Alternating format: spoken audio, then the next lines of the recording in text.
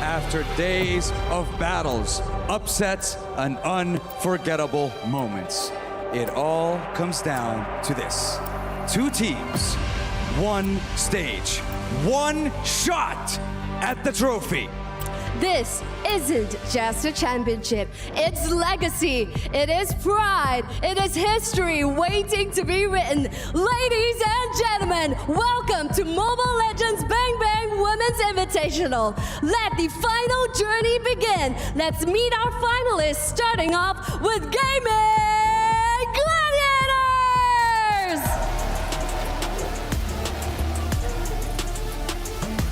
From the grueling grind, they've guaranteed their greatness, clutching grand victories and gathering glorious triumphs. Now, these galvanized giants are here to grasp the ultimate gold. They enter the grand finals, setting up a historic feat of being the first NA team of making it to the grand finals. And their opponents, it is none other than the bees from the hive. It's Team Vitality!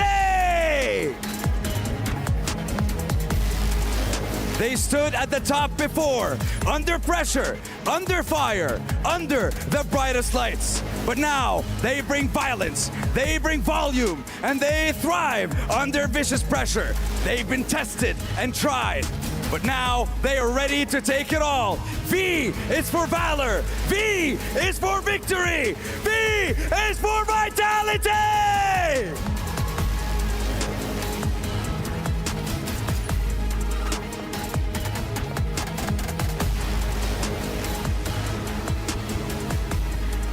And now, I would like to invite each team's captains to meet me right here at the center. From Gaming Gladiators, Ashley, and from Team Vitality. And now, I would like to ask, and of course, stakes are high as ever. On one hand, we have Gaming Gladiators looking to prove their worth, putting NA over on the map. And on one side, Team Vitality is going to fight tooth and nail to reclaim their former glory. Do you have anything you would like to say to your opponents? Good luck, guys. Let's give it our all, and we'll find out who the real mother of tanks is today. Any response to Gaming Gladiators? Let's see how the game goes. And there we have it from our 2 teams. Ladies and gentlemen, let the grand finals begin. All troops deployed. The drafts are set, and this is indeed one step closer to becoming limitless for both of these teams. Welcome to the grand finals, game number 1 between Gaming Gladiators and Team Vitality. If I'm looking at the leaders here, it's been a while since we saw it, especially against the CC, but moving on. Nicolette's so close. She has the level 4 available. She's going to go and do the damage to Vivian. Gets the first blood. Looking for Vivall as well. 1 hit! And Ashley will pick up the kill. That's 2 for GG. It felt like Nicolette just knew they would get the kill anyway. Oh, Panda. Okay. Oh, that was so close. That could have been a 3-0 start for Gaming Gladiators.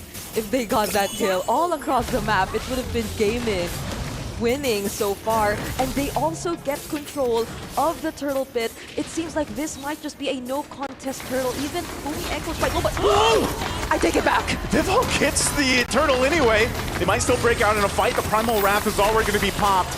Arya jumping on in, but she's 1v3. She might get caught out as she falls. Zinni to pick up a kill. Spear Destruction is going to be thrown down, but won't connect. So for Team Vitality, they get the objective and a kill. Panda's the one doing it. Oh, Umi Echo, that doesn't connect. Oh. Wait up! Oh! Nicolette goes back after the shadow kill. We're gonna force the fight anyway. Vivian quite low. She has to get out. That's gonna be a flicker burned. Again, the SOD won't land. The turtle is secured though, and Cindy now joining the fight. Gonna force them back, trying to reinforce the team. Arya looking to jump in under the turret too. She gets tossed in the air with the onward, and she will fall, but it's still gonna be a trade, and Ashley quite low herself, and Cindy gets a double, looking for the triple, forces the flicker out, but she'll get it over the wall anyway. Cindy comes in clutch for Team Vitality. They're gonna have to respect that, Edith. But meanwhile, 1v1, Nicolette going for a shell, might be able to get a solo kill for her, but flicker burn. And meanwhile, in the mid lane, they're gonna force Panda back. She's in trouble. Spear destruction will land, but she's not gonna follow through. She finally does join the team. Ashley, though, will go in with Wild Charge on Shell. Shell's in trouble. They're gonna be trading the gold laners 1-for-1 so far. Make it more. Mope. Fumi Echo jumps on in with a flicker. She goes in, pops the Primal Wrath, though. The sun is there on Arya. They're gonna have to disengage. So much expended here. Meanwhile, Vival still up, trying to take the purple buff. And that she will. All in time for the Lord to be up. Still very close. This fight for this Lord is gonna be not anyone's sure win, but they're gonna initiate the fight anyway. Nicolette on the backside, she will find Cindy! So she shuts down Cindy. Still GG all alive. Vivian has to flicker out. Under the turret she goes. Vival to follow, and GG. This is a clear sign to start up the Lord. Can Team Vitality do anything to stop him? I don't think so, but the push down bot from Shell. She'll go for the base turret. Vivian trying to be a distraction. Shell, somebody has to deal with Shell, the minion. She's with them. Meanwhile, the base is gonna be worked on. She's working on the base, and Arya's there. They have to clear out the minion, but she'll take it in her own hands, and they take game one for Team Vitality. No one would have expected that game to end in that moment. Don't necessarily have that hero who you could just assign to really look for the pickup onto the backside, but Fumi Echo! Fumi Echo jumping in. They're gonna fight back. Heavy spin used to. Into the traction pulse though. Ashley gonna be in trouble. She doesn't have the level 4. Panda goes down though. Meanwhile, still across the map, they're going for more. Vivian's quite low. Ashley can't hunt. Cindy just playing around the wall, and now Vival joining the fight will swoop down and take the turtle. Team Vitality gets a whole lot that early on. For the second time in this series. Oh, she's gonna go for Arya. Arya! She's nowhere to run! Not even the tower is safe. The turret goes down up top, so they're gonna be willing to trade an objective. Meanwhile, a full force of GG is gonna start this turtle up. They're gonna go for a traction pulse again. Heavy spin. Vival's gonna jump off, pops off the shadow kill, and Nicolette's gone. Turtle secured for Team Vitality. And now, GG on the run. Panda can't escape again as she falls, and Sayori and Ashley, no choice, they're left alone. GG is gonna lose a lot more here. The way they've been playing majority of the past few games they had, and speaking of, they might just decide to go for it this time, but I guess they want to fight. Enough. They go in with a glorious pathway, but then they disengage, and now Nicolette jumping in. She's gonna go in. Fumi Echo will catch her with the final slash, and Nicolette is gone. Meanwhile, Arya as well. Next up as Vivian finds a rock down with a heavy spin. Panda trying to run away, but Cindy goes forward, flickers in, and will take turret shots. So a trade there. Team Vitality wanted that kill. Won't get it, but they still win the fight. I mean, that wasn't a shutdown this time for City, but still, even that mistake felt like it was an okay thing for Team Vitality. Because even then, they're able to transition into getting this Lord. They already used the Diamond Force and the Shadow Kill. There's the Glorious Pathway. Will Game catch up? Oh, they won't. Vival able to secure the Lord. I think GG should just disengage, recollect, and get back to ready to defend here. Ashley's responsible for tanking most of the damage. So how does that fall now? Ashley, oh no! Oh, this is trouble. They drop down the Zaman Force, forcing the fight. Turret's gonna go down. Fumi Echo will flicker defensively. Nicolette joining the fight. They're gonna force them back into it. They'll find Vivian, but on the backside, Vival goes into the turrets, into the fountain, and she'll go back. But on the hunt, Nicolette wants this one, but it'll be Panda that picks up a double kill. Cayman Gladiator is able to find something on the overzealous Team Vitality for that base. It was a good angle. It was a good attempt. especially from Vivo, but I feel like they weren't able to really consider the waves and the amount of support that were alongside them. But hold on, Shell. Shell, dominant force. She's gonna hit Nicolette a couple times, but she's in trouble. Panda picks up another.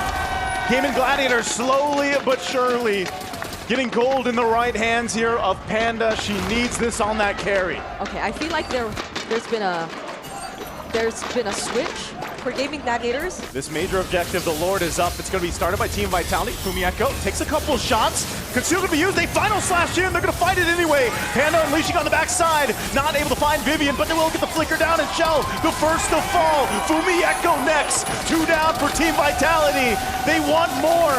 Nicolette jumps in. Vidval on the hunt, but she'll have to be forced back.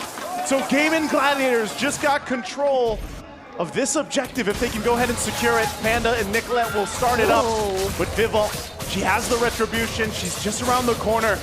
Is she gonna go for a steal? Arya jumps in, trying to cover them, but Nicolette will get the Lord, and Gaming Gladiators once again will turn the tide in their favor. Then that just allows for Gaming to find a way to answer back. Oh, Panda! Oh, Panda's gonna be in trouble. She goes down, gets picked off. That is not where you want to be, but the Lord is still up. Gaming Gladiators will go ahead and still try to play into what they can get, but after that, I don't think you can get much more off this. It's going to be cleared out. Nicolette spotting things out. I'm not sure if the team wants to actually pursue any further, so they'll disengage. They somehow try to distract Gaming. There's the glorious pathway though. Glorious pathway to jump down on defense. Vival forced back too. You can already see the firepower is online for Gaming Gladiators. It looks like they still want to go roll down mid. Nicolette joined the fight too. She jumps into the backside, looking for the target. They get final slash though. Vival trying to heal back up, join the fight. Fumieko will go down, but Cindy still unleashing, untouched in the mid lane as she picks up Ashley. And Ashley falls, and Arya gonna be next, and Cindy is untouched, unbothered, triple kill. Huge win for Team Vitality. Cine, the moment they weren't able to take out Cine, they thought they could go for the fight. There wasn't any heavy spin anymore. But they have to take note of the Sayori! Sayori trying to get the minions to focus on her. Flickers forward, but that's gonna be it. Team Vitality, it might have looked close, but Team Vitality will take game 2. Probably had to wait a little longer before showing themselves up that early because they were clearly at a disadvantage. The kick is true. Spear Destruction, Panda sees it, she's gonna back off. But again, the initiation, again, a final slash thrown out from Fumieko. She's gonna be collapsed down on her. Shadow Kill's gonna be popped out. Fumieko 1 hit away, she goes back with a vengeance. Finally going down to Arya. Turtle for the taking, and Vival just around the corner, goes in, takes the turtle from under the noses. Now Nicolette on the run, she can't escape Vivian. The fight's still breaking out as Arya takes a little bit of damage, still forced out, but can't run away as Arya falls as well. Team Vitality again finds the win. It was a great engage, but the follow-up might have been lacking. Here's a play, she goes in, Spear Misery there too. City in trouble, Panda, she's so low, she does find Shell. So she picks up one, Panda, gonna be okay, but Fumieko jumps in, gets her ankles broken by Nicolette. But Nicolette gonna be fine, Ashley here to help. Fumieko still wants to go, Sacred Hammer gonna keep her okay. Nicolette has dealt with this pressure all game. And now the Lord is up. One crucial mistake from Nicolette could cost them the objective, could cost them the Lord. And you know how decisive Team Vitality is, but they go for Vival. Gonna jump in, Implosion already used, but it's Vival. Maybe not the target you want to be going for here. Waves are pushed in on the bottom side. Look at Nicolette, she's in trouble, will pick up a kill. And now she's just gonna push the turret down. GG has no choice but to respond. Spear Destruction gonna be used. And they force a fight as Arya goes down as well. This is what we've been saying. The waves, they're too difficult to manage. And one crucial mistake from Nicolette, now it cost them the Lord. This was just all hypothetical earlier, but now it finally happens. And how unfortunate is it for Gaming Gladiators, who are now forced to defend? At least for them, they have setups, they have the implosion, they have the heavy spin, but they have to use it on the right targets. Vivian jumps in, goes in with the Way of the Dragon anyway. Implosion to respond. Immortality going to be popped, and Panda flickers defensively, all fighting over the turret as the Fury of the Phoenix goes down, and they finally find Vivian, but Nicolette is gone, as well as Arya. Team Vitality with a massive lead will just win the fight. That was a bold decision from Team Vitality. They did not wait for the Lord. They just went in for the way of the dragon. There was a slight miscalculation in terms of angle, which led to Vivian getting punished either way. But it seems like they don't mind. They gain access to the inhibitor turrets. They pop the holy shield, and they already took out the inhibitor turret down bottom either way. So they have the Lord already gaining access to the base, but Vivian, she is yet to catch up. So they might just respect Gaming Gladiators for now. If you look at their overall capability to defend, somehow Panda 1 already has the Trinity either way, and this is still Sayori we're talking about. I believe there could be a great combo coming from the Fury of the Phoenix and either of their setup or ultimates. They just have to time it well enough. But Team Vitality, they might have just learned from their previous games. They do not want to give that opening anymore to Gaming Gladiators. Yeah, this is the troublesome part, though. You're finding yourself 8,000 gold behind, and Gaming Gladiators lineup when they're looking for, say, to follow up on Ashley's implosion. You know, are you able to actually withstand what, even if you get a pick off, it's like, are you able to withstand that fight after it breaks out? And that's the biggest question for them, because yes, Panda might have that trinity of items, but the hardest thing is surviving, you know, and Team Vitality right now with this kind of lead, they have so many options to go at off angles, especially when you throw in Fumi Echo's R-Lot. That's what we've seen her do time and time again now, twice throughout this series, and she's been on point with the final slashes. Yep. Keeping the fights long enough, allowing for Panda to deal the damage and survive. But how do you do just that? Look at Ashley, even with just 1 or 2 abyssal arrows, gets brought down to half HP. But wait, they don't know where Nicolette is. They deny the purple buff either way, though. Oh, it didn't matter. Oh no, and the abyssal arrow too. See, there's just an endless list of problems for Gaming Gladiators at this point. It's like a checklist that they're constantly looking for, because it's either, you know, the arrows or the final slashes like this. This is why I was saying, you know, and I think our panelists said the same thing. They shared the same sentiments. When that Selena came through, it's a constant battle to watch out for these arrows, to watch out for the traps like we mentioned. And, you know, you take a couple of those shots, that bit of health that is burned down could make a difference right now in the fact that they're facing a huge gold deficit, and even to conceal. Even if you try to think of other areas where they can come from, the other surprises they get up to, oh, there they go! They go in, they find the lockdown this time. Fumi Echo taken out of the picture. Could they turn it around? A Spirit of Destruction goes forward, but and Shell still on the bottom side. She joins the fight. They're going to be able to find Nicolette, and now Arya trouble.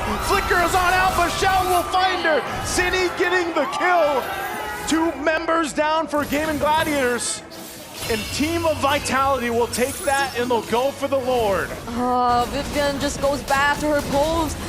She just makes sure that the other remaining members of Gaming Gladiators are not able to go any further. Oh no, Ashley though, she's right here! Shoots on forward. Vivel on the hunt for Ashley.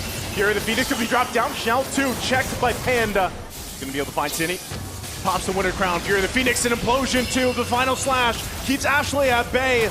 Another Winter Crown going to be popped. Sayori's in trouble. She has her own Winter Crown. But now Panda, amidst 2, pops the Wind of Nature. Sayori goes down, and Panda versus Vivian. But Vivian gets the kill. And Nicolette on the run, as well as Arya. Forced back to base. Nicolette cut off from the rest of the team. And Team Vitality might be able to just clean things up as Nicolette goes down. Shell and the rest of the team will make their way to base. Arya takes the hits from the spears as Vivel and Cine will make their way with Vivian, and they have the base in their eyes as they work on it, and there's not much that GG can do. It's now championship point for Team Vitality. Does hit that level 4, so now she's got the Circling Eagle. She has the Guiding Wind to help Panda. They're gonna go for an exchange, 2v2. Meanwhile, top, Arya's gone with the rough waves. Panda, oh, they get swept with the final slash from Vivian. So even with the 2v2, Team Vitality will still win that bottom. Can Nicolette change this? Gonna be joining the fight. She's gonna spawn out Vivian. She has the shadow kill. She'll pop that. Ashley trying to join the fight, but Vivian still going to be able to survive. Nicolette can't pick up a kill. They have Panda, they have ways to keep her alive, they have the sustain in the hands of no. Ashley, but Arya, she won't be able to sustain that burst damage. The way that you have to be mindful of where the Kadita is gonna come from, of where the Kadita is gonna like surprise you with either the Petrify or even the combo, because again, this has been one of the adjusted heroes, and yet I get once more! See, these are the hardest moments, the hardest parts of this game. You can't find a way to check the brushes either. Could potentially look for a pickoff, but why does it feel like Team Vitality sends that? They might go this time. Cindy could be in trouble. She's locked down with a heavy spin. A Spear of Destruction's gonna be thrown out. Shell's gonna join the fight, but Sayori on the run, can't escape Fumi Echo. And now Arya next. Dark Wave into the Infernal Pursuit, but she's not tanky enough. Team Vitality again picks up a couple kills. Now Nicolette waiting out on the whims. She's gonna jump in. A shadow kill is gonna be popped up. GG Panda joining the fight, but they back off. A final slash too, but the turtle with the taking here for Team Vitality. You know, you get this kind of strength in the early game with the Kadita. Whoa, Nicolette so low. She has to pop the shadow kill, but she can't escape it either way. Another pickup for Team Vitality. GG scrambling here on their side of the jungle. That wasn't a full combo. I mean, that was just the ultimate. The first kill and the ultimate. They've already cleared both tier 1 and tier 2s in the side lanes, and now might be their opportunity to clear even the mid lane. Oh, Arya so in trouble under the tier 2. City again unleashing, picks up a kill, and just not enough damage from the shadow kill from Nicolette. It's the same story every time. And it's so tough for Gaming Gladiators to find a win in these fights. This is gonna be tricky for Gaming. Again, courtesy of Fumi Echo, she's been pressuring that lane for a majority of this game for the past how many minutes since Team Vitality. It's not that they don't need her, it's more that they can just carry out whatever they wanted to do even without her. But then again, there's the curtain call. Could this be dangerous? Zinni doesn't find the Warp Waves that time, but they get another Purify out. Lord is making its way up top. GG, are they ready to defend here? 6,000 gold behind. This is gonna be crucial. Panda's positioning. She still has the Purified. Ashley already at half health, and she's gone. As Show picks up the kill, and Panda falls. Two major members are down of GG, and Team Vitality sees the win in sight. A couple shots of Sayori Arya trying to keep it together, but another's gonna fall. They carried the weight of last year's loss. They turned pain into purpose and left no soul unconvinced of their reign. They're completely undefeated. Team Vitality. Nothing was granted and everything was earned.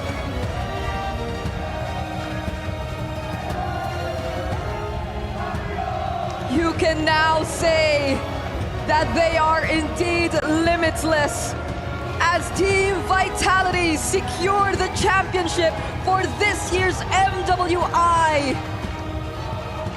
The only thing that mattered, and it once slipped out of their hands. They've been waiting for this moment. They badly wanted this win. They've been very vocal about that. But now, it's finally back in their hands. They're a few moments away from reclaiming that trophy. This is a well-deserved win, a very dominant win for Team Vitality. Man, imagine that. Just no games taken from you. This whole run of MWI 2025 here at EWC, and it's just been a fantastic one, a redemption arc, a restoration, basically, for Team Vitality after what they went through last year in that devastating defeat. But now you can see how Happy dance. locked in and happy they are. Let's give it up for our MWI 2025 champions, Team Vitality!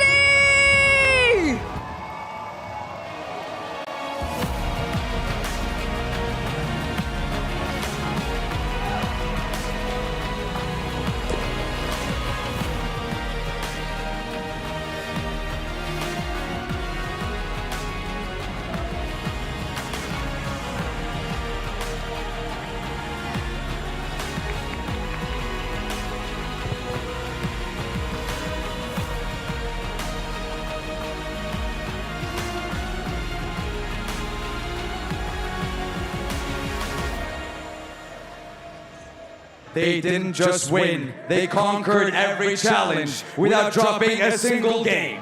They walked the golden road, flawless, fearless, and unshaken. They proved what it means to rise above. They reminded us all that nothing is granted, everything is earned.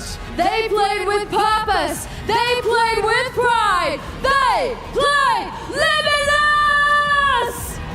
Untouched, unmatched, undisputed. The Queens have completed the Golden Road 3 times! Queens of the Hive, Queens of the Land of Dawn, Queens of MWI. Ladies and gentlemen, this is Team Vitality, your MWI 2025 champions!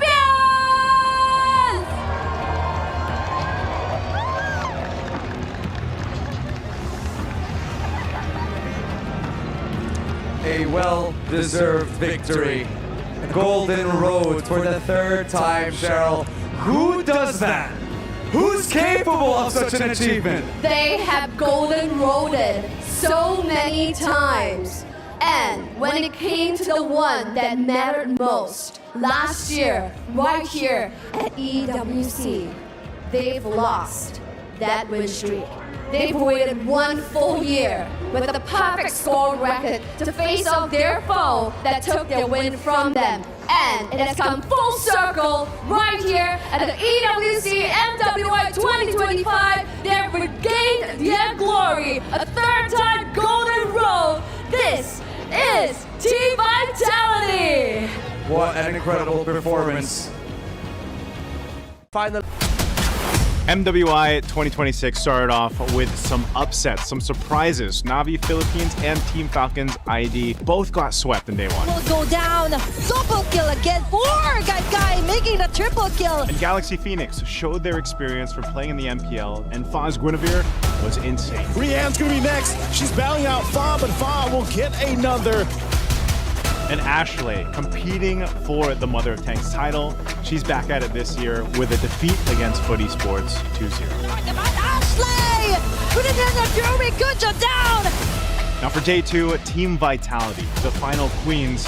Can they be challenged a little bit more from Gen G Esports? Top side, what a crazy sequence! So counts out with a circling eagle! Na'Vi and Team Falcons ID both hang on by a thread in the lower bracket.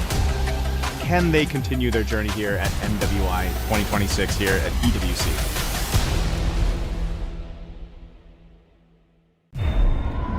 $75 million, 25 tournaments, over 200 clubs, only one club champion. The club championship is the beating heart of the Esports World Cup. Over 7 weeks, esports clubs send their players to compete. Every placement, every win, every podium earns points for their club. At the end of 7 weeks, every point counts. The club at the top walks away with $7 million and the title of Best Esports Club in the world. It's not about being the best at one game. It's about being the best across all of them. Depth, versatility, consistency under pressure. One championship trophy, one title. Who will take it? Watch history unfold in Paris at the Esports World Cup 2026.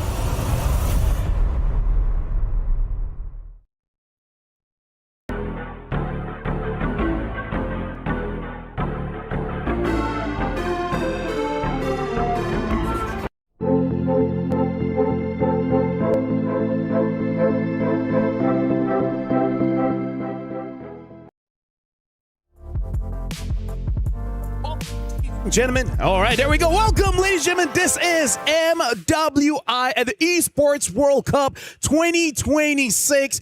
Day 1 was absolutely amazing. And now we're moving on to day 2 where, hey, we got 3 elimination matches. Welcome, my name's Afel, and this is the Weebeb Bros. Alongside with me is Leo as well as Redmar. Redmar, yesterday you were the desk host. Yeah. You know, thank you very much. Now, gentlemen, how are you feeling for today? In fact, 3 elimination, that's insane. I am trying to forget the fact that one of the tournament favorites, Na'Vi PH, is on the brink.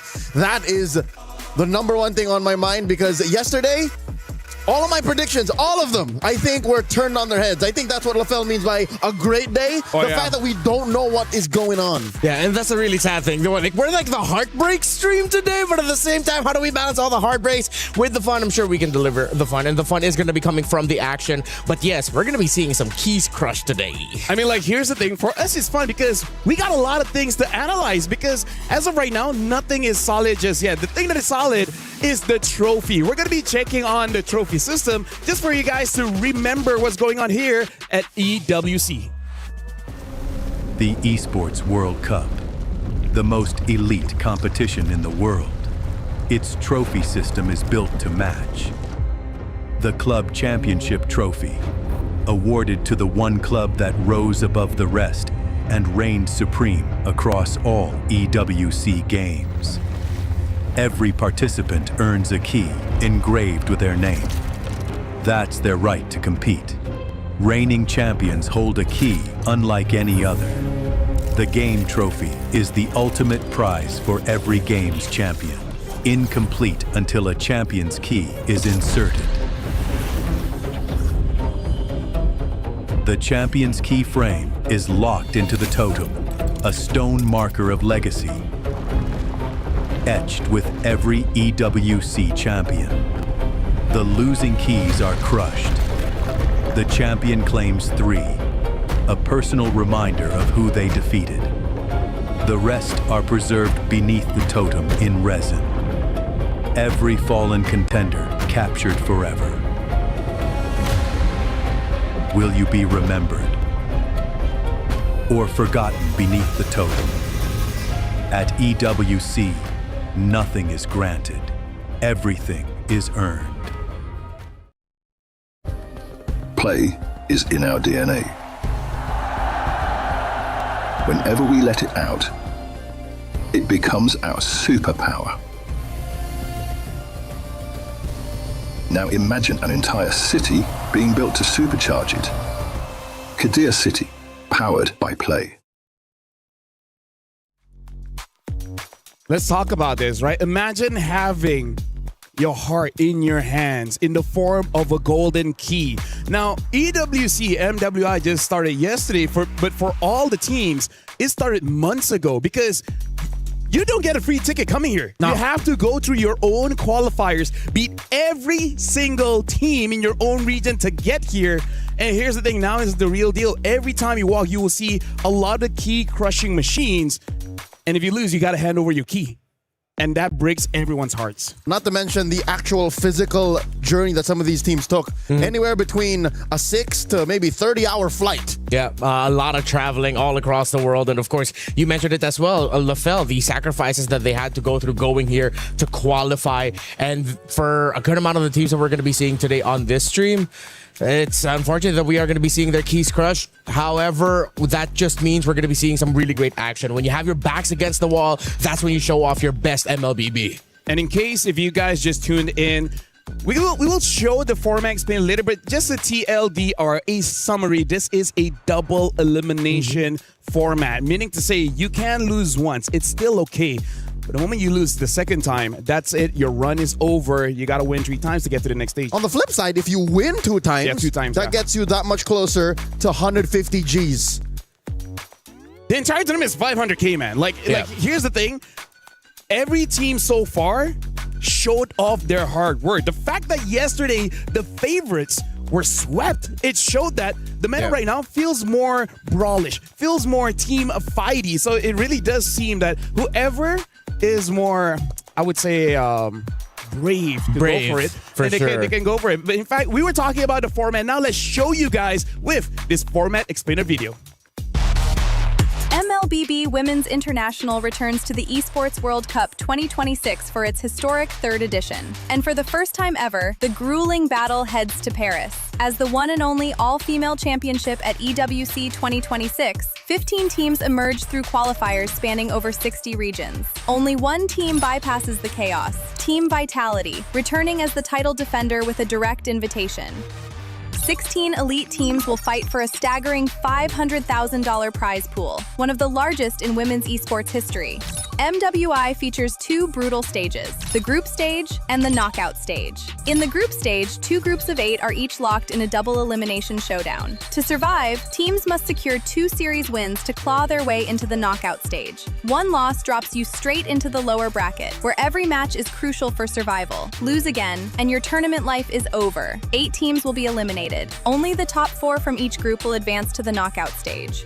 In the knockout stage, the stakes escalate with every single step. Teams start in a best-of-3 quarterfinal before advancing to an unforgiving best-of-5 semifinal. Teams who fall short of the grand finals will be granted the opportunity for a podium finish in the 3rd-place match. Finally, the top 2 teams battling for the title in the best-of-7 grand finals. In this single elimination format, every match is do or die.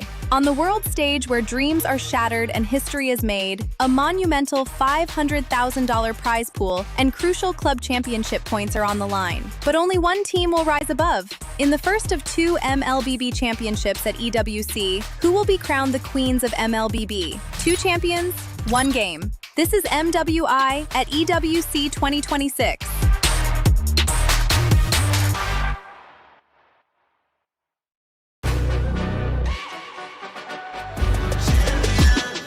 This ain't no regular thing. I came for the ring, you know what I mean. You see my name in the lights, better get right, I'm champion.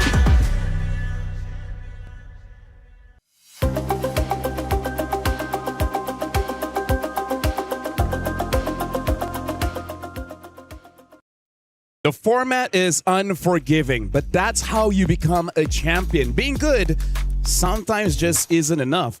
Speaking of, let's talk back about the previous champions, right? 2024, now known as Na'Vi, was the champions. 2025, it was Vitality. Now we got to see whether Team Vitality can actually hold on to that championship throne, because here's the thing, teams have showed up this year. I'm not feeling too great for Vitality, honestly. Yeah, the competition globally for MLBB women's esports has risen exponentially. It seems like every year, not just every year, every month you see improvements across the board. You see teams from regions that are often overlooked suddenly making a name for themselves because teams from other regions are saying, hey, we didn't expect them to be so good, but then they've improved their macro, they've improved their micro. And I love that even on day one itself, because of the upsets that we got, of course, for Falcons ID, for Na'Vi, that holds so true. It's very evident in MWI. I hate to be a downer, Danny, but one might consider maybe we're growing horizontally and not vertically. Maybe it's more a matter of quantity and quality because we're just seeing more and more tournaments. So maybe that's why we have this doom and gloom feeling for our defending champions. And now for us to continue the conversation, let's look at the brackets. We're going to be looking at Group A first just to see the journey currently, because we're looking at the opening matches coming in from yesterday. Seda, amazing performance, able to beat out Team Falcons ID 2-0. And then Team Ray Young able to take down Aurora Gaming. Had some struggles, 18, 21-minute games, but eventually they got there. And Keltec Cyber Team, also a team to watch, able to defeat out GK Esports. And Twisted Minds, amazing performance, able to beat out Virtus Pro. Last night, before I went into my slumber, I rewatched the match between Saita and Team Falcons ID. And of course, took a little peek at Geltec versus GK.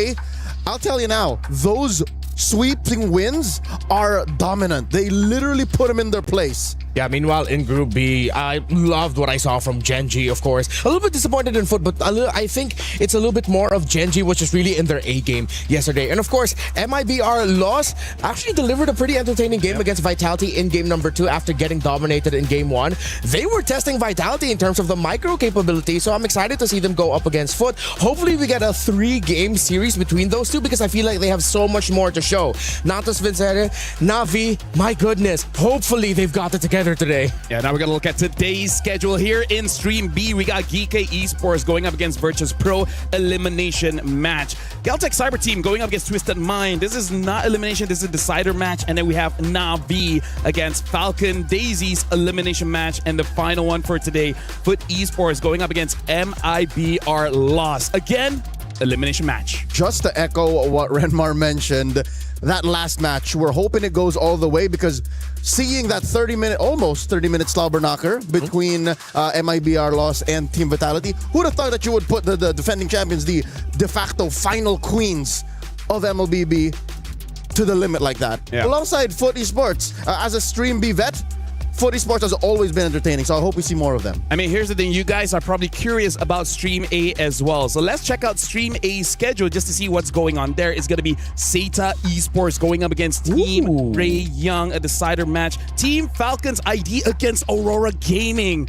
Talk about two big orgs going head-to-head in the elimination match. And then Gen G against Team Vitality. Here we go. Who would have thought the Grand Final 2025 happening so early? And then Galaxy Phoenix against Team Falcons Mena. So 3 decider match in Stream A, 3 elimination match in Stream B. Yeah, I think it's safe to say that a lot of eyes are going to be on Genji and Team Vitality. Oh, yeah. Of course, we know the exchanges between Ashley and Vivian, who, after the grand finals, did get swimmingly well together. They're I wouldn't call them friends, but at least they're civil, you know. But hopefully we get to see a long series so that we get a little bit more clips for the social media of whatever Ashley and Vivian get to say.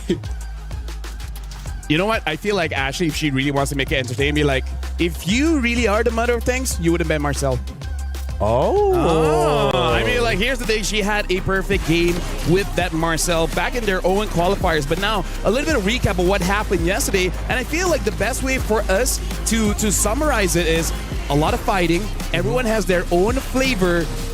Very good. Hirara bad. Yeah, this was my favorite series of the day yesterday. Team Ray Young and Aurora, I do not hold back when I call them MLBB soulmates. They get each other's timing. They get when the other wants to fight. Yes, it was a sweep, but it's something that Aurora can look back and say, hey, we can be proud of ourselves. It was a close sweep.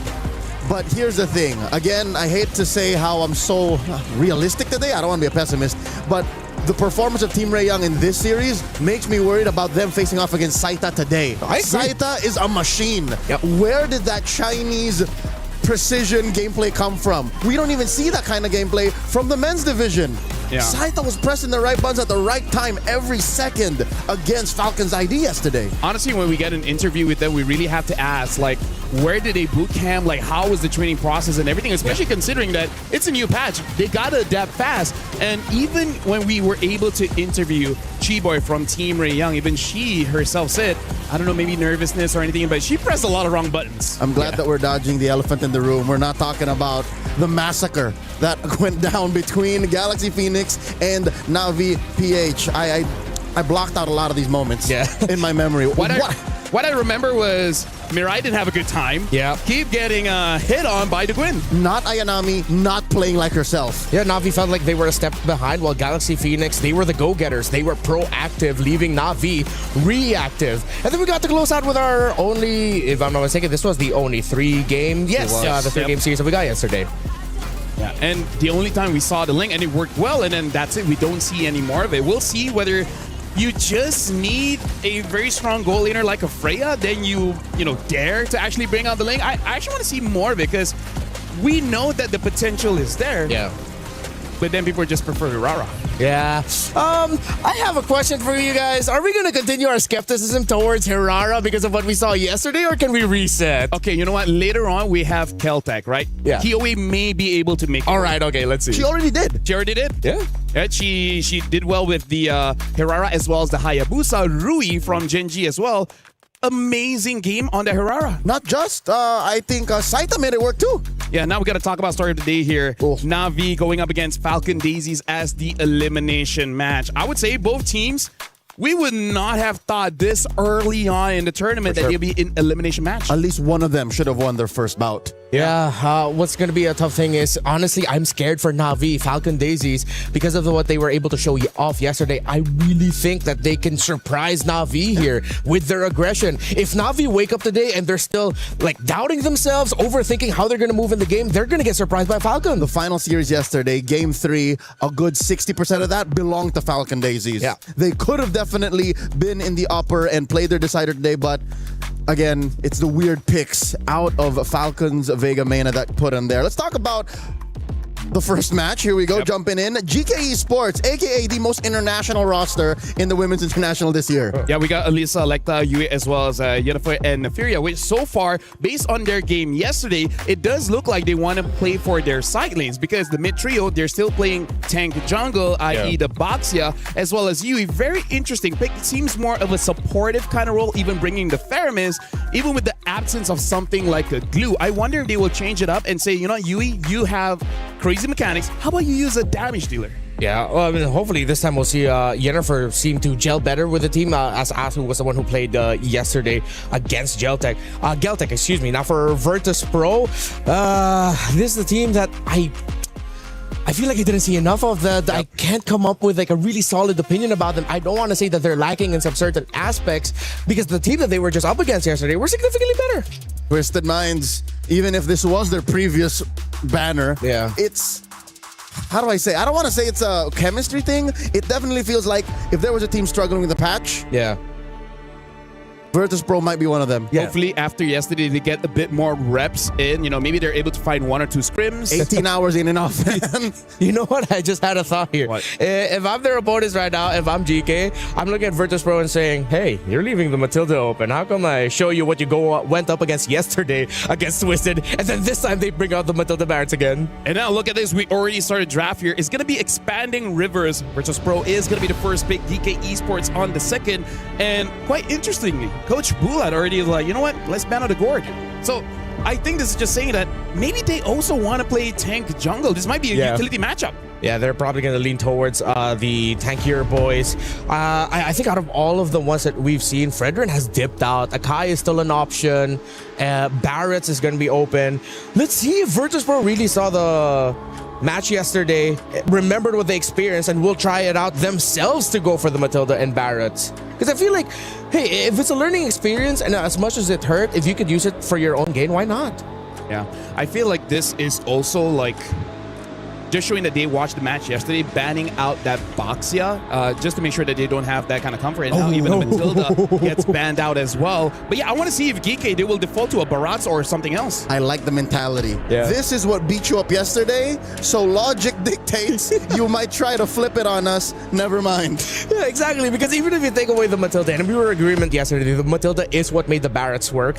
I wouldn't have taken it away from Virtus Pro to consider pairing it up with Minon's Rafaela, or maybe lean all in into picking up an Angela somewhere. So at least GK decided to play it safe. Hirara banned, so they're not going to be the ones first picking it. Honestly, at this point, I don't want to be a Hirara hater, but I'm kind of glad we're not seeing her. I am warming up to her. I respect the bans on Hirara. This is very well deserved. No, like she deserves to be here, because if this opens up, Virtus Pro pick it. Oh yeah, that's just how strong that buff was in the recent update. Yeah, I feel like right now Hirara, it really is like, who doesn't understand her more? Because we've seen teams where even yesterday Chiboy said that they had difficulties against Hirara because she still don't memorize her skill kit. And I feel maybe some players like, actually we don't memorize their skill kit as well. She has 4 skills. Yeah. 1, 2, up, down. And there's no definite best combo. It's always subjective, right? So that also makes it so that we don't know which one they're going to go for. She's like a step above Suyo, weirdly enough. Speaking of Marcel now, first pick, finally getting picked up here. She always gets banned, so this is the first time. At least on our stream. Yeah. Actually, no, we didn't see any Marcel at all on the picks part. There you go. And this means that they could definitely go for, if they really want to lean towards the utility, you go Fred, you go Kimmy, you get the Kimmy-Marcel combination together, and it's sound. I'm not against it. But for GK, they have a lot of picks open for them. Freya, Paquito, Esmeralda. Remember, Marcel gives a little bit of shields also to the lowest health member, and Esmeralda probably would be happy to go up against that. They pick up the Valier for the pokes because they're expecting Virtus Pro to go for the tanks. Freya. What? Freya as well as Paquito was open, and yesterday Alyssa did use a Paquito. I'm a bit perplexed how Freya is not prioritized here. Coach NKS, where is this coming from? I can't even begin to draw the line. Folks would say, hear me out. I'm not even, I don't even see you. Where is this high loss coming from? Good start though, Virtus Pro. Great swing back. They're winning the first half of the draft, no doubt. 100%. Carrie and Eve. Already having the counter, and right now, Geeke, they're like, are you, it's like Virtus Pro saying, are you sure you want to tank? I'm not even surprised yesterday. Was it not Geeke who brought out the Fatamis? Yes, actually, yes. For us, folks, let me just say, the heroes aren't bad. It's the priority. It's the timing. Yeah. This could have been a later pick because it's probably not going to be contested. So now, if Geeke picks up a tank, whatever the tank is, they're going to get punished. Yeah, I mean, against Eve. And the carry's also there too. They're gonna need to have an EXP laner. Honestly, at this point, I wouldn't mind just picking up a Yuzhong or a Benedetta, something that could really just slice up the formations of Virtus Pro, Alice. Not exactly what I had in mind, but you could see it's somewhere along the lines of that idea, but there's other better picks at this point. It's a straight line, yes, but it doesn't deal the kind of damage you want. Yeah. Gentlemen, let's talk about this with the audience here. This is an elimination match. It's all in, right? And the problem is they're walking into their counters. Yep. Right? So let's talk about this, Remar. Why does Geek get the first 3 picks is not the best against the first 3 picks of Virtus Pro? Well, first off, with the Valier, who are you really trying to disrupt? It's like you picked it up thinking that they're going to be picking up the tanks, okay, but then Marcel, after the pushback, can easily just do what Marcel does yet again. While for the high loss, yeah, sort of somewhat of a combo for the Valier, but it's sort of just like you really want to pair 2 magic damage roamers mid pairing in the center? Not to mention 3 after the Alice. Yeah, after the Alice, it's That's like it. They're being way too honest, and I don't know why. Build me a Radiant Armor stat. Yeah, Radiant Armor. GK's opponents are 2, themselves and Radiant Armor. Right now, honestly, Virtus Pro is kind of helping by banning out the Harley just to make sure that, imagine if they pick up like a Harley and a Harif. Yeah. One of the easier tank builds against that kind of lineup. Unless GK are leaning towards the idea because Magic is some of the best that you can dish out for early game dominance. Sure, but then you're up against a roamer that makes shields for himself, great poking mid laner that makes shields for herself, somewhat negating the damage that you want to dish out. Yeah, the early game advantage that an all Magic lineup might have is denied by the range of the Eve and just the go again re-engage nature of a Marcel. And honestly, with all the HP, Carry doesn't even need 3 items. Yeah. 1.5, it's already terrifying. Yeah, no one can reliably find her, not even the Alice. All Kari needs to do is just, all right, let me back off real quick and then go again. Iritel? I mean, like, Berserker Fury is pretty strong. Yeah. It's true damage. Maybe it will be enough. So now we got to look at the jungler, because now Nolan is no longer there. Yesterday we saw Falcon's ID bring up Iritel as well as Hanzo. I don't think GK should go for that. I don't know. I feel like Virtus Pro is really winning out the draft here. Miss Meow's pick is also just going to ruin whatever GK picks up Red 5. This isn't even a Red 5 you're in control of. Honestly, even just the Marcel, it's hard to think of the right assassins that could go for, unless they're just going to lean towards picking up a Lancelot, or if they're going to go really crazy and pick up a... Oh my god, they get the Lancelot! And man! Virtus Pro are reading GK perfectly. At this point, GK might just be stuck with the Roger, but even then with the Marcel there, it's like, oops. I would say Virtus Pro didn't need to read. Yeah. They're just like, I mean, hey, if the obvious answer is there, it's probably the correct one. Literally leaving space on the plates. Like, yep, that's where that goes. Yep. This makes the very early Valier pick even more so. Benedetta jungle? Oh. Well, gentlemen, I feel like I've seen this one before last year, if I remember correctly. Unsure if it is the same player, but now, gentlemen, I feel like we're in agreement that Virtus Pro lineup looks pretty meta, and GK maybe is just comfort. Because yesterday, Yui did use a Valier, didn't win, but I don't know about this one, gentlemen, Leo, as well as Remar. Good luck on casting this one. This would be the first elimination match here at MWI. I concur. A best of 3 for tournament life coming your way. I hate to open up with such a heartbreaker, but Renmar, this is the job. Someone's got to do it, and today's the day that we send one of these ladies home. Hey, if GK make this lineup work, if them leaning towards their comfort and their idea of what is the best for them, all the props to them. I will not take back everything that I've said. I will just praise them for making this work. Here we go into the Land of Dawn for the first bout of the day on Stream B. It's Virtus Pro facing off against GK. You can see Minun just crossing over already. Yennefer's a centaur. She's literally got 4 legs, but she can't chase Minun. Yeah, that would be a losing bout if you try and, play defense on a Marcel. Seems like a guy with a camera is faster than a 4-legged creature. All right. I wonder. Rafa's already taking a lot of damage. Very low. This is a Jungle Alice. It's been a while since we've seen it, but Again, not the first time we've seen the likes of Cambodian once import MP the King rock Jungle Alice, so not totally surprised. I actually prefer this. Yeah, much better than the Benedetta, because when you look at the Jungle Alice, there's a chance that VP might not have the right damage profile early on until the carry's online. Yep.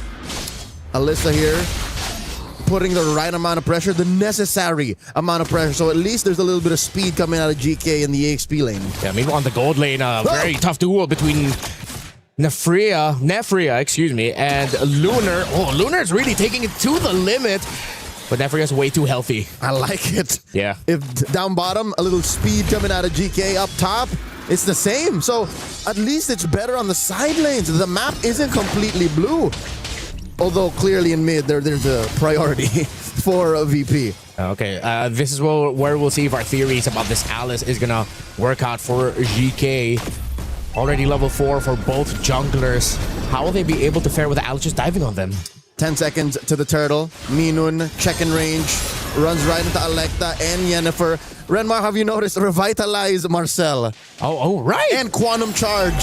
So it's a hybrid build. Yeah. I think it's because Minun acknowledges that she will be receiving a lot of pokes, so she decided to pick up the Revitalize to keep her alive a little bit longer. Alecta and Yennefer are nearby. Alecta can easily just go in. Alyssa will be here. The formation of VP is going to get torn apart if they are not careful. Yennefer getting stopped. Yui as well. Lancelot goes in. Yennefer gets taken out. Miss Meow with the kill. The turtle is still up and it's going to go to VP as GK are just trying to get some kills to recover, but Elisa has realized that it's too dangerous for her to stay. And the throw of Ruin after the gleam is perfect. Elisa finds a living. Mechanical precision. You don't have the flicker, so you can't Throne of Ruin flicker. Instead, she threw the gleam, casted the Ruin, and then went in. What a post-turtle punish from GK. This keeps the lead at a palpable 600, 700 gold lead. All right, so they are making it work. The adjustment, as you mentioned, I agree with you. Putting the Alice in the jungle, a much better idea. But how this fare once VP has items. GK, I think they just need to keep pouncing. Don't take it as we're waiting for the Alice, we're waiting for the Iritel. Play it as if you were on time anyways. Yeah. That's how you get away with a little bit of tardiness. Like, yeah, you exactly. pretend like you were there this whole time. Yeah, what did Darth Vader say? He always arrives on time, he's never late, something like that? That was Picard. Oh, that was, right. Here we go, Miss Meow threatening Alecta. Say what you will about us being a little more comfortable with the Alice in the jungle, but it's still very slow.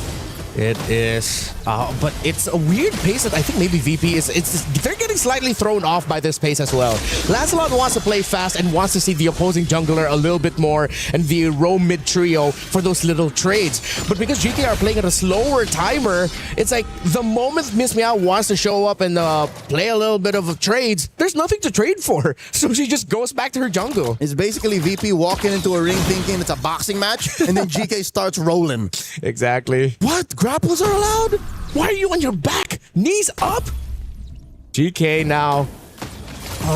This pacing, it really is throwing VP off. But I'm happy to see that despite that, VP are still playing their game. Crossing the river, applying pressure where it matters. Look at this duel up top. Oh my lord. Mini-map check. Upper left corner. Yeah. Half health on both gold laners. While the jungler from VP applies herself first. Meow jumps in. Alyssa. Really good spot. Spotted out for a living. Here comes Rafa. Alyssa has pushed back the Eve, but it still looks really good for Virtus.pro to get the second turtle of the game. Alecta has taken a fair amount of damage as Rafa is zoning out Yui and Alecta. GK, they're sort of trapped. They don't know where to go or who to go for as Virtus.pro is playing this turtle dance really well. Both main trios are still holding on to the resources. Yennefer drops the Glorious Pathway. And here comes another Throne of Ruin. Perfect yet again, but the freeze is there. Perfect with the golden hour. Alecta gets the last hit on the turtle. GK, this is good for them. Minun has fallen, and they are playing together, and they are making it work. The adjustment to their lineup is good for GK. In the pit, GK wins, but off camera.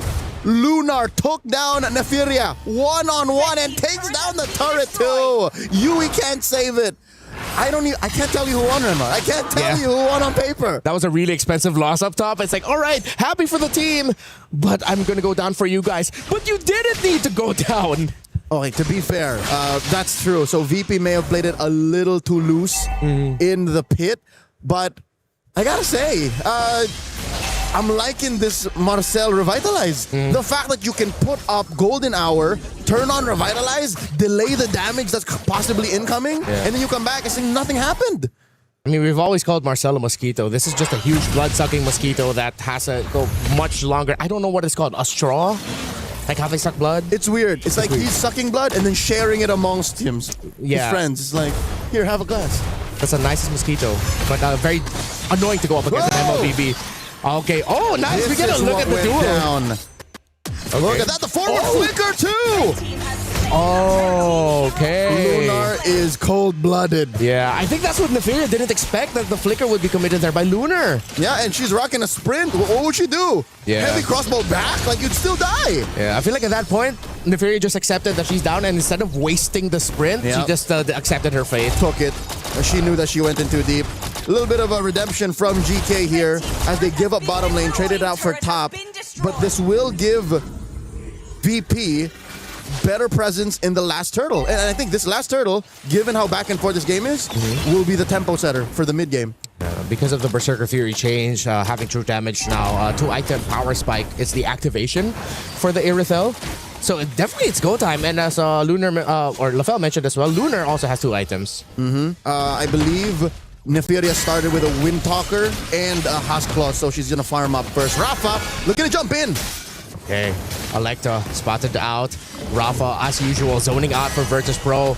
Still, at any given moment, Electa can just go in, and here comes the snap. The Throne of Ruin. Miss Meow was a red tree battle. It wasn't even a red tree. She just got the last hit on the turtle. And it's good for VP, but GK, they're tagging. Miss Meow finds Yui, while Lunar finds Yennefer. And just like that, 2 members of GK fall, but Miss Meow gets traded out. And they trade out again. Electa falls, but that is definitely a VP win as GK. Alisa tried to hold, and she goes down. The damn bloodbath in the turtle pit extending into the purple. GK did not expect VP to get this dirty. They were hands-on with the approach, and I think VP has learned exactly how much GK is willing to give. The first couple of turtles, they were like, oh, it's like that. And then now they're like, no, just go in.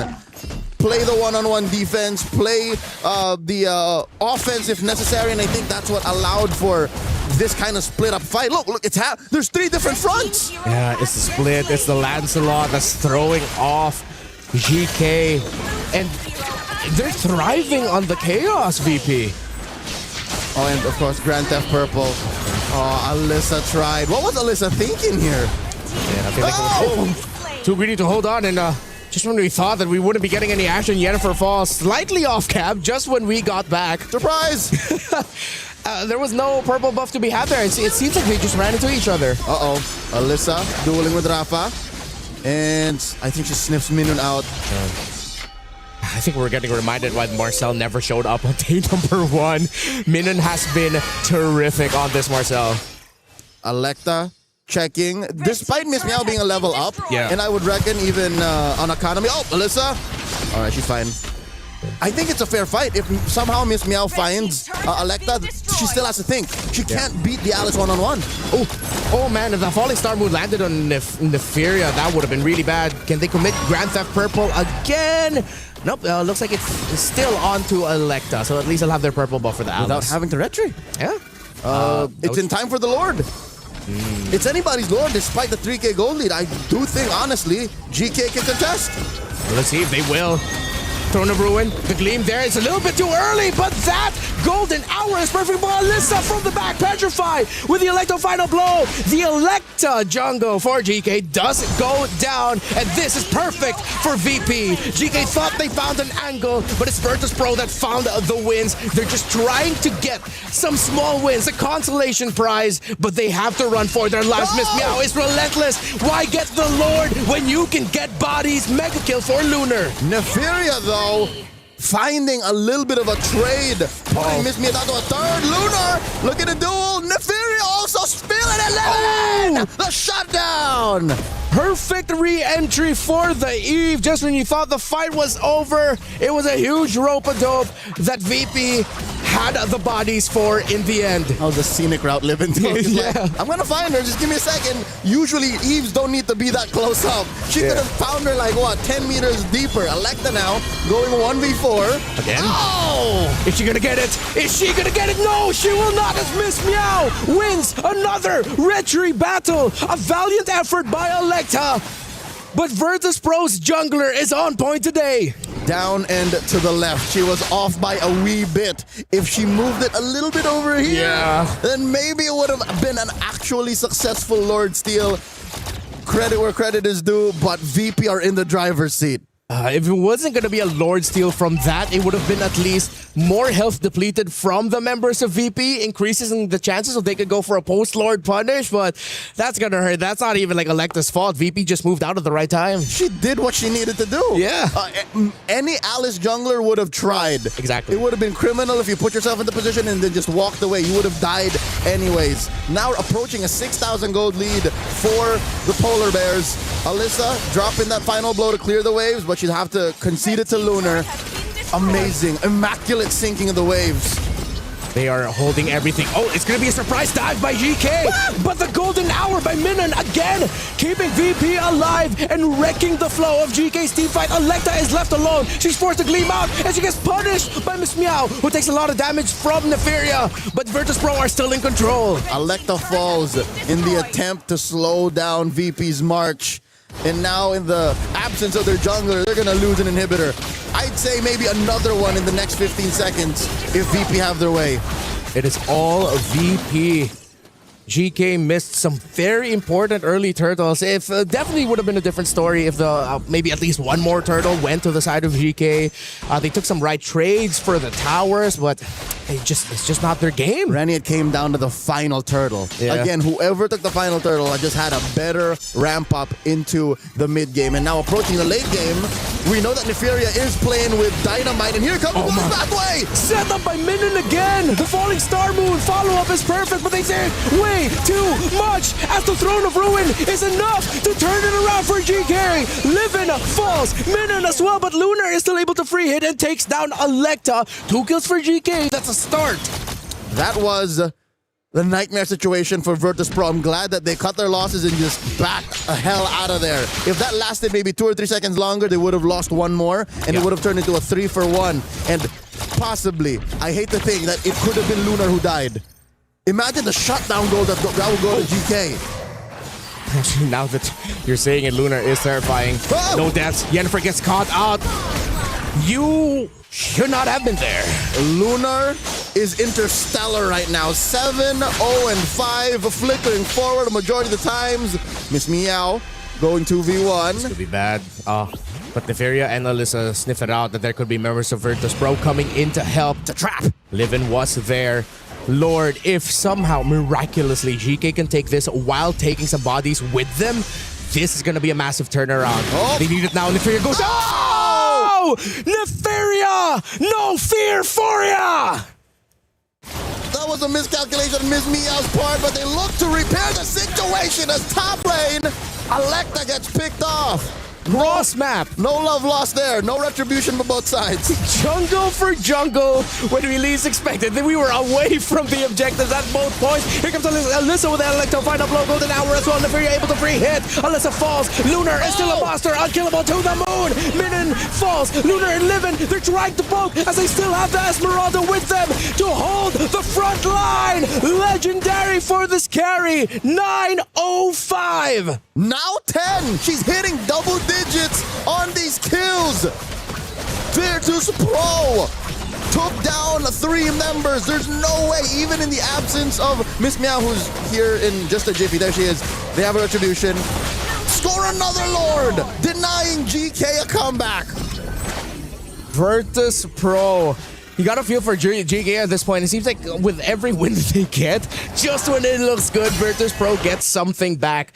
They understand the cross-map trades that you're supposed to take in this meta game currently. If you see the opposing team win elsewhere, you need to be fast and win on the other side. I don't like these cross-map trades anymore, please. They're a little too expensive. Golden Hour, perfect yet again. Rafa, falling star moon, it connects. And look at that damage, but Neferia is able to buy an immortality just in time, but is not able to hold on. Here comes Miss Meow with the Lancelot. Phantom Execution, bring in the RWM, but the other members of GK will be able to get out. They still have a Lord to deal with. Despite there not being additional kills, I think it's worth it. Virtus Pro pulled out a lot of major resources. Yui! And the entry though by Electa might be the last glimpse of hope, but hope will get dashed out as Livin gets a double. The Lord is here and VP takes game number 1. Virtus Pro slipped up maybe twice total in this first game, but alas, it still ended under 18. 2 Lords all it took for them to put themselves at match point. 1 more game loss, and we say goodbye to GK. Surprisingly competitive after the early game that we got. GK, you felt it. They were slowly crawling back, and you see them talking to one another, what they have to change up. Different approach. They were almost there, but Virtus Pro had all the answers. I am curious. Would it be the draft you would change a little bit more, or in execution? Because there were definitely highlights, no doubt. But draft-wise, could there have been maybe 1 or 2 tweaks? That's still what I'm looking at. That's still what I'm thinking about. Really does feel like it. Hello. All right, now I'm back. All right, here's the thing. I would say yes, because honestly, in this game, it all falls down to basic MLBB logic. The draft that GK had, they will do well for the first 7 minutes, and then they did. But the moment that Lunar got 2 items, that's GG. That's the end of it. It's kind of like, just to simplify, we're playing rock, paper, scissors. I'm already putting up rock, and then you just pick up scissors. Right? Yeah. And it's not a surprise. I keep showing, I'm not changing. This is a rock. I have Carry second pick, Marcel first pick, Carry second pick, and then it's like, let's get all the high HP heroes. So I'm rock. Yeah. And then you're already showing rock, and then you're like, yep, scissors. Right? So it's a fundamental mistake where you just got to respect your opponents, especially in an elimination match. You're basically shooting yourself in the foot here. So here's the thing. Lunar was the win condition. You have no way to shut down that win condition. The hope is the Irita will win so hard that it wouldn't matter. But that was not the case. She needed the help. She needed one diver that has a different source of defense than just high HP. And she also needed Virtus Pro to make mistakes. There were, again, 1 or 2 times wherein they fought in tight spaces, wherein the lineup that GK ended up with actually wins. Let me just pose this question. What if GK had a Farsa? They would have been better. They could have killed Lunar, and at that point it's like, hey, you know what? The rest is fine. They would have at least matched the range on Livin. Exactly. Yeah, what's the range difference? You can see in some moments in the aforementioned fights in tight spaces how well it could go for the high loss and the Valir. Add to that the Alice, but then you're up against a Marcel. The first pick alone stops a lot of what these two want to do, hence why we reacted a certain way during the draft. And folks, we got to be critical here because, again, just to remind everyone, 500,000 total prize pool. Champion gets 150K, and this is elimination match. You're going up against the best of the best. You always have to assume your opponents are a 10 out of 10 on all these heroes. You can't be like, I can't outplay that. No, you need to be at least on equal grounds. You can't be having a losing matchup. And more than just tournament life, again, by winning this match, you already up your prize winnings. True, yes. Yep. Right? So this is more than just the now and here. Big picture. You need to draft and play as if it was your last, because it really is. Like, this is it. GK, I think they know what's going on. And again, I think we brought this up. Benefit of the doubt, right? Devil's advocate, it comes down to comfort. It's what they prepared. It's what they have in their arsenal. So it's just down to how well they can play it. If that's the case, I think the best strategy that a coach can have is try to get blue side first pick and ban out the carry. Because that's the biggest bane towards their draft. Yeah. Right? If the carry is not there, sure, picks like the Claude will be a problem. Picks like the Eve would be a problem. But at least you take out the obvious. So ban carry, ban Matilda, ban Marcel. Yeah. Yeah, the Marcel has to go unless you're really good at a Hilda or a Khalid to match the Marcel. Yeah. A lot of the draft wins here from Virtus Pro just really came from the fact that the Hylos and Valir were prioritized. It was easy to just pick up the even carry. Could have been red 4 or 5. Yeah, it could have been later. I mean, like, here's the thing. We will give time for the teams to think about it as we also think about what will happen in game number 2. For now, we're going for a short break, but when we return, we'll continue this elimination match.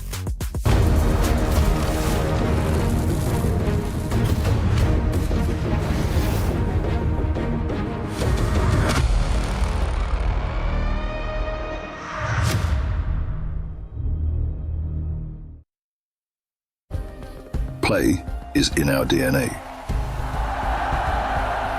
Whenever we let it out, it becomes our superpower. Now imagine an entire city being built to supercharge it. Kadir City, powered by play. We were there. For every click, every clutch, every respawn. We were there for the years of grind, and we're here. Now, the proud founding partner of EWC, powering the biggest event in gaming, shoulder to shoulder with the world's best, making history. Greatness deserves a stage. Lenovo Legion, reach your impossible.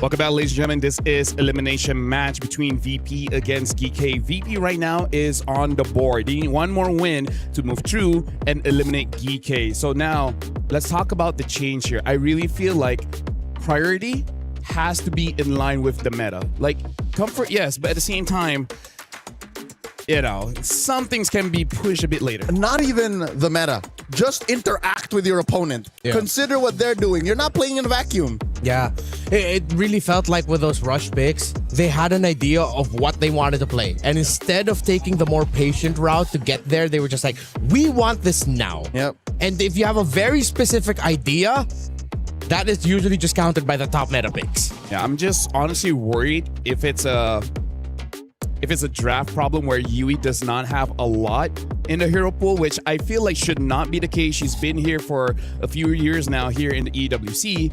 And Valir is okay after you've seen some picks. After you've seen a Phoveus, makes sense. After you've seen a Hylos, makes sense. After you've seen a Kai, Fedrid, Box, makes sense. Or whatever your opponent's mid is. Yeah. So just, you know, okay, am I willing to play a, medium range mage? Yeah. Because I'm pretty sure Yui dealt this much damage to Livin. Yeah. I can't help but Most think of the damage is just Marcel. Yeah, I can't help but think that maybe that Hylos and Valir was also just like their idea of, okay, this will counter this Marcel. Turns out that wasn't the case. Nah, as a Marcel, no. Really, no. Because it's very easy just to dodge. Yeah, exactly, right. I'm more annoyed by a Hilda because she will not go away. Yeah. And she might kill you. Yes. You give her 2 seconds on you out of a bush, you're dead. But here's the thing. I want to build on that. So maybe they overreacted to the Marcel. Like, oh no, we left the Marcel open. Pick these heroes. So, in an analogy, you're saying they went to surgery for a boo-boo. Honestly, that's instead of just a normal bag. Yeah, that's the best way to Could describe have it. gotten some ice, Yeah. a band-aid or something. You could have just washed the wound, but instead, no, I need stitches. Yeah. And the best of the best. Yeah, put me under, doc. So right now, VP, I feel like they don't need to change much because I feel like even for them, there's not a lot of thought that has to go into the draft. It's more just about, okay, we know what we need to do at the first 2 minutes, at the first 7 minutes, and then later on after the first 10 minutes, then it's like, okay, then that's it. It's rinse and repeat. It's like scrims. Just do what you've been doing for the past few weeks. Yeah, to be fair, on paper, you look at GK's draft, the ceiling is so high. Yeah. You see how bursty that Iritel is, especially when she gets within range and then sprints heavy crossbows. Yeah. Compare that to, the reliable range and the damage output of Virtus Pros. Yeah. I think Virtus Pro, I agree. Just stay your course. Same speed, same lane, you'll get there. Yeah, because on the other side, GK, it seems like they're just trying to set up for very specific strats that maybe they already prepared and we're like, oh, this is how we want it exactly. But then if your route to that is forgetting about some of the best picks in the game today, that's not really the right way to do it. But actually, if I rethink on the draft, Belric was not banned. Belric? Nope. Yeah. They could also pick up the belt. Like, you don't first pick the Hylos. Third pick, see if it's viable. You could have picked up the Belric as well. You're right. I would have. I don't know about the Valier again. Yeah, exactly. Like Belric red 1 or 2. Because that also does well against the Marcel. Yes. Folks, for those of you who don't know and are just recently checking in, Belric is great against heroes that run through your lineup. Yeah. In the heyday of Joy and Cho in M6, Belric came out like, hello. And now, he's a thing again. Hello. That would have stopped the Marcel cold in its tracks. Esme as well. The Esme came a little later. Yeah. But again, that would have had... Honestly, any EXP, you would have been able to deal with it. It would have forced Rafa to go like, ooh, maybe not. I'm scared of the tree. And I gotta say, I was slightly upset that Freya and Paquito were just like...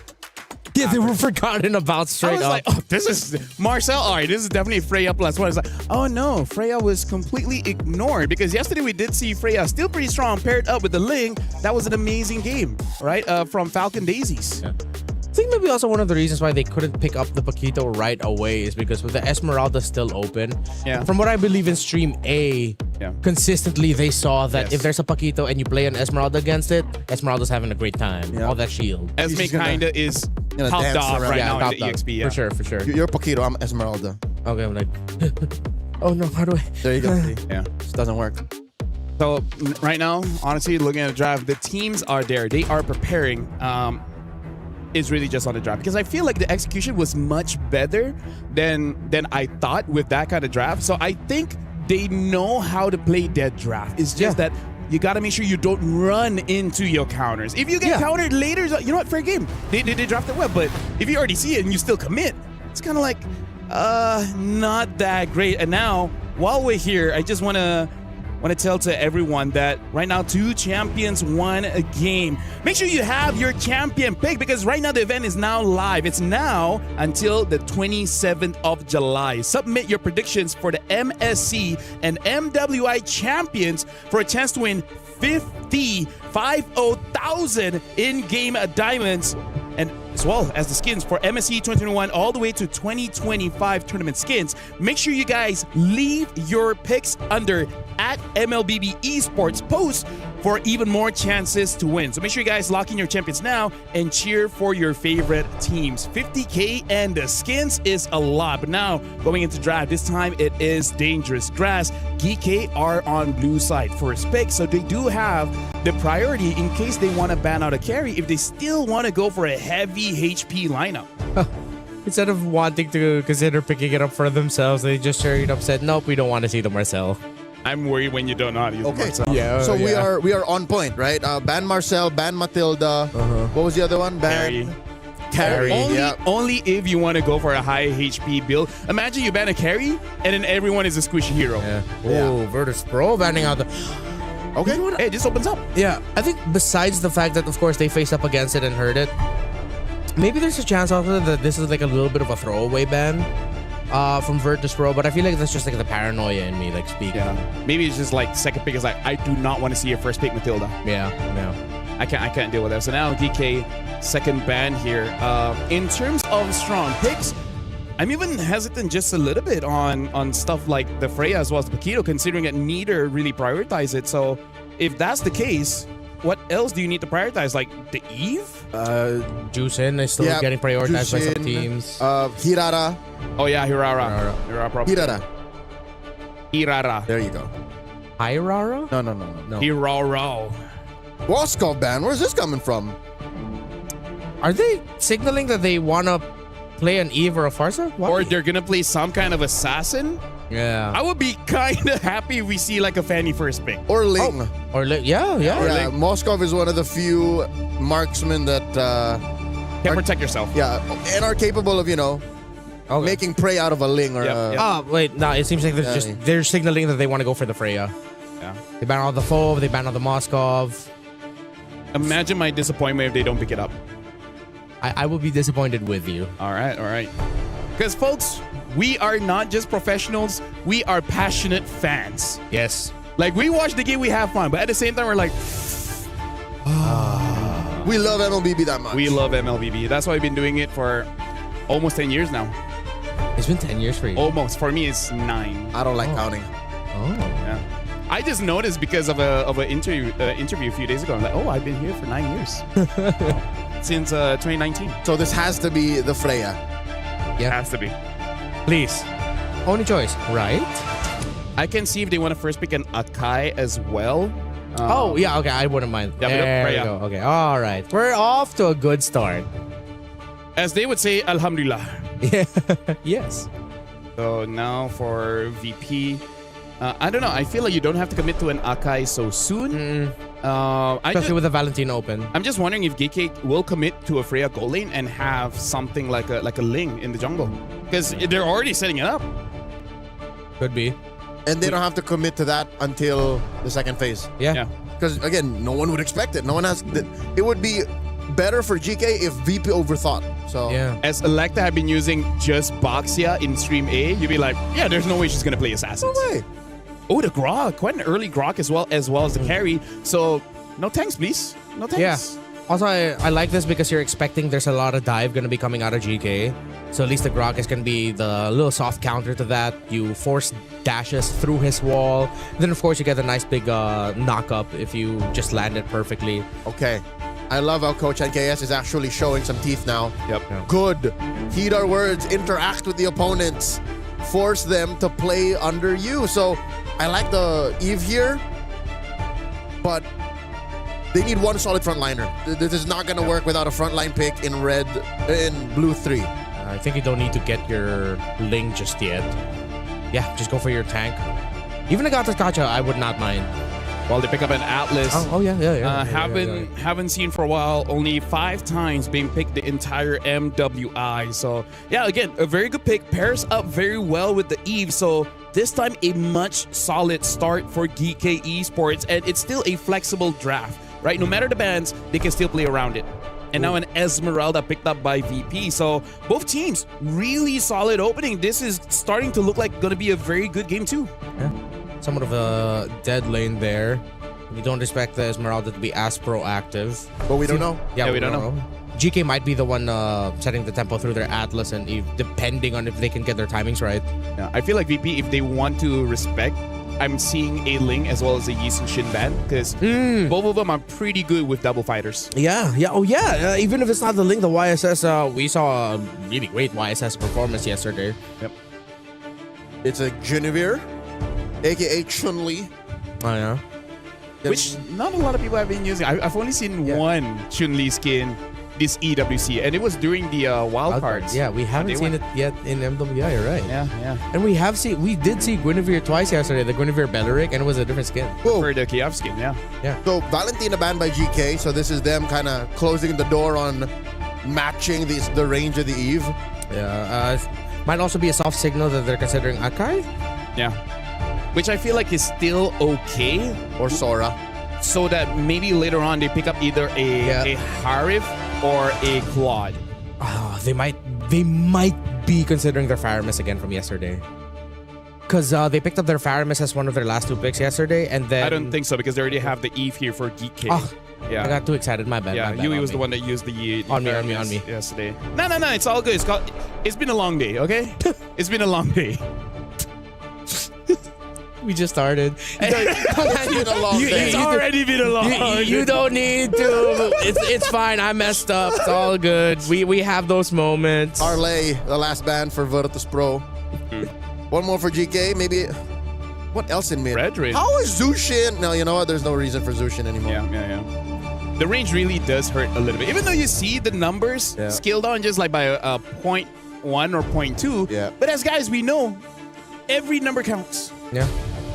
And she's not on every situation win anymore. Yeah. She like works in certain lineups and matchups. If you 100% know it's going to be a tank jungle, then hey, it looks good. By all means. Yeah. Well, here we don't know. Zetian. Yeah. So Typical, that matches the range still. yeah, and typical answer for the dive heavy comps.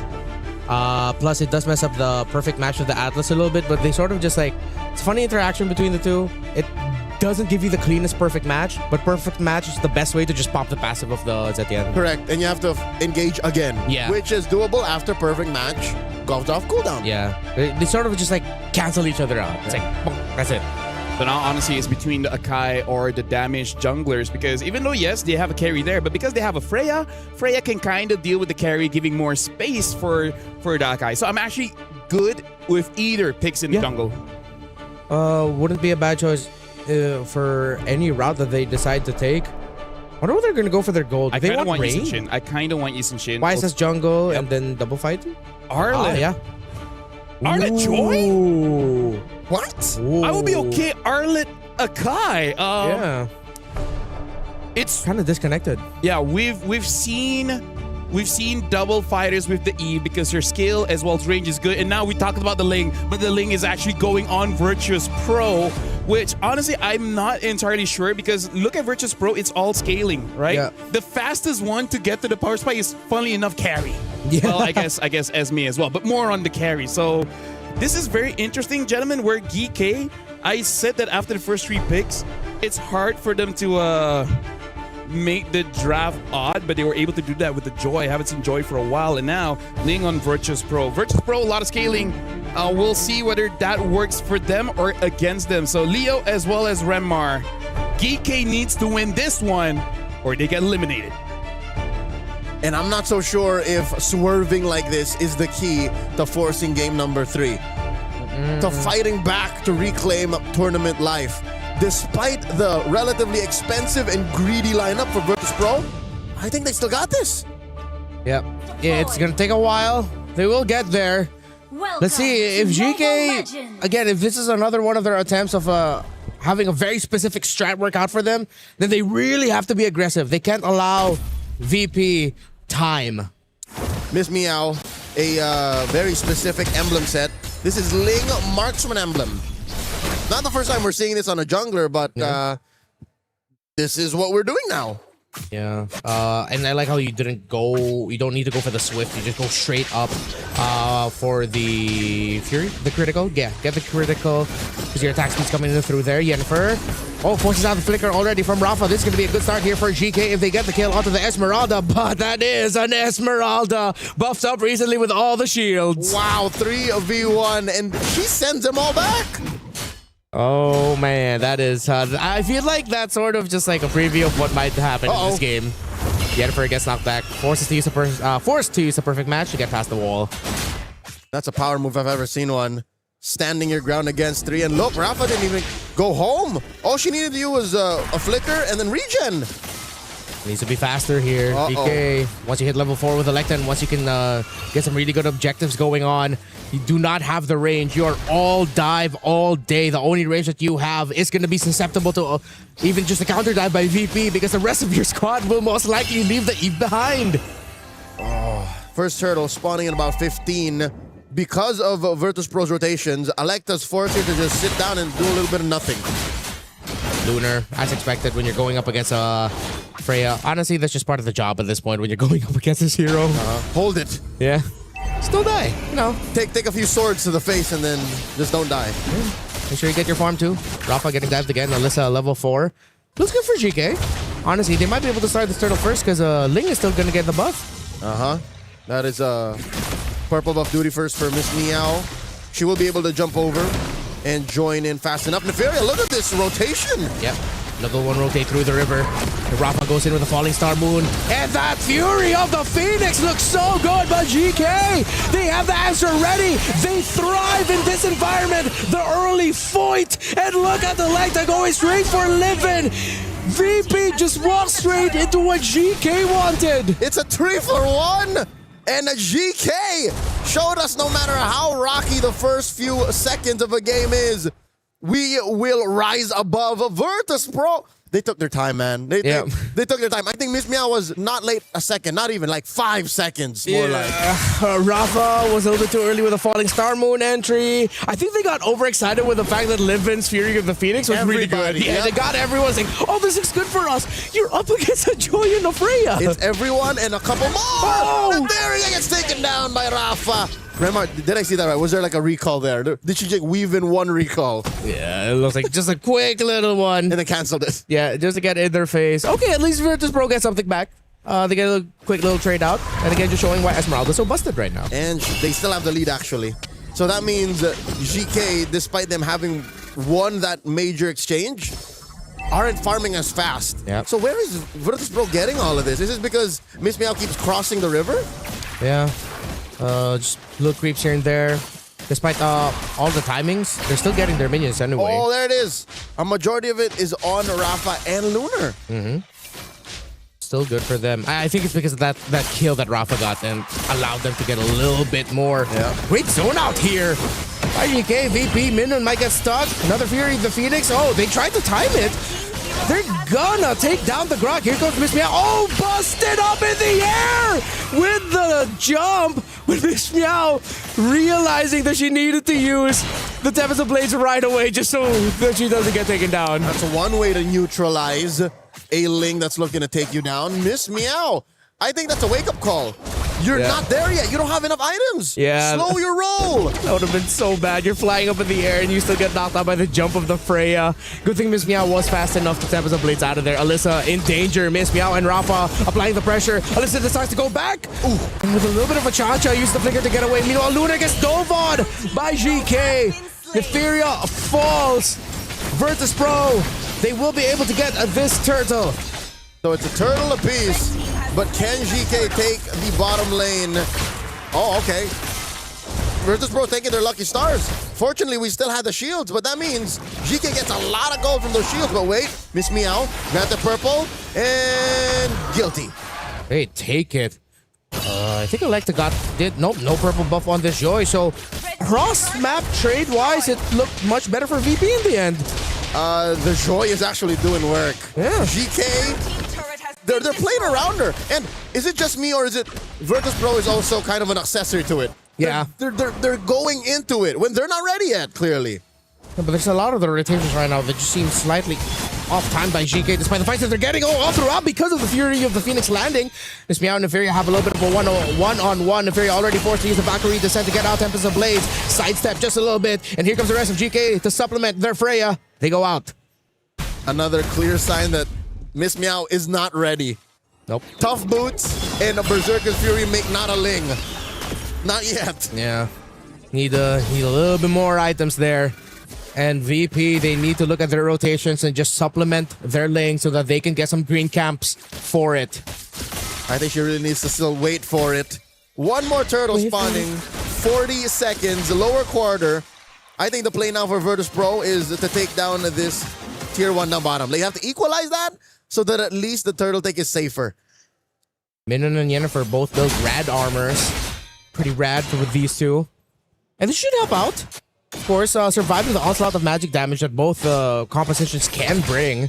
So with both roamers surviving just a little bit longer, might be the space that Lunar and or Neferia needs to make sure that they can deal the damage to time. Minion has a really good angle. Spots out Yennefer. They see if they'll pounce on this Atlas. They decide to play it safe as Turtle is spawning.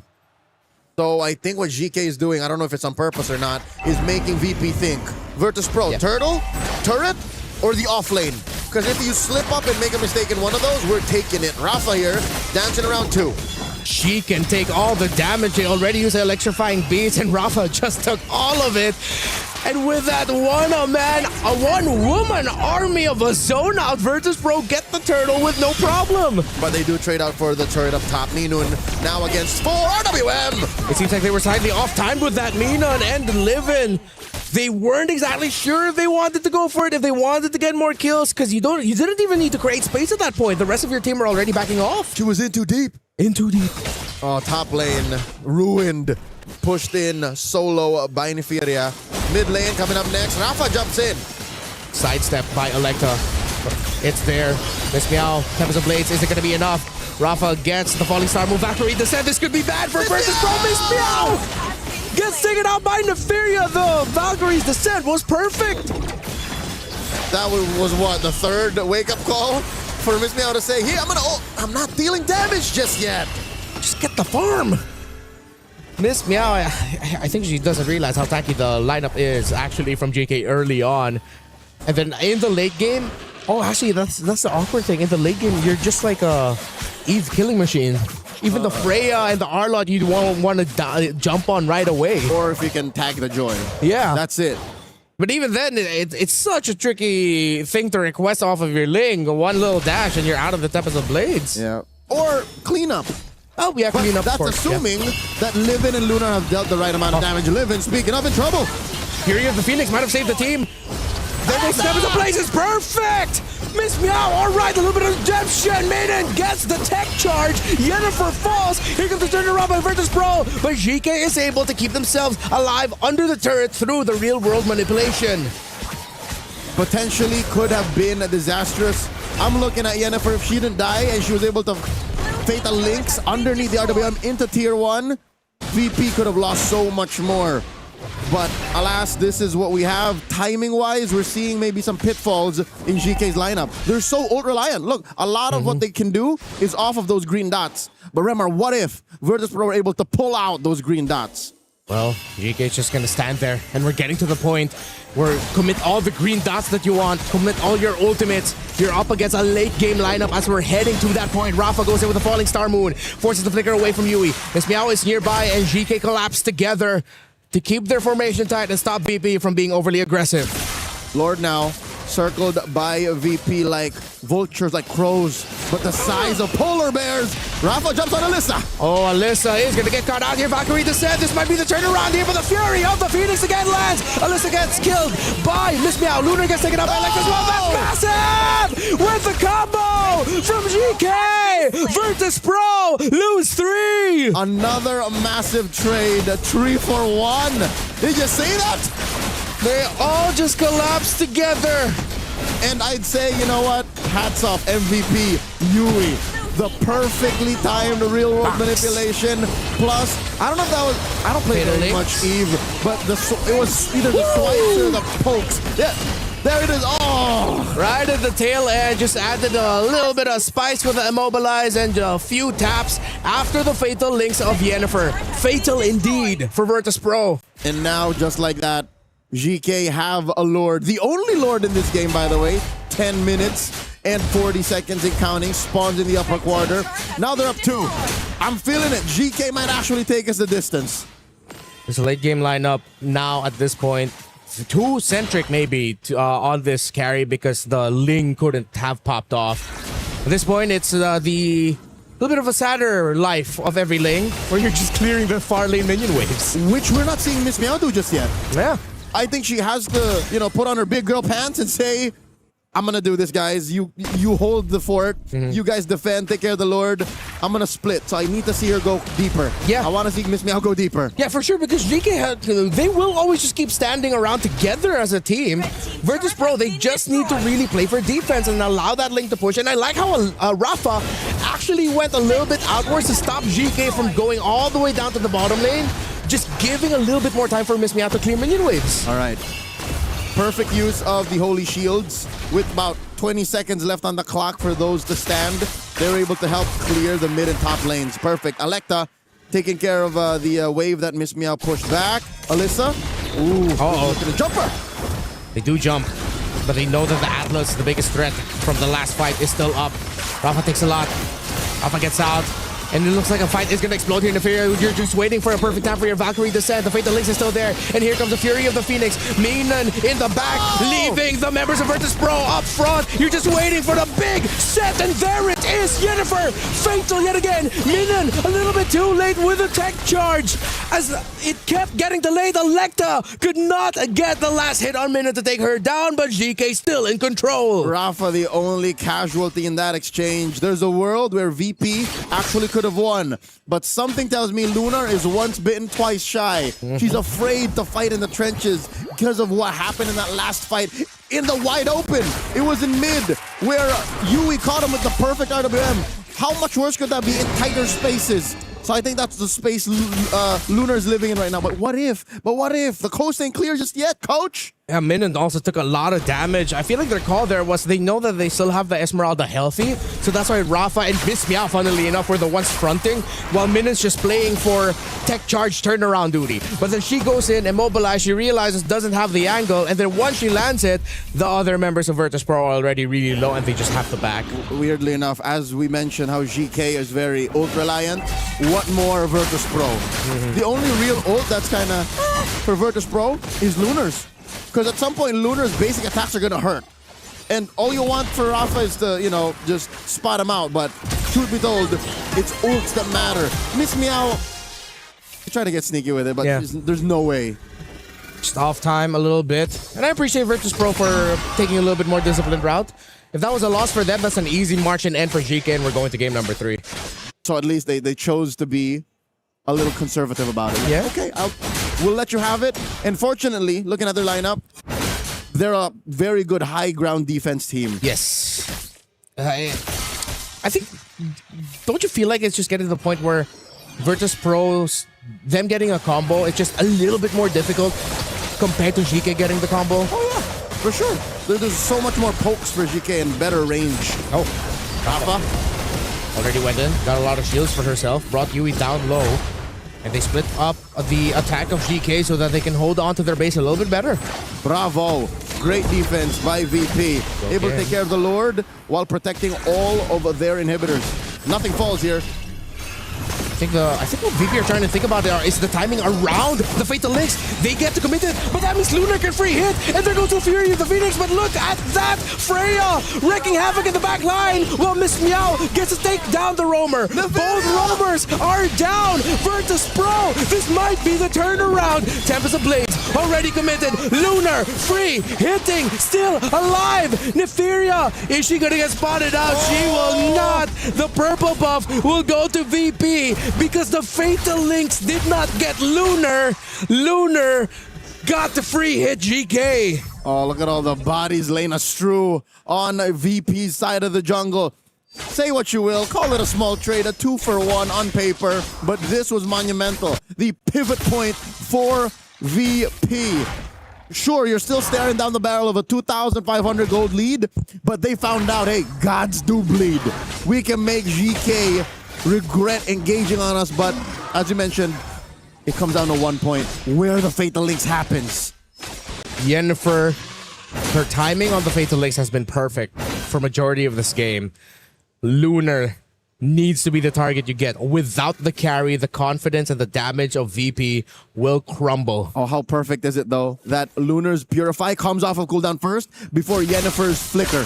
Yeah. So they can do that again. They can replay the whole sequence. You have a lot of crowd control on the side of GK that can force out that Purify. Time it. Final slash, RWM, even a Valkyrie Descent, or maybe a well-timed knockup from her combo. You have so many ways to pop that Purify. And then once you know it's gone, that's when Yennefer needs to go in. Put it on a shirt. If some way, somehow GK beats VP, series-wise, that's merch right there. GK, pop that Purify.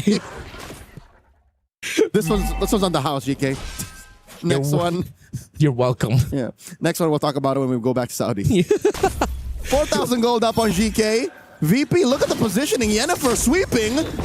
Trying to find information. Lunar gets spotted out. Oh, Alexa takes way too much damage. And here comes Rafa with the answer. But in the back, they left their Eve alone. And that might have been too much for this Freya to handle. Minon committed the tech charge and the flicker. Neferia still alive. But Miss Meow will have the damage. But here comes Yennefer. Falling Star Moon from the Esmeralda. Yennefer, Fatal Links with the final slash to boot. Lunar nowhere close by. She needed to regen as a fight broke. Up top, Minon will fall eventually. GK trying to take down this Grog, but they're not looking at the carry. And Lunar is just wailing away, throwing out these light wheels. Miss Meow, life stealing, clearing that wave in mid. We're back to square one. Still a trade 1-for-1. She goes for her purple. Alyssa gets checked. One more! Final slash. Lunar still has to purify, holding on to it, but too much is the damage of the electrifying beats. Minon, Lunar, both down, ad-living to that. Virtus.pro, so at one point, it's like you're wondering, why do you want to keep doing this? The punish on the punish. Virtus.pro got blinded by the potential of a wipeout, and now they're gonna get taken down. Rafa and Miss Miao defending. You get the plates, you get the knockup. Will you be able to buy all the time in the world? Rafa holds on for VP, but here comes the potential Valkyrie to usher her to her doom. Rafa is holding.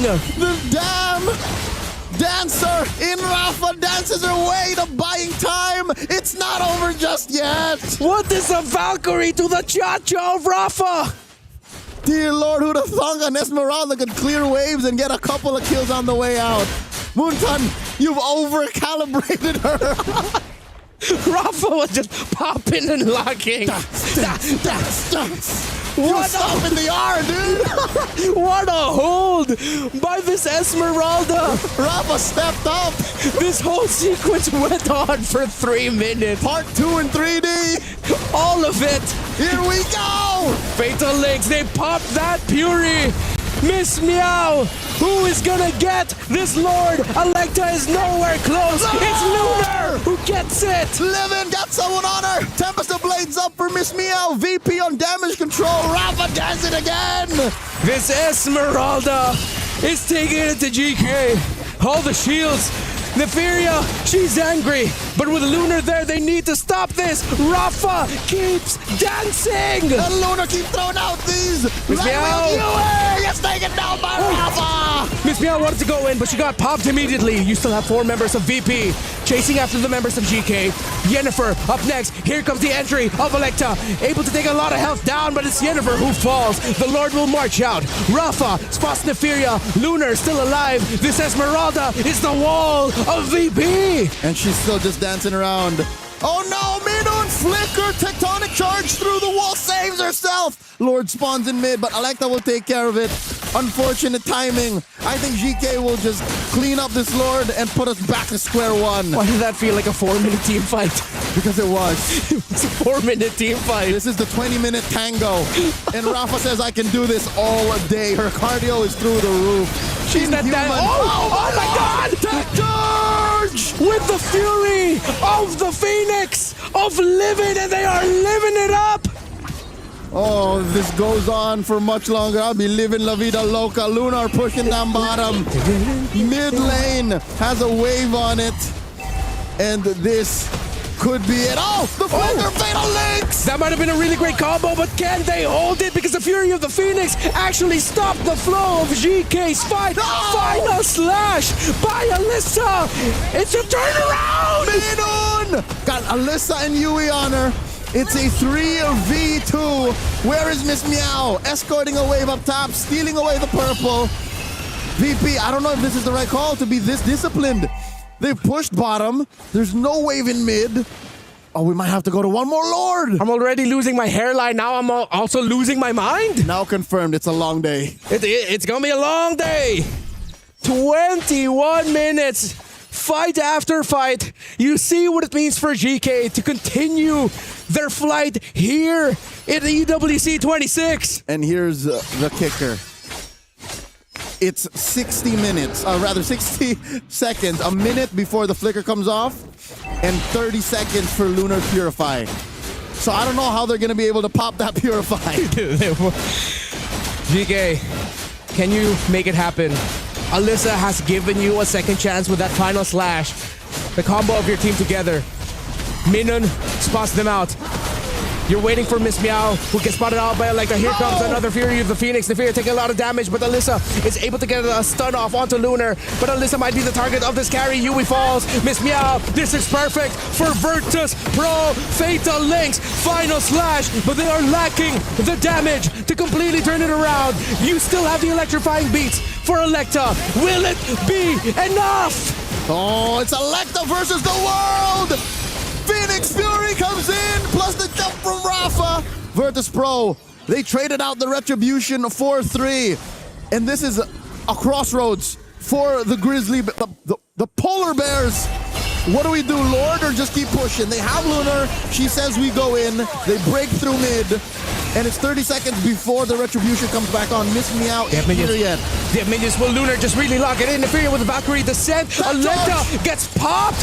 Is Alecta gonna fall? Yes, she is. It's over. There's a heat wave in Paris, but VP are cold-blooded. A double kill to end it all. Virtus Pro survive.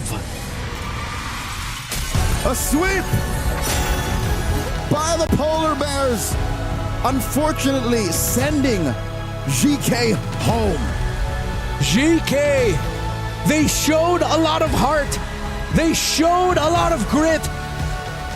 It means so much to them to have just one more game. Unfortunately, they will not get that one more game as Virtus Pro sweeps them cold. GG well played to GK. Athletes from all around Europe coming together, coming up short against a Virtus Pro. The consistency, the focus that this squad has, 23 minutes. All of them had to somehow unlock a state of flow to get here. Yeah. I gotta say, gentlemen, that right there was a hard-fought battle. So honestly, congrats to both teams, because here's the thing, you don't want to go home, but at least you know you gave it your best. Rafa was just unstoppable on the Esmeralda. I mean, like, here's the thing, the moment I saw the buff, you know, I even told my sister, you know what, play Esme. It's gonna be busted. And lo and behold, it's way too strong. But over-calibrated, which honestly, like, after watching that game, I'm slightly upset, thinking that where was this Eve? Yeah. Yesterday, you didn't use it at all. Game number 1, you didn't use it at all. You have a great Eve. Why does it take this final game for you to bring it out? And why were you in shackles in your previous matches? And then it's only, and at the time you brought it out, you still don't get the win, but you showed off just how good it is. Yeah. Heartbreaking, indeed. Yeah. Talking about this game again, congratulations to VP. That was a hard-fought battle, but I do have to say, as much as they won, I don't think they can get away with this again. Having 4 scaling heroes in a lineup in a meta that wants to end the game super early, this is something that they really have to be careful of, because again, the reason that they won is it went the distance over 20 minutes. We saw 3-minute team fights, 4-minute team fights, and that's the strength of their lineup once they hit 70 minutes. Against other teams, Gen G, Vitality, right? Even Galaxy Phoenix, I don't think they can stall that long. This should not happen. This should not happen. This was a one-time thing, a once in a blue moon. Again, I can't remember the last time I saw a Ling fight after fight after fight just back off because she couldn't finish the job. Didn't have the damage. And you saw, I mean, this is what we discussed about the lineup. You are operating off of a timer. But one thing I will say is, Joy's damage, really good. Yeah. Alecta was still dealing so much, and even though, it's magic, their damage profile is kind of, pretty even. And they don't have that raw, basic attack damage that a carry could provide, and you could see in some sequences they were missing that. Yes, I know they have the Freya, but that's basic attacks with extra steps to really make it work. And gentlemen, this is the risk that you take when you play double fighters. Yeah. How are you going to end the game? Right? Because they were there. Yep. They were in the base. If they had a long-range basic attack hero, if they had a Yi and Shin, maybe they could have ended the game and then extended the series. It's, we win off of fights and then go from there. Yeah. But what if you're not winning fights?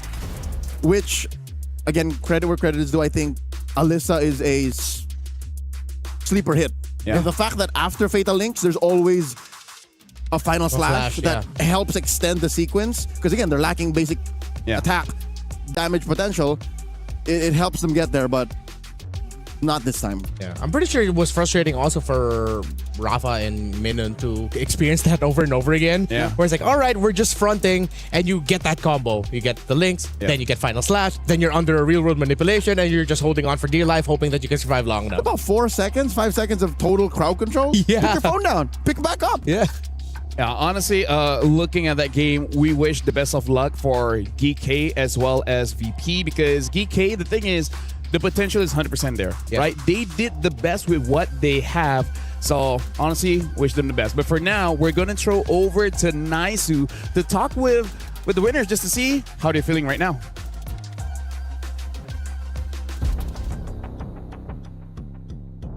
Now, today we have, from VP, we have Livin, the mid laner here. They just had a sweep. Livin, how you feeling after that that win? I'm so happy, actually. And I thank my team that we hold the second match and we win.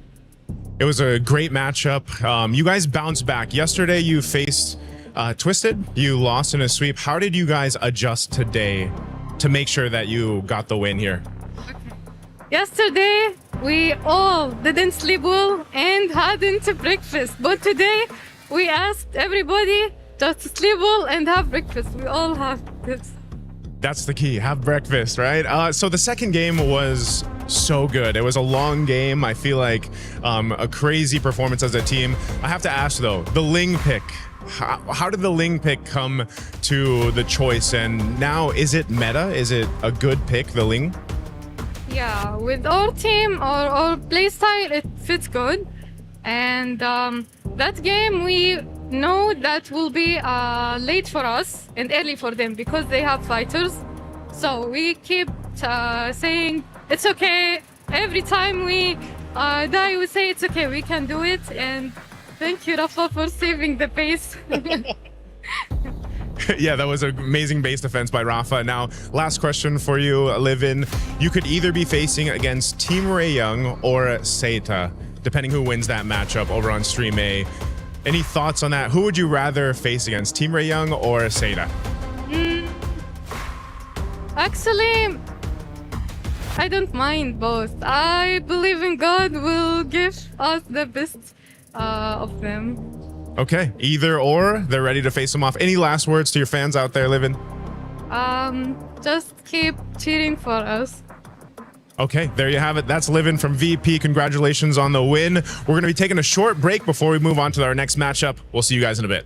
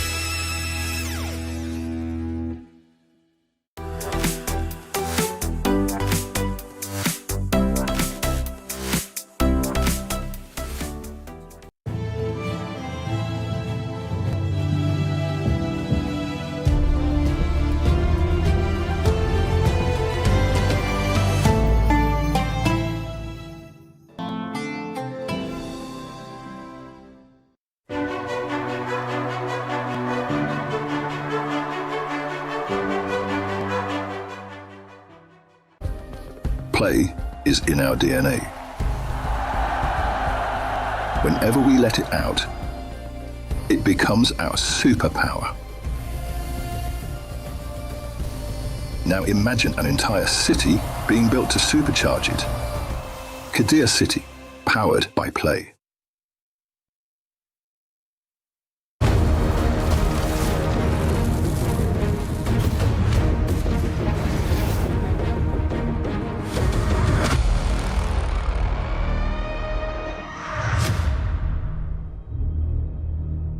Welcome back, ladies and gentlemen. This is MWI at Esports World Cup 26. If you guys just tuned in, we just gone through our first elimination match, which unfortunately Geeky has been sent home VP1 with a sweep. My name is Afel. Alongside with me is Leo as well as Redmar. The next match is not going to be a heartbreaker because it's a decider match to see whether the teams get to go over to the playoffs, which is between Geltec Cyber Team as well as Twisted Mind, which, by the way, looking at Stream A, there's a good chance Team Ray Young gets a sweep as well and goes over to the playoffs. Over against Sata? Yeah. Yep. Oh, wow. Right now, they have about a 7,000 goal lead. That's something to study, given how yesterday Team Ray Young played it fast and loose against Aurora Gaming, and how Sata just dismantled Team Falcons Vega ID. I think this is a much-needed refresher, a much-needed, little walk in the park. Because, again, we'd be happy for these ladies. Whoever wins here, Geltec versus Twisted Minds, the winner, secured for the knockout. Yeah, and I think it's also a testament to the Malaysian MLBB women's scene. Again, Team Ray Young beat a team that a lot expected to go here in Navi MY, and here they are, seemingly about to sweep up Sata. I mean, like, they got an Esmeralda, so that's part of it. Okay. That's part of it. Going 100%. Up against Epovia is already winning the matchop. But now, looking at Geltec here, first of all, we got to talk about KOA. So there's a very good chance we'll see Assassins, right? We've already seen her use, well, not here in Stream B. She used the Harara as well as the Hayabusa. So probably a good chance that we'll see that show off here against Twisted Minds. Yep, the last time we saw her was about 2 years ago. Yeah. Back in the very first EWC MWI. She's used to play the same heroes, right? Hayabusa. Even a Julian. Lancelot, Julian. And then we skipped seeing her. 2025. Yep. That's when we saw Suyo. Yes. That's when we saw these newer heroes. So who's to say maybe she has new picks? That what if they attack her Hirara? They attack her Hayabusa? What else does she have packed? Yeah, and you don't even necessarily need to take it away from her from the bans or just picking it up for yourself. Even just showing building your lineup a certain way that is not good for Assassins, which is the easiest route to take right now with the current metagame. There are a lot of picks that you can just show up and make them think twice about wanting to pick up Assassins in the jungle. Yeah. So step one, ban Belleric? Yes. All right, that's a good start. Pick up a Hylos. I mean, like, here's the thing. The Nolan is there as well. Right, there's quite a few options in the jungle. If you want to scale up, you have the Yi and Shin as well. But a lot of them are not proven just yet. Like even Hirara, a lot of us are still skeptical. Yeah. But she's the currently number one, like, prioritized that gets banned or picked in the first phase. Ling sure wins, but we see how it takes a while. Yeah. You don't necessarily need to go for the Assassins or the junglers that want to be like the center of being able to run what the lineup needs to do. Similar with what you said, the Yi and Shin. You can just play something that is a little bit more farm dependent and allow the rest of the map to play for you. Now let's talk about Twisted Minds. Yesterday they went 3 games. Game number 1 is kind of like, let's warm up a bit. There were some mistakes here and there, but suddenly game 2 and game 3, a whole different Twisted Minds.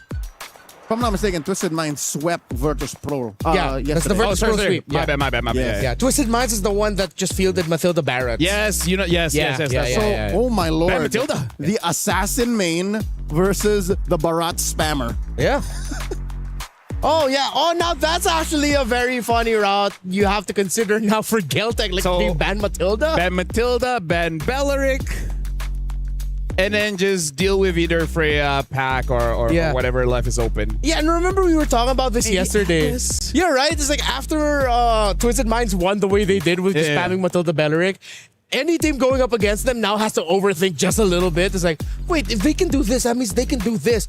Who are we? Are we then gonna ban this? Do we start banning out Angela's? Or do we have to fear an Estes showing up? What the heck?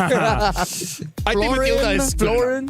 I think Matilda is already good enough. Yeah, and I think that is a bang for buck ban. Yeah. If you're just one slot, Matilda, that's a good deal. Take it. But then what? Twisted Minds, do they just go for a Hirara ban plus Hirara?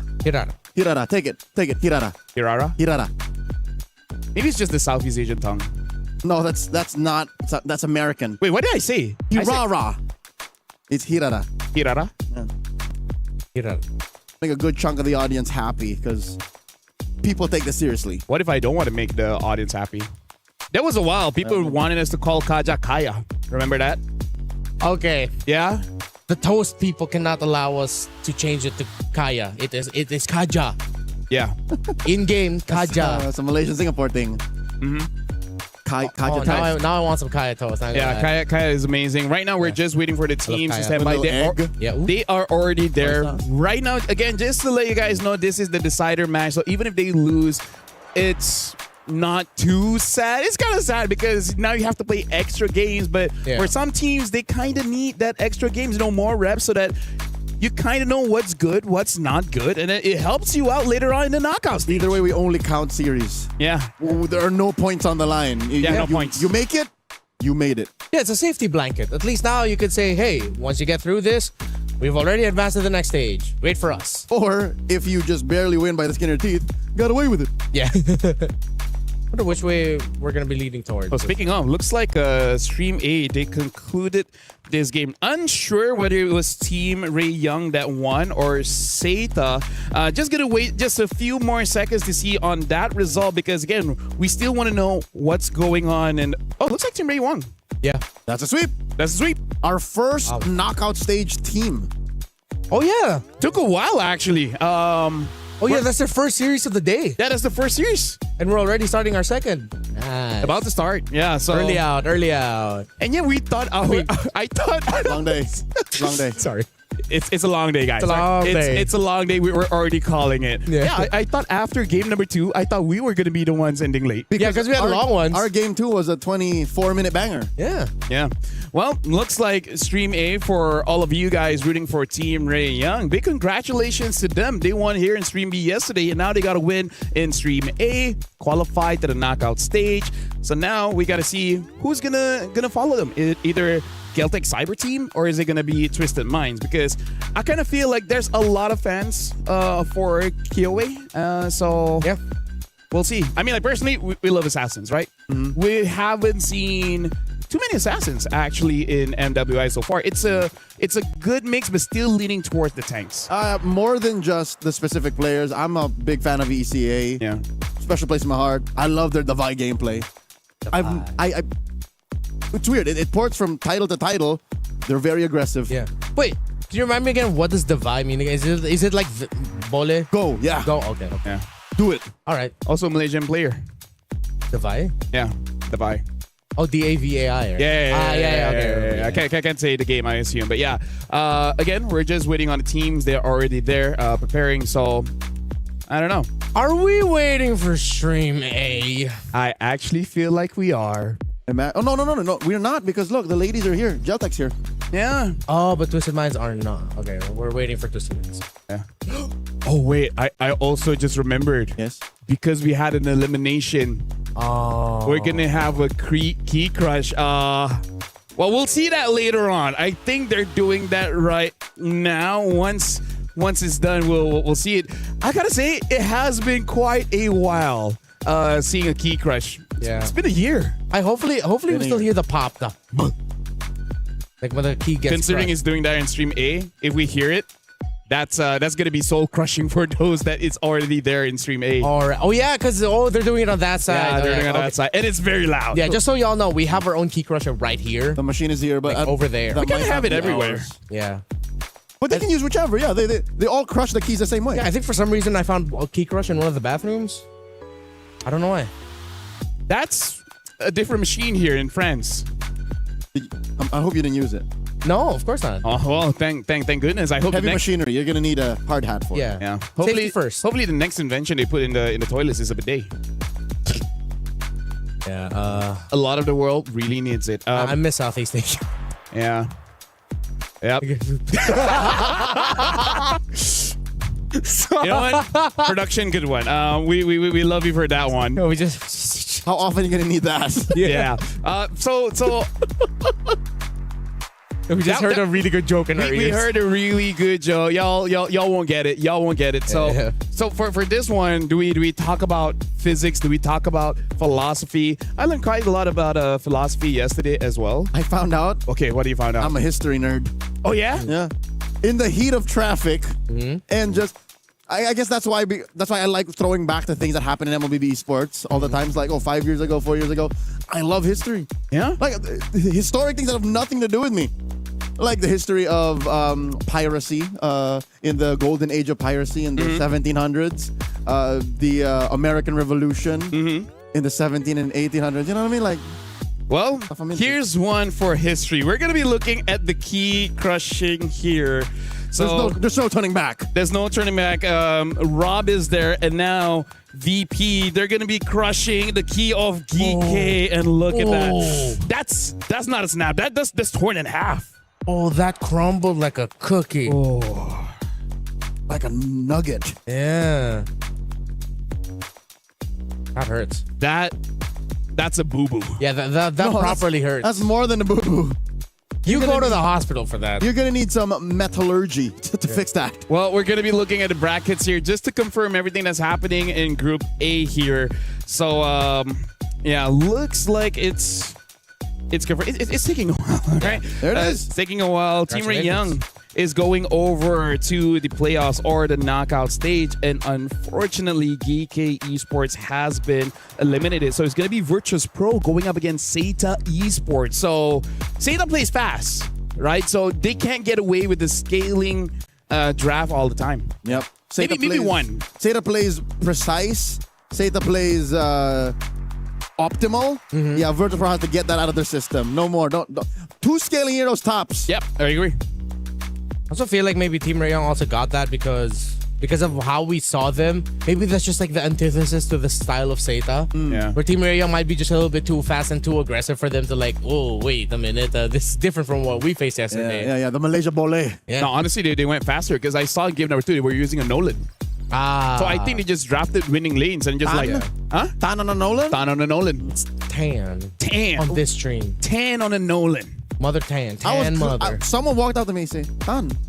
No, Tan is the actual one. Yeah. But here we're Tan. We're Tan. Tan. Yeah. As per the request of Chi-Boy also. Chi-Boy, yeah. Yeah. They liked it. It's one of those things because Tan is not there to protect herself. Yeah. So we're just like, There's no say. You're Tan now. There's no say. It's kind of like going back to 2024 where it's like, it's Sakis, but like, no, it's Skies. Was it at one point, wasn't it also just Skies without the E? No, it was always the E. So He yeah. had a different name before Skies. Before Sakis? Yeah. You know this. I do. It's really OG. That's elite ball knowledge. Yeah. Anyways, right now we're seeing ball teams walking to the stage, and then magically they're already here on stage. That's such a fast walking. But now let's talk about just the minds here: Daisy, Malin, Sa, Kao, as well as Chin Chao. And Sa has the best Kagura, all right, in the league. Sure. Yeah. As she said. Okay. After today's opening Eves, Sa has to prove herself once again because yesterday. Mom and Dad is there. Yeah.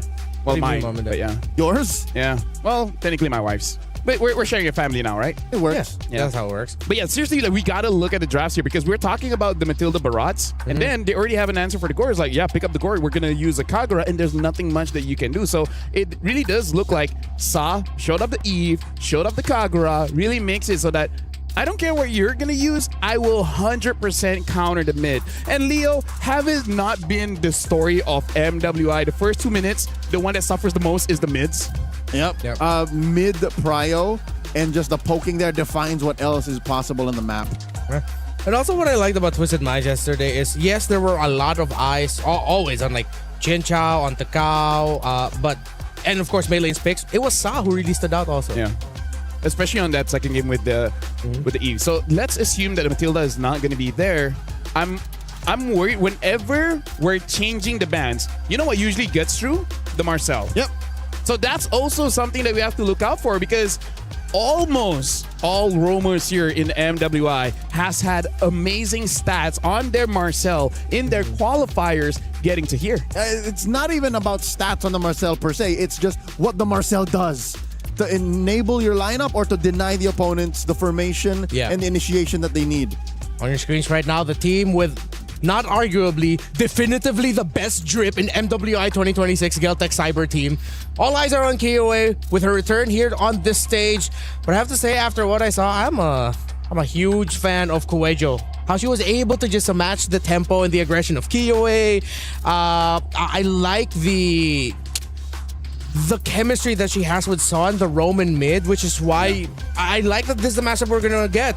Kao and Sa, Huejo and Son, gonna be a good one. I gotta say, yesterday as well, Liobon really popped off on the EXP. So especially after we saw the Esmeralda, we saw a good Yuzong game. We saw, even though the loss, the Arlet was pretty good coming in from Alyssa, right? So it really is like, I feel like ever since 2025, the EXP has been one of those lanes that you can kind of hard carry your team, either with that rarely damage, but more about the engages and the kills. It seems to be the kicker. Yeah. It's basically if you have a solid mid trio, a reliable core in the gold lane, XP lane is like what gets you over the top in case your opponent matches you. So yeah, I agree. Eyes on Liubon here because we know that Daisy's solid. Daisy can hold it down. Yesterday, Daisy on the is that the Lapu Lapu? Yes. Was just diving hard. Liubon has to play woman-on-woman defense here.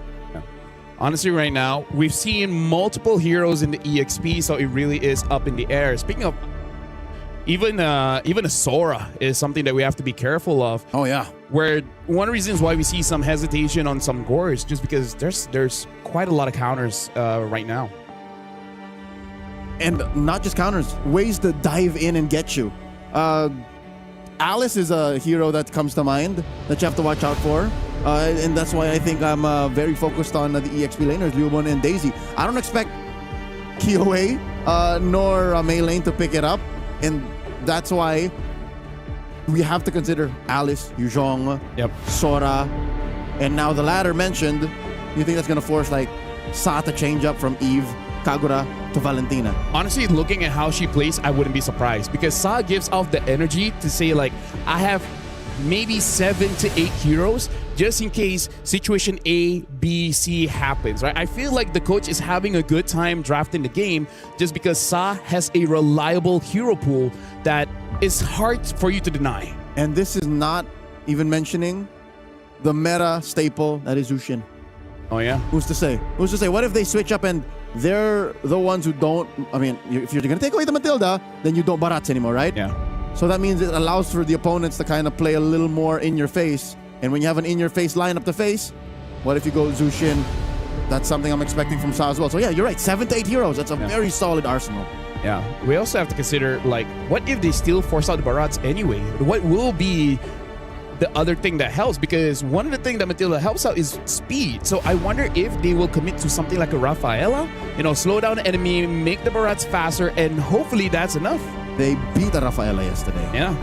I mean, like, here's the thing. Rafa, I think, has a spot. She's niche, but if you're able to get a good draft around her, then it's going to be looking pretty good. But the only problem is Rafa does not like to go up against assassins because if she dies first, then the entire lineup just crumbles. Like, all lineup that has a healer, once the healer is not there, all of a sudden your big win condition is gone.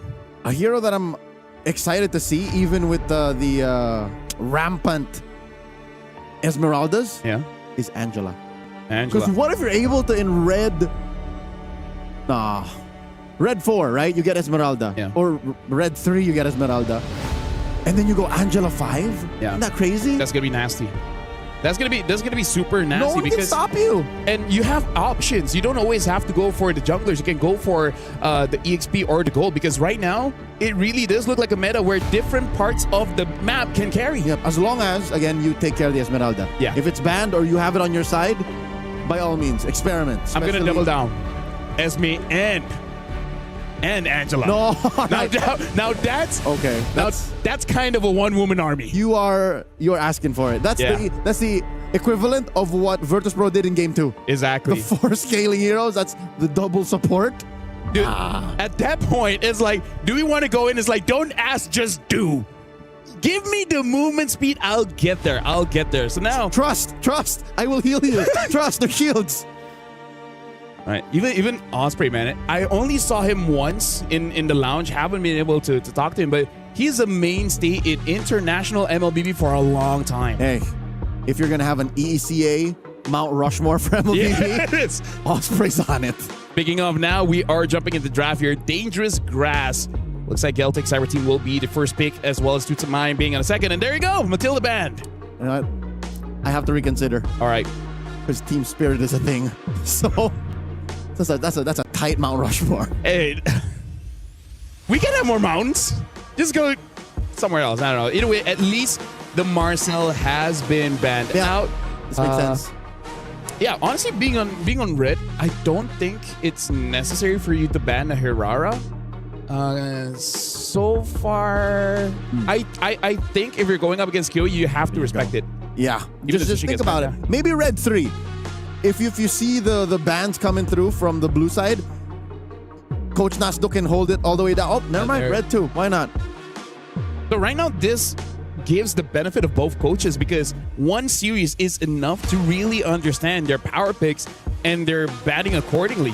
Right? This is more. It feels more targeted rather than just, oh, this is strong in the meta. We're taking it away.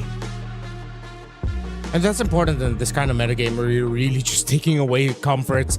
Especially, it's a big plus. If it's a comfort plus a meta, you don't need to play it safe. I mean, just play it safe. You don't need to take any risks. Just take it away. I don't know if they're going to go so far in comfort that they will try a 1-1 again. Yeah. It was okay-ish, but I really feel like a different pick might have made the game a little bit easier for the team. Yeah. Plus, seeing how the 1-1 was like yesterday, if she really doesn't have the same impact as she did, yeah, Chincha was able to land some great crossbow of tanks, but you're wondering, you're looking at the ultimate, you're seeing how much health is going down, you're wondering, is that really just it? And then when you go down, you die anyways. Yeah, it's like once you're down, it's like, oh, you get popped. A couple of times it was a close call. I thought that they were going to lose because Chincha was caught out. Yep.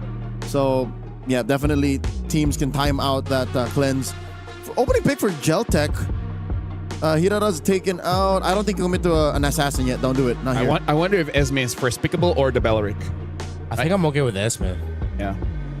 Honestly, I feel like both should be okay. We haven't seen Belleric so far, but they go for the Esme because what are you going to do? Go die off? Here we go. I mean, why not? Why not? I mean, it's not elimination. Yeah, we haven't seen it yet. We posed the possibility yesterday, and we haven't seen it yet. I wouldn't do it in red 1 and 2. Yeah. I might do it in red 4. Of course. Not now. I feel like rush it. Twisted needs to get that carry because carry is also another hero that can deal with the Esme. So please pick the carry so we don't have to see die off. Yeah. Yeah. Here's the thing now, though. Since Twisted Minds, you only got to see them with the Matilda and Barretts. We don't know how they're going to be like in other compositions. We don't know how they're going to be like playing a different playstyle. We've only seen them play one specific thing, and they made it work. I think now, Geltech seeing the carry, it's okay to just pick up the Baksha at this point. Belleric. And then take a page out of another team's book that ran it yesterday. I think it was Galaxy Phoenix paired up with the Guinevere. Yeah. Or, Eve is still open. Oh, yeah, Eve against carry. Yeah. So you can go Eve, Belleric. Eve Belleric, Eve Guinevere. Oh, they go for the gourd. Range is range. Yeah. And the Belleric. So far, pretty good opener coming in from Galtech Cyber team, but this is what Twisted Mind has said. If you pick up a gourd, we will pick up a Kagura. It looks like they're going for the Lilia here just to be able to deal with the Belleric as well as the Esme. Really smart drafting coming in from Coach Nasdaq as well as Osprey. Not to mention, I think Black Shoes is a neutralizer to the Gush. Yeah. Because you could sit in front of it for like 3 seconds and never mind. Yeah, you're essentially like I remember from what we saw yesterday is that Gush, Black Shoes, and then the divers on the other team. In this case, it's the Esmeralda. She's waiting. So it's like once you see the Black Shoes is gone, then you go in. But you're dependent on waiting for the Gush, meaning that there's time for Twisted Minds to react to it. It's more like a I know you know. Yeah. So what do we do? Yeah, exactly. I like that right now for Twisted Mind. They really have a diversity of damage output, right? They have Shred, they have very good early game damage with the Lilia, as well as having the Boxia. Damage isn't really needed, but he can still dish it out in the first 3 minutes of the game and can really help you get a kill onto this Belleric, which I feel like is gonna be part of the idea that Twisted Mind wants to do. Take care of the front lines. Aren't you guys worried though that Twisted Minds might not have enough reach facing into a Belleric and an Esmeralda? It seems like they're a little bit more mid-rangey.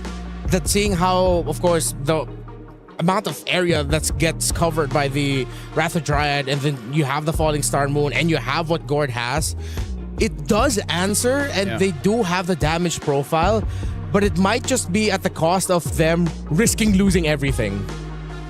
Also, the risk of the lack of re-engage. Yeah. Kind of all-in-y. Yeah, because look, Black Shoes, most likely pulls you back. Baksha's Unite only pulls you in.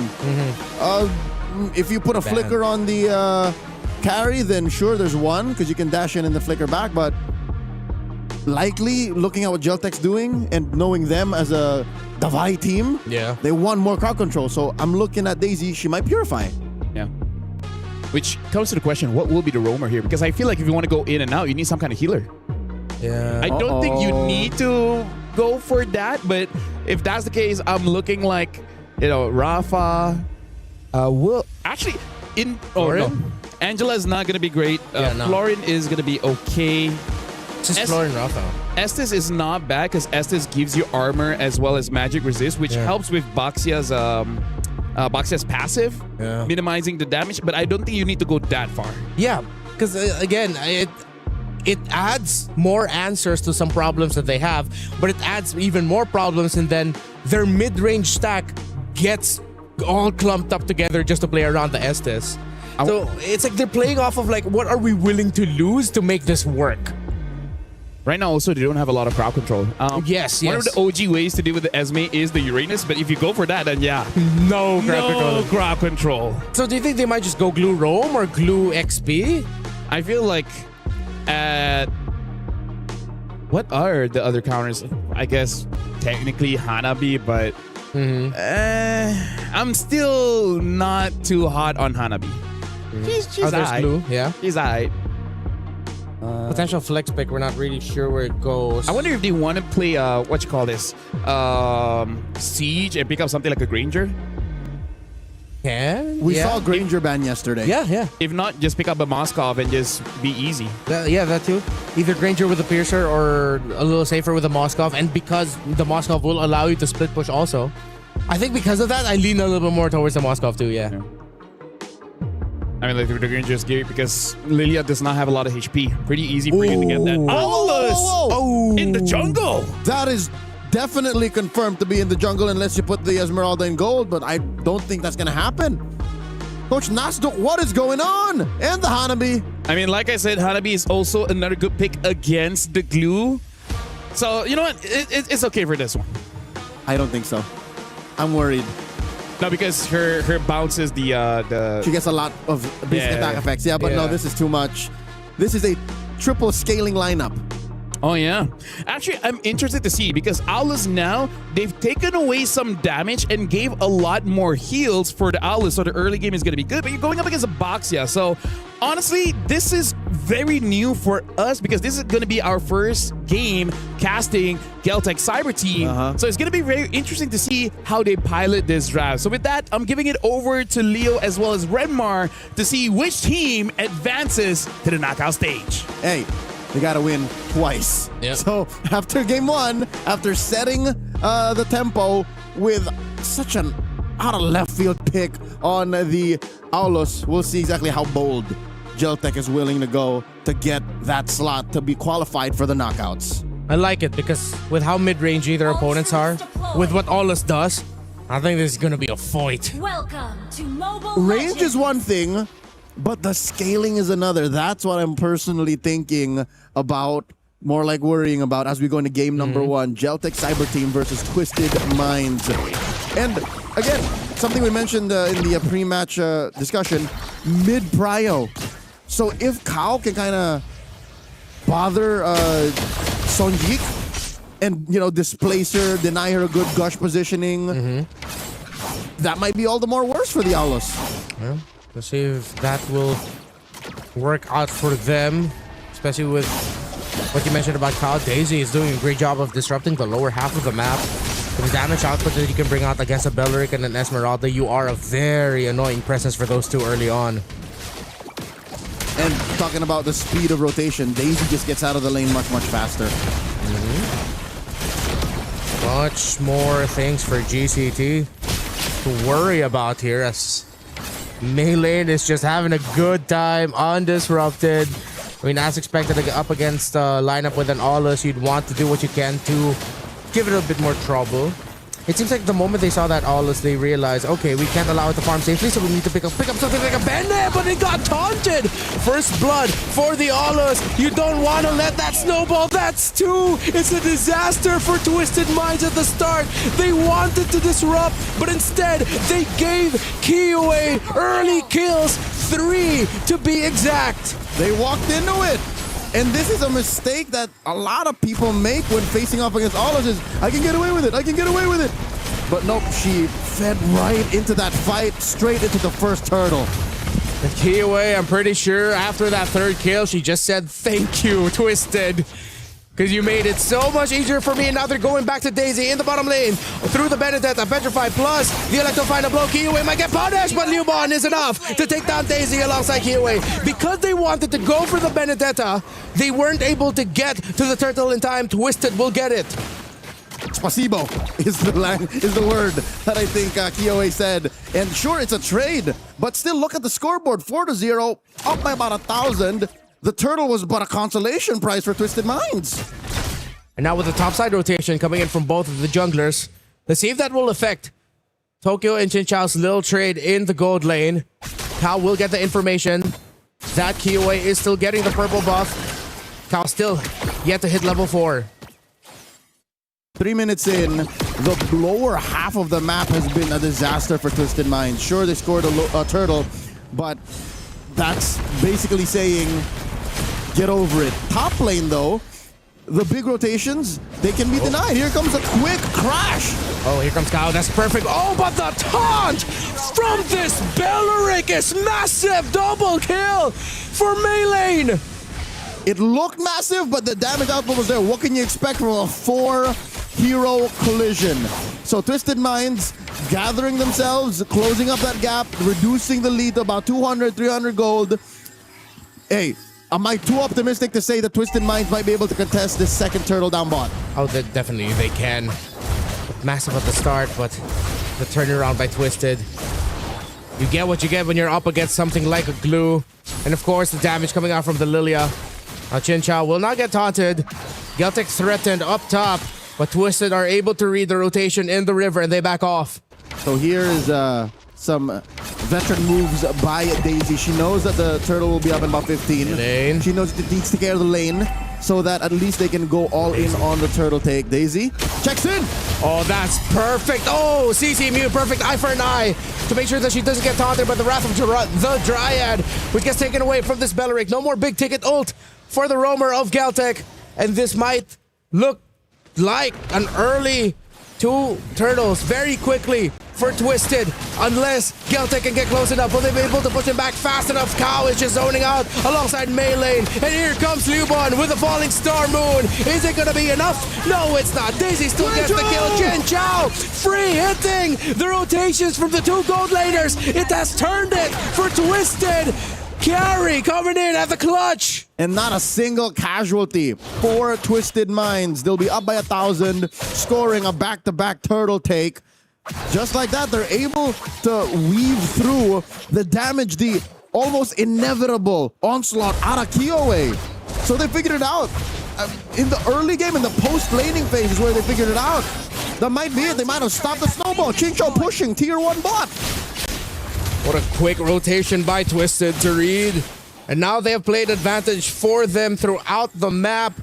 Now let's see if Geltic is ready to deal with Twisted through this kind of playstyle where they're quickly now rotating. It's not just about the fights anymore, it's about how crafty you can get with the macro and rotations. About a minute until the turtle spawns. The final one, upper quarter. Daisy and Chinchao switched it up. So the map is red. Twisted Minds are in control. Yes, it was a great start. Great doesn't even cover it for Kiyue's triple early on. But now it's up to them to figure it out again. And if anything, this is the most important 5-minute lesson that Twisted Minds can have. Yeah. I'm glad that they lost early on, because what if this kind of swing happened at the 12 to 13 minute mark? That could be a game-ending swing. In the mid. Oh, it's game-ending there. For Son, who gets taken out by Maylin and Cow. Meanwhile, Daisy needs to try and hold up top. Petrify trying to make sure that Yubon gets hits from the turrets, but they're able to outplay the Benedetta. But here comes the rotation for Twisted Minds. Tokyo will be able to get within tower range. Stay alive, Kuejo. Is it gonna go through? Yes, it will. She's Just with a sliver of time left. She's good. She's fine. She gets away with it. And they will have to reposition. Cow playing one-on-one defense against Kiowa. At least they know where this could be coming from. And Chin Chow just gets a sneaky push here. Oh, they do clear the minions. That's when Aulus was recently buffed, right? Yeah. When he got reworked. That's the thing. You hide in a bush, and then you press your ult, and then you jump in. Yeah. The Benedetta and Boxer, they're way too fast. They're covering too much ground for Geltec to handle. And now this lineup that looks like it thrives so well in the fight, Twisted are just avoiding it. They're like, okay, you want to fight? We're gonna play the map. We're gonna play the map. What can you get if you are committing too much as 4 or 5 looking for kills, but we're getting your turrets? Yep. Your map is getting smaller. Yep. It's chasing. Oh, man. Wait. Another one. That's Raza not a Dryad. A taunt. Twisted. Looks bad for the two that got caught out. Chin Chow gets the push up top, but Melee still alive. This Baksha is too tanky. Daisy holds on long enough to take down a kill. And here comes the turnaround for Twisted Minds. It started off terribly for them, but it is going great for Twisted. A plot twist to the team fight. Cow will be able to get the grab onto Kiyue, but Kiyue will be able to get away as size too low. But here comes Chin Chow. She goes the long way around to cut it off. It's the perfect pathing for the carry. She went the scenic route from all the way up top down the bot to get one more kill for Twisted Minds. They barrel forth a 4K gold lead. Setting up for the Lord coming out in a minute. Grand Theft Orange attempted by Chin Chow Kuejo. Able to protect Kiowa's orange buff. Twisted Minds, it's Fast and the Furious. Yeah. It's literally, okay, we'll allow for this. Oh, here comes the cavalry. Here comes the reinforcements. I could have sworn GCT was at least going to get maybe 1 or 2 kills. Twisted, I feel like they just keep outsmarting GCT. Now it's not just about the macro. Even with how they're fighting, they're waiting, they're a little bit more patient. And Geltec, it seems to be throwing it off their game. Yes, they're getting those taunts, they're getting their combos together to start things off, but then Twisted still has a skill or two ready. Yep, that's what you call mental micro. Yeah. They're able to put themselves in GCT's shoes and say they're willing to do this, so we set them up for this. Oh. Kiowa backs off. Melee jumps. Kuejo brings out the taunt already, but takes way too much damage. So do some members of Twisted Minds.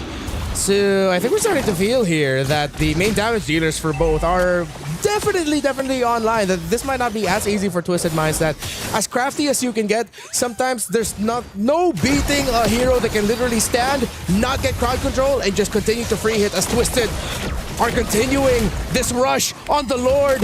Geltec could do nothing but watch. Twisted will get Lord 1 for the game. Despite that lead, shuddering between 3,000 and 4,000 gold, Twisted Minds continue to outfarm GCT. And I love that you mentioned the Hanabi. Tokyo is a storm a-brewing. There will come a time where Twisted Minds will have to figure out how to find her. Oh, yeah. And whose job is that? Is it Daisy? Is it Cow? Can Chincha find the flank and just wail away? These are the questions that Twisted Minds eventually have to answer. Maybe not now, but maybe at the 14 or 15 minute mark. Yeah, and this is one of the difficult things about you being really good and really crafty in team fights, finding different angles, and it seems like there's a lot to do. Look how simple it is for Geltec to just jump on Maylane, but Maylane is so tanky that Twisted can come in for the response as the Aulus will try to run and succeed at that. Twisted will not get a kill, but Geltec does not get one either, unless Daisy is going to go for the loop around. She doesn't have the Petrify anymore, so going in would be too much to ask for. 5 players getting kited by a singular Baksha. Liubon dancing around. She wants up! Oh, it's another Esmeralda dance-off! You don't want to dance against the Esme, but it's too much as Geltec played it safe. I don't know if that was the call of Liubon to tell the team to just back off. Melee gets taken down. Geltec still fighting, but Twisted continue to trade. They get the grab. Kuejo will fall. Chin Chow is 4-0-4. 2 for 3. And this was all a smokescreen. Twisted Minds wanted that fight to overextend so that they could eventually get Lord up top. put that turret at half. Mid lane almost fell too. Bottom lane, at least that holy shield got popped. So that means Twisted Minds got what they wanted, I think, despite the trade. Necessary deaths. Yeah. Death sustains life. That is true. Where have I heard that before? Song of Ice and Fire. Okay, thank you. So Westerosi saying. It's been a while, so I can't remember a lot of the sayings. Something about wearing armor so that you don't get hurt. Something like that. Something like that. Mother of dragon eggs, right? Looking at the build, Sa has outfarmed Songjae by 2,000 gold. That's huge. Liubon dancing around too. They're good. They're gonna chase this Esmeralda to the end of the earth. So Liubon just decides, you know what? I'm gonna try to take one of you with me, but nah, it's not gonna work out. Nope. That is a rotational miscalculation for Liubon. And that just gave Twisted Minds a little bit more room to work with. But also, maybe it was on purpose. Because Geltec pushed that bottom lane tier 1. But if her life was worth it, that's another question entirely. At least Geltec got back here in time to defend their turret. At least they don't lose a base turret too. Still, it seems like Geltec are really running out of ways to try and break through Twisted Minds. Because even Melee alone, we saw their attempt on Melee and they could not take the boxer down. Which I think still impresses me. It's less about Geltec making a mistake and more of, wow. Meylane has figured out the right item progression to quell GCT's damage output. Lord number 2, easily taken here by Twisted Minds. Liubon might get a little chunkier now, a little thicker. Picks up that Chastised Pauldron. Yeah. Where else are everyone on Twisted Minds? Because the 6k gold has to be somewhere. Besides Sa. Oh, Chinchao, 3-level gap against Tokyo. Okay. Yeah, it's only a level 12 Hanabi. Oh, Ice Queen wand on Sa. And that's going to make it even harder to fight, especially for this Aulus. And for Liubon. And Kuejo. Yeah, we might just be delaying the inevitable, and we might be witnessing Twisted Minds taking this game number 1 with the Lord marching up top. And they are playing the push incredibly well. Even if they don't end it here with this Lord, they'll have more minion waves crashing in. Looking to see if Geltec will force out resources just so that they can defend. Top lane gets broken down. Twisted Minds are inside GCT's base. Mid lane and bottom are next up on the docket. Wave gets taken care of in mid. Bottom lane up next. Oh, Twisted still decide to play safe. Kiwi goes in, but immediately gets blasted by the members of Twisted Minds. Even though the Wrath of Dryad game's out, Chinchao still free hitting and still unreachable by Geltec. Still deathless and perfect. Ain't no item build to quell the true damage coming from turrets. Mei lane stayed a little too long underneath the heat of this inhibitor. So it ended up being a trade. Tokyo picking up a Malefic gun here. Still, she's down for 1 full item. Yeah. So not out of the woods just yet. There are a lot of tanky members for Twisted Minds. So you're hoping to see that maybe the damage of the Gourd is going to be enough, but it's also a 3-level gap between the Gourd and the Lilia. Seems like Geltec are just really going to play for time. They wait and see if Twisted Minds will commit an error and they can play through a turnaround with some help of the damage of their own turrets. If they go out of their base and they go for the Lord, it's going to be really tough for them to win a fight. No, I would not advise for it. I'd say there's a 2% chance of success. That is my real-time calculation, so just don't do it. You're better with the high ground defense anyways. Cow versus 2! Wait, what? Yeah, you don't need to stay there that long. No way. No way the glue still gets away. Oh! Kiwi finishes her off. But Daisy looping around the back. Let's see if Geltec senses that a member of Twisted is setting up for something massive. It seems like they've already gotten way too far out of the eyesight of the Benedetta, though. So Daisy's been setting that up for the past minute now. Yeah. She's been hiding amongst these bushes in the bottom lane, in the jungle. I don't know what the real setup is because I don't think Sa and Meylane can make it there that fast. Maybe Meylane, but not Sa. And if you do that, you're kind of spreading yourself too thin because GCT obviously are, despite being down 6,000 gold and the map against them, are trying to push. They're still very proactive. So I don't know what Daisy's trying to do here. That's how costly it was for Twisted Minds that Cow was taken out in that fashion. It gave just enough room for Geltec to finally get out of base, have some presence in the center of the map, and then push the power up top. Meylane, that's the jungler that they found!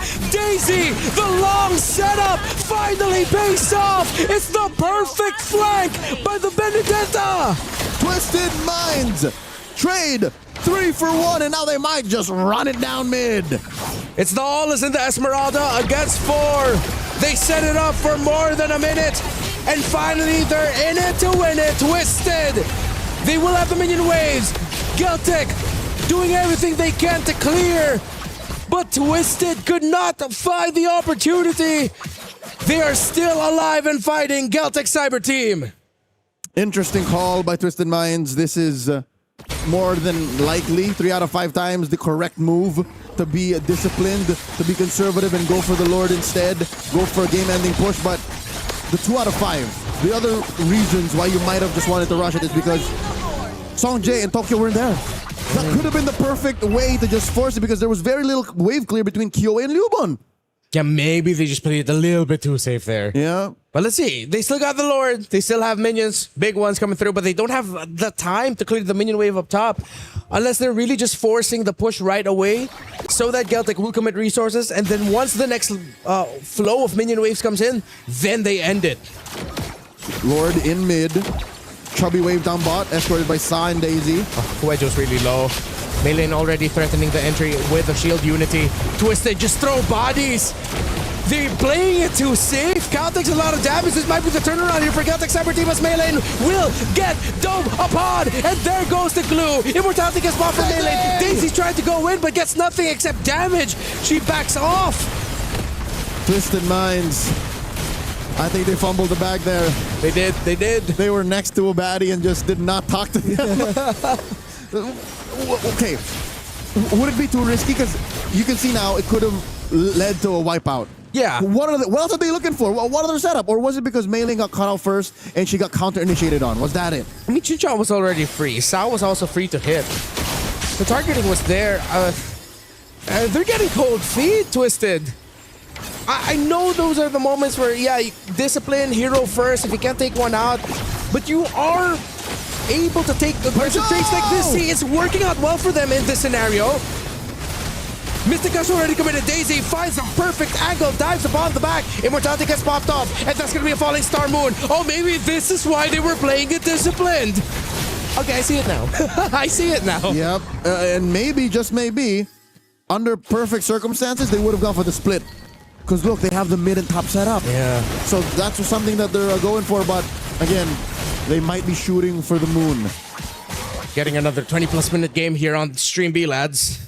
And still being faster than Stream A. Yeah. We got a 24-minute game in Series 1, but still we ended it sooner, but... Yeah, we're still ahead of them, I think. 19 minutes in, a winner crown on Daisy. Okay, I think that's a great pickup because I think Daisy has now started to read that, yes, I know she probably already picked this up because her immortality is gone, but this will give her just a little bit more room for error so that after the Electro Final Blow, Petrify, then you pop the Winter Crown. And then she can Sword Intent out. Yeah, just Sword Intent out of there. Eye for an eye also to make sure that you just don't get CC immune.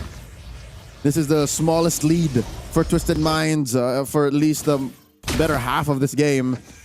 So they're, safe to say, ladies and gentlemen, they're losing a grip on this game. GCT has farmed up well enough. Yeah. You're also seeing a bit of the frustration from Jin Chao. It's like, it's that face of like, oh, what else do I need to do? I'm able to free hit. I'm not getting caught out. I'm still deathless.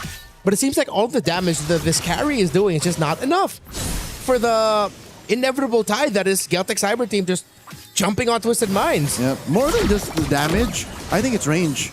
Yeah. That's why I think it's a little more palpable, the frustration out of Chen Chao. And we go back to the problem that we had for Twisted Minds early draft. It's too mid-rangey with all of this long-range pokes that Geltec Cyber Team has with their addition of the Gourd and then them also picking up the Hanabi. It's risky at this stage of the game, but still, Twisted Minds are playing the map really well. Huejo brought really, oh my god! Jin Chao gets deleted! Given her first death in the game, Daisy taken out as well. Geltec sense of victory impending. Newborn caught her out because she was under a conceal. There's nothing Chen Chao could have done. The only other thing Chen Chao could have done was kept herself scarce and went for a late entry. But ladies and gentlemen, we've seen scenarios like this since yesterday. Her 1-1 getting caught out, failing to cleanse. Lord goes over to GCT and now Meilane just taken down. They held on for so long. Finally, Geltec has control of this game as they get the Lord. They'll be able to march out. They still need to do a little bit of cleanup. But now Twisted is in the most uncomfortable spot this entire game. For the first time since the 2-minute mark, Geltec Cyber Team are in the lead. Yeah, it's been 19 minutes of all Twisted Minds. Yep. They slowed it down. They denied Kioi the snowball. And then here they failed to finish when Liubon and Kioi were the only ones left. So maybe, you know what? In hindsight, that might have been the perfect time to just risk it and said, you know what, we're ending it now. How many times have we said throughout our careers, at this point, you just want to throw bodies at the base. You had minion waves that were quite far, but were coming in. They didn't jump on that opportunity, and Geltec has jumped on the chance given to them, unironically, by Twisted Minds. Daisy gets spotted out, and it's too much. It's Geltec's time. Twisted, what can you do to reclaim control after holding on to it for 19 plus minutes? Lord's gonna jump here. Mystic projectile thrown out. Crashing in, less than half health on this turret. Melee again! Cut out the taunt and the damage. The gush has been thrown. Cow goes in. It's a massive combo, but Geltec are holding strong. Chin Chow doing everything she can to damage, but it's singular, while Geltec together as a group stand defiant against Twisted. Cow gave herself up to protect these inhibitors, but alas, there's only so much they could do. They continue to barrage Melee, bludgeon her, and she goes down. Daisy, futile attempt to try and deal damage. Oh, the stun again. Son on this gourd has been the biggest thorn to Twisted Mind's side. Yes, Kiwi is 10-3 and 5, but over and over again, it's the gush that's proving too problematic for Twisted to handle. And Chin Chow, who has been deathless for majority of this game, it seems like her single target focus damage is not doing enough to stop Geltec. Okay, so in a position like this, you make the call. Geltec Cyber Team are not going to force the issue and instead go for the Lord. This is the coup de grace. The Lord to end it all. I do not know how Twisted Minds will defend. They barely made it through without the Lord. They barely survived and not lost without the Lord. But what now with an involved Lord? Lord, number 5 goes to Geltec Cyber Team. Geltec, heed our word. Just throw bodies at this point. In the team fights that you've shown recently, it's enough information that Twisted cannot beat you on a 5v5 with their composition. And how well this Gourd has been positioning. You're up against a late game Hanabi. Meme on a Hanabi pick as much as you want. Majority of us throughout our MLBB lifetimes have fallen into this exact same situation. Yep. And again, you put the fear of God into Chin Chow, make it more awkward. Get in her face. That's how you got her. That's how you gave her first kill. Yep. Her first death, rather. And now they jump on him again. Melee. They spot them out, and look at all the red health bars get melted down quickly. Chin Chow does not have the damage. The front line does not have the health. Geltec has all the time they need. It took 24 plus minutes, but they win game 1. Victory! A long, drawn-out fight. Doing the math, Geltec was winning this for just about a total of 5 minutes. The first 2 and the last 3. Sometimes it's like you went through a book and you realized, you know what, all of this middle right here, not for me. Yeah. Let me read the fire intro that got me into the novel in the first place, and then let me skip straight into the ending. Yep. He's still the good guy. Yeah. What a comeback! I hate to say it. A lineup with Aulus and Hanabi won. And here's the thing. Is it with fair? Melrick, with Gourd, oh my goodness. Is it fair to say that it's because Twisted Minds did not force the issue and threw bodies to win? Oh, 100%. At the 17-minute mark. 100%. That was a situation where Erwin from AOT be like, hey, give your hearts. Sasage all the way. Because here's the thing. The thing is... I don't watch Naruto. That hurt him physically. You've done this kind of joke for 2 years, but that was one of the times I'm like, Ouch. I kind of got it though, but continue. Yeah. Well, not a joke. either ways, we all agree that was Twisted Mind's game to lose. Correct. Yeah. Like, if they just been okay with 3 people dying in base so that Chinchao can just hit the turret, yep, none of this would have happened, right? Because here's the thing. They already hit their power spike, and then GCT, they needed a little bit more time. They needed 1 or 2 more items to be really relevant. And they were down. Yeah. It's 2 defenders. Melee defenders. It really looked like they made the crunch call of respawn timers are quite close. Minion waves, once they get here, it would have been a full 5-man, but then the other 2 who were left defending also needed to go back and heal, meaning that you have a little bit of a time window as well. And I think they just decided to play it safe. I mean, it was way too close to call, but from our perspective, it looked like they should have just jumped on it. And I gotta say, the resume for Beleric is looking much, much better. I mean, it's already looking good. Yeah. Right now, it's getting better. And the thing is, Hanabi maybe only lost 1 game so far. It hurts to say. I think we now know the scale of power. Yeah. Beleric, Hanabi, Hirara. I mean, welcome to Stream B. Welcome to Stream B, folks. And Esmeralda looked pretty good as well, but we saw the power of the carry, right? Honestly, if Chinchao had a front line, it would have been perfect, right? Yeah. Okay, fair enough. She did not have a real front line. Yeah. It was a glue and a Benedetta. Yeah, but here's and the a thing. Boxia. As a roamer, I feel like Kao is an amazing roamer, but at the end of the game, she was too scared for her own good. That was a prime opportunity for you to throw your body because, again, Chinchao just needed space. We saw how the first turtle or second turtle went, that Chinchao just basically cleaned everyone up. And it's counterproductive because it's Melee who kept throwing her body out there, and Daisy. You can't afford to do that. Oh well, Daisy, she had a mission. Yeah. Daisy tried to force things out, but honestly, like after playing some EXP games, I think Daisy just slightly tilted there because she's like, if you're not gonna go in, I'm gonna go in. Yep. Yeah, it felt like it did feel like that sometimes. Also, you can see the moments where she set up something with a petrify, but then the follow-up was just a little bit off the timer that she would want as the Benedetta who decided to entry as the team. I think that more so this is the most, probably a really frustrating game for Chinchao. She had an amazing game for majority of it. That was a spot. That last clip, that's where they should have ended it. That's where they should have ended it. And at the same time, it's ironic that the moment Liu Bon just decided to throw herself towards Chinchao, that's when they completely got to turn the game around. But also there was one death, although the super random death on Kao, when they found her somewhere in the river near the purple buff. And Maylane. And then that led to a little bit more room for Galtech to go out, hold the center, push a turret. That gave them just like a little bit more breathing room to stabilize the map a little bit, which I think eventually led to this. Gentlemen, I gotta say, out of all the times I want to see stats, this is the one where I want to see. I want to see how much damage the Owless did, how much damage she took, the damage that the Hanabi did, how much damage taken was from the Beleric. Because again, like, I'm just curious because KOA, it does look like the damage is there-ish, but because everyone's so clumped up, I was like, wait, who was it really? I'm pretty sure a big chunk of it was the Gourd, but still. It must be exponential.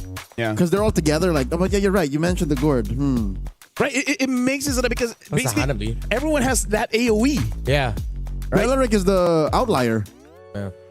Technically, it's AoE as well because the passive can pierce if you're close enough, but either ways, yeah, that was an amazing game, but that's also a game where it tests your mental, right? Like, are you going to get tilted after that? Because you 100% knew you were going to win, right? I'm pretty sure some of the players would be like, if only you did this, and that, we could have won. I am man enough to admit, if I was in the shoes of Twisted Minds, probably would have cried a little bit while getting mad. Not at my teammates, at myself. I would have been mad at myself. That's why we're here. I mean, like, here's the thing for you guys at home. You guys can get the new interactive Evo because of Rhino Day. It is available now, so make sure you guys check it out in the shop and show off your new emotes. Happy Rhino Day. Happy Rhino Day. I'm not a Rhino anymore. I'm just saying. I'm not a Rhino. Still a lion. For some reason, I can't connect to Bang Bang over here. I don't know why. I think I'm halfway through to becoming a dragon. Oh, congratulations. Good for you, man. I am 2 or 3 games away. From becoming a dragon? Yeah. He's played a lot. Yeah. Yeah, and for now, we are going to go for a break because that is quite the game. I feel like Twisted Mind needs to utilize this time as best as they can to calm down. So when we return, we'll see if GCT can close it out or Twisted Minds extend the series. We'll see you guys later.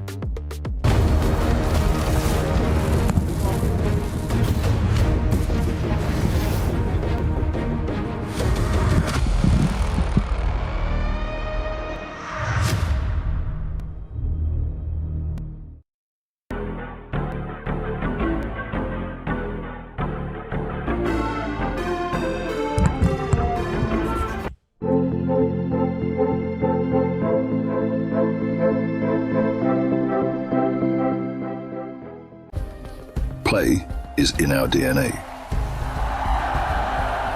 Whenever we let it out, it becomes our superpower. Now imagine an entire city being built to supercharge it. Kadir City, powered by play. We were there. For every click, every clutch, every respawn. We were there for the years of grind, and we're here. Now, the proud founding partner of EWC, powering the biggest event in gaming, shoulder to shoulder with the world's best, making history. Greatness deserves a stage. Lenovo Legion, reach your impossible.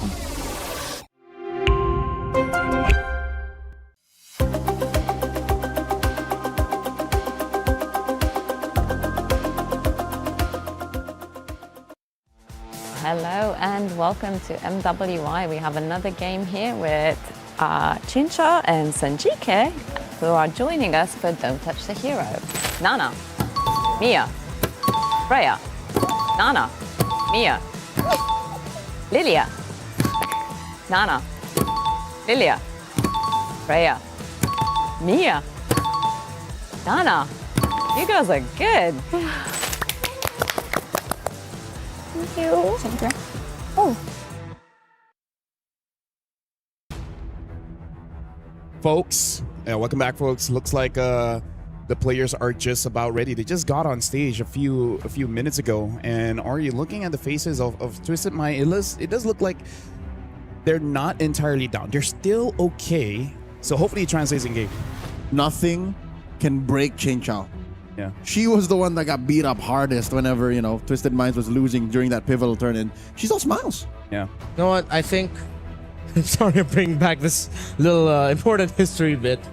After the many times that Chen Chao and Mei Lane had to suffer heartbreaks from their rivals in Vitality, I'm pretty sure their mental is 100% okay at this point. Yeah. No, I do agree, but at the same time, I feel like they got to use their veterancy and be like, guys, we could have won. You guys just... Like, if you see an opportunity, just go for it, right? I agree. Seriously, we're like, whoever hesitates loses, and we see that just now. I think that is a more productive use of their time if they just don't, if they don't say, it's okay. If they say, like, no, we should have won. We should have won, yeah. Let's do better. Yep. Like, again, this is the group, this is the knockout stage qualifier. Yeah. Winning this one really helps you out a lot. That 1 day of rest could be like 3 scrims. Yeah. Confirmed prize pool elevation. Yeah. Or at least a nice day off in Paris. Oh. Right? Like a nice little reward from the coach and the management. Hey, I know we're already in the knockouts. You know what? Let's enjoy the city. Yeah. Congratulations. Visit the Louvre. Yeah. Notre Dame. By the way, we're docking this from your pay. You're paying for this day. But it's okay because we already got the next tier of prize pool. So now, honestly, in terms of the game, I really feel like play around Chin Chao if she can get that carry again. Because carry, I think, is creeping up to be one of the top 3 marksmen now because she does counter quite a lot in the EXP as well as the roam. Yeah, and carry for the past few months now has been that hero, has saved a lot of teams globally. Yeah. Of like late game, you've lost early to mid, but you have a carry, and as long as you keep your carry alive, then you can turn the fight around. Yeah. She's also a very high risk, high reward hero that if you're willing to play like that, you can turn things around. But here's the thing. For a majority of game 1, they were in control. So there was no room for that. And I think they should have known when they could have gone for that. Again, I think it might have been the Hanabi effect. Could be as well. Ladies and gentlemen, we are jumping into the draft here. Twisted Mind is going to be on blue side first pick. This is going to be Flying Clouds. Already betting out the Roamers here, betting out the Belleric as well as the Atlas. And I think that is going to be a very good call. Osprey is not going to let that Matilda go. So maybe this is one of those games where Twisted Mind might actually just let go of the Herrera. Okay, they're saving it for the last band to see. Wait. What if, in an effort to turn things around, Mei Lane just goes for a heel turn and then picks the Hirara herself? Oh yeah, we haven't seen her yet play like an assassin. Assassin. Baksham Barats, that's all she's been doing here so far. Yeah. I mean, honestly, she has been doing quite well, but it does seem like the way that Daisy played, it would actually be so good if she was some kind of tank, because she has the gutso to just dive. Like, I don't care dying, I'm going to create an opportunity for the team. A tank kind of needs that kind of mindset to really help your team, and that's what they needed in the previous game. She did that, but again, as an assassin, you can't survive that long. So Yuzhong. Honestly, yeah, Yuzhong is a perfect fit. Depends on who's on the other side, like who you're hunting down. So there's a Claude ban. Interesting Claude ban. They're opening something up here. Do they want something like a Freya? Phoveus, Freya, Paquito, Esme all open. And that's a tough trade to take. I wouldn't be surprised if Twisted Minds just picks up the Phoveus and accept that it might have a difficult time because you're still open to a Valir showing up suddenly. Other picks, but at least you turn off a Freya, Paquito. Gord, you're susceptible also. Yeah. If Geltec ban out the Phoveus, that might actually hurt them. I say just let the Phoveus through and then just do what you can to counter that. Yeah, there we go. Marcel is open. Oh, yeah. Oh, that's the tough part. Yeah. Unless they are willing to use a roamer that can stick onto that Marcel, then maybe that's fine. So right now, Twisted Mind, look at this. Even they're having a bit of a shock. They go for the Herrera. There's the heel turn. So now this is going to be an easy Marcel for Geltec and then +1. Yeah. Which they can go for Esme again. There's no carry. Starting to get memories from yesterday and my feelings towards Herrera pick so early. Marcel Eve, Marcel Meralda. I would go Esmeralda. The carry is not there. There's not going to be a lot of counters here. Okay. Marcel Meralda. I wonder why. Unless they're willing to go for something like a Lunox. Why Herrera over Marcel? Okay, my theory is because of what happened in game 1, and I think they know that they could have won, and they saw what was happening to Melee in the last 5 minutes of the game. They're like, okay, what if we switch it up? Hold on. An early Clint? Huh. There's not enough tails and enough signs for you to pick a Clint this early on. And it's not like even the next best thing. You still have a Harib, you still have Moskov, and then you even showed off your Hanabi. So this is very peculiar. Well, technically it is a combo with the Marcel. I'm not defending it being picked up early on. I'm just trying to put myself in the shoes of the players right now. Because you have the golden hour up and you just release all your full combo with the Clint. It gets frozen. And then once it's like the Kimmy. Dude, all right. Valentina, I hope Twisted Minds has a Hilda in their lineup. They go for the high loss, which I guess is not that bad because it's not going to be easy for the Clint to burst him down. Well, we'll see how this Clint really does. I think Twisted Minds are expecting that Cuejo will have a Revitalize. That's why they answered it with another Revitalize. Yeah. So thinking Revit Marcel. Then Revit high loss. Valir, anyone? Ken, I think. Yeah. Because you already have the burst for your Clint. Yeah, it's not bad. At least the Valir for the high loss. And nothing for the Valentina to really steal. Yeah. Vengeance Flames. Yeah. Yeah. She's just going to be stealing the golden hour. That's it. All right, so they got a Paquito. So now Esme ban. Yeah. And then maybe potentially Yuzong, and then you're good. Yeah, for sure Esme ban. If Esme gets through here, why? Shenanigans. There you go, of course. Maybe another gold laner. Yeah. To take out from Twisted Minds. I do respect Gord getting banned here. I wonder if they want to still respect an Eve, even though it's good for them getting that Eve ult to deal with the Clint as well as the Marcel. Or maybe even consider a wild Kagura ban, because that's also something that the Valentina doesn't really profit off.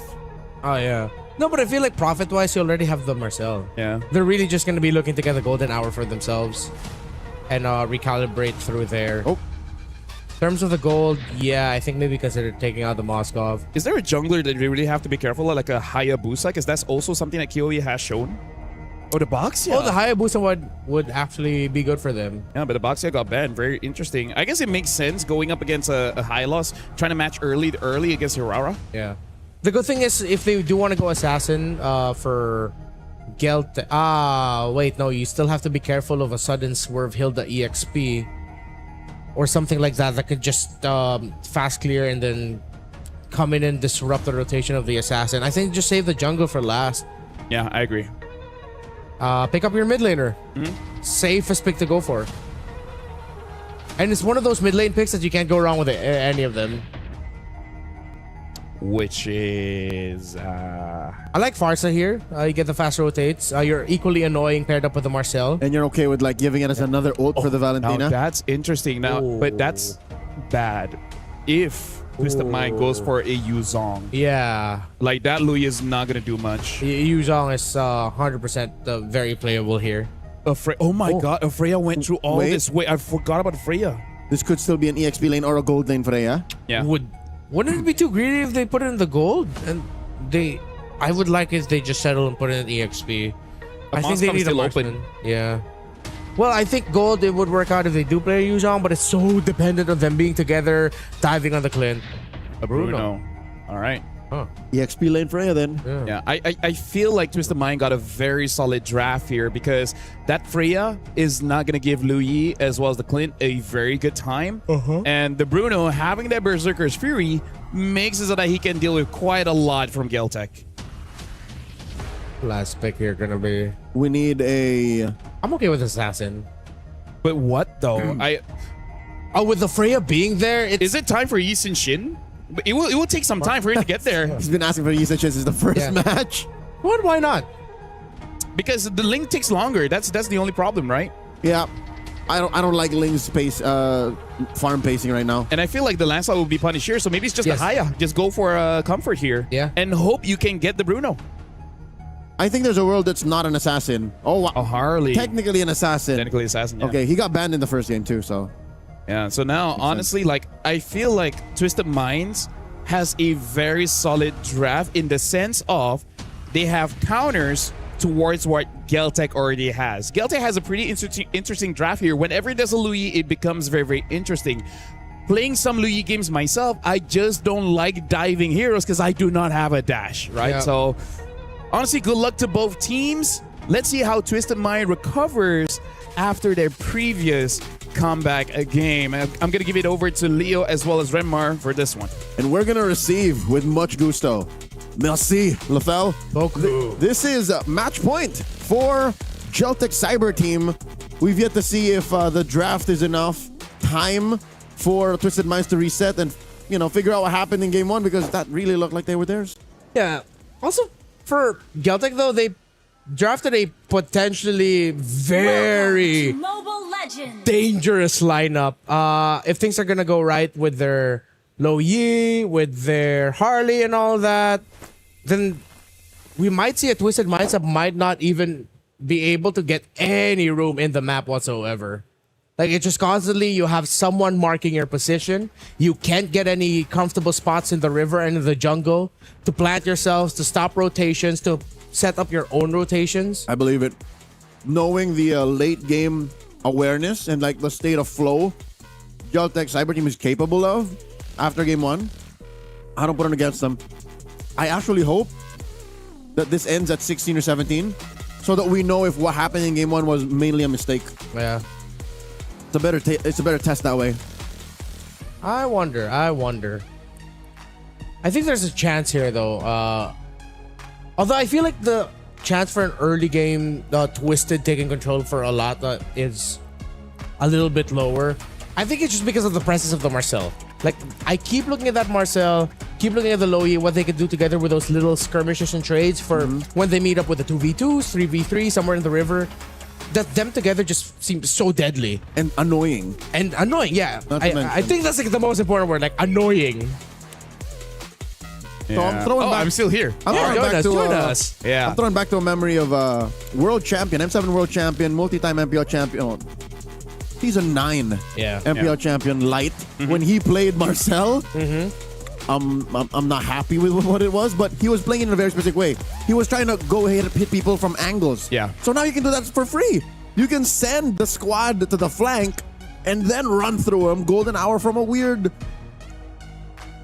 side. Yeah. So I think there's something to it. Geltec are cooking. Yeah. Honestly, after the first game, I really feel like this is one of those series where until it ends, we really can't say much because the teams have really shown that they just sometimes need time. And they definitely know how to defend their base very, very well. So I think at this point, it really is more on the gusto. Funnily enough, that's how you receive the take for this game.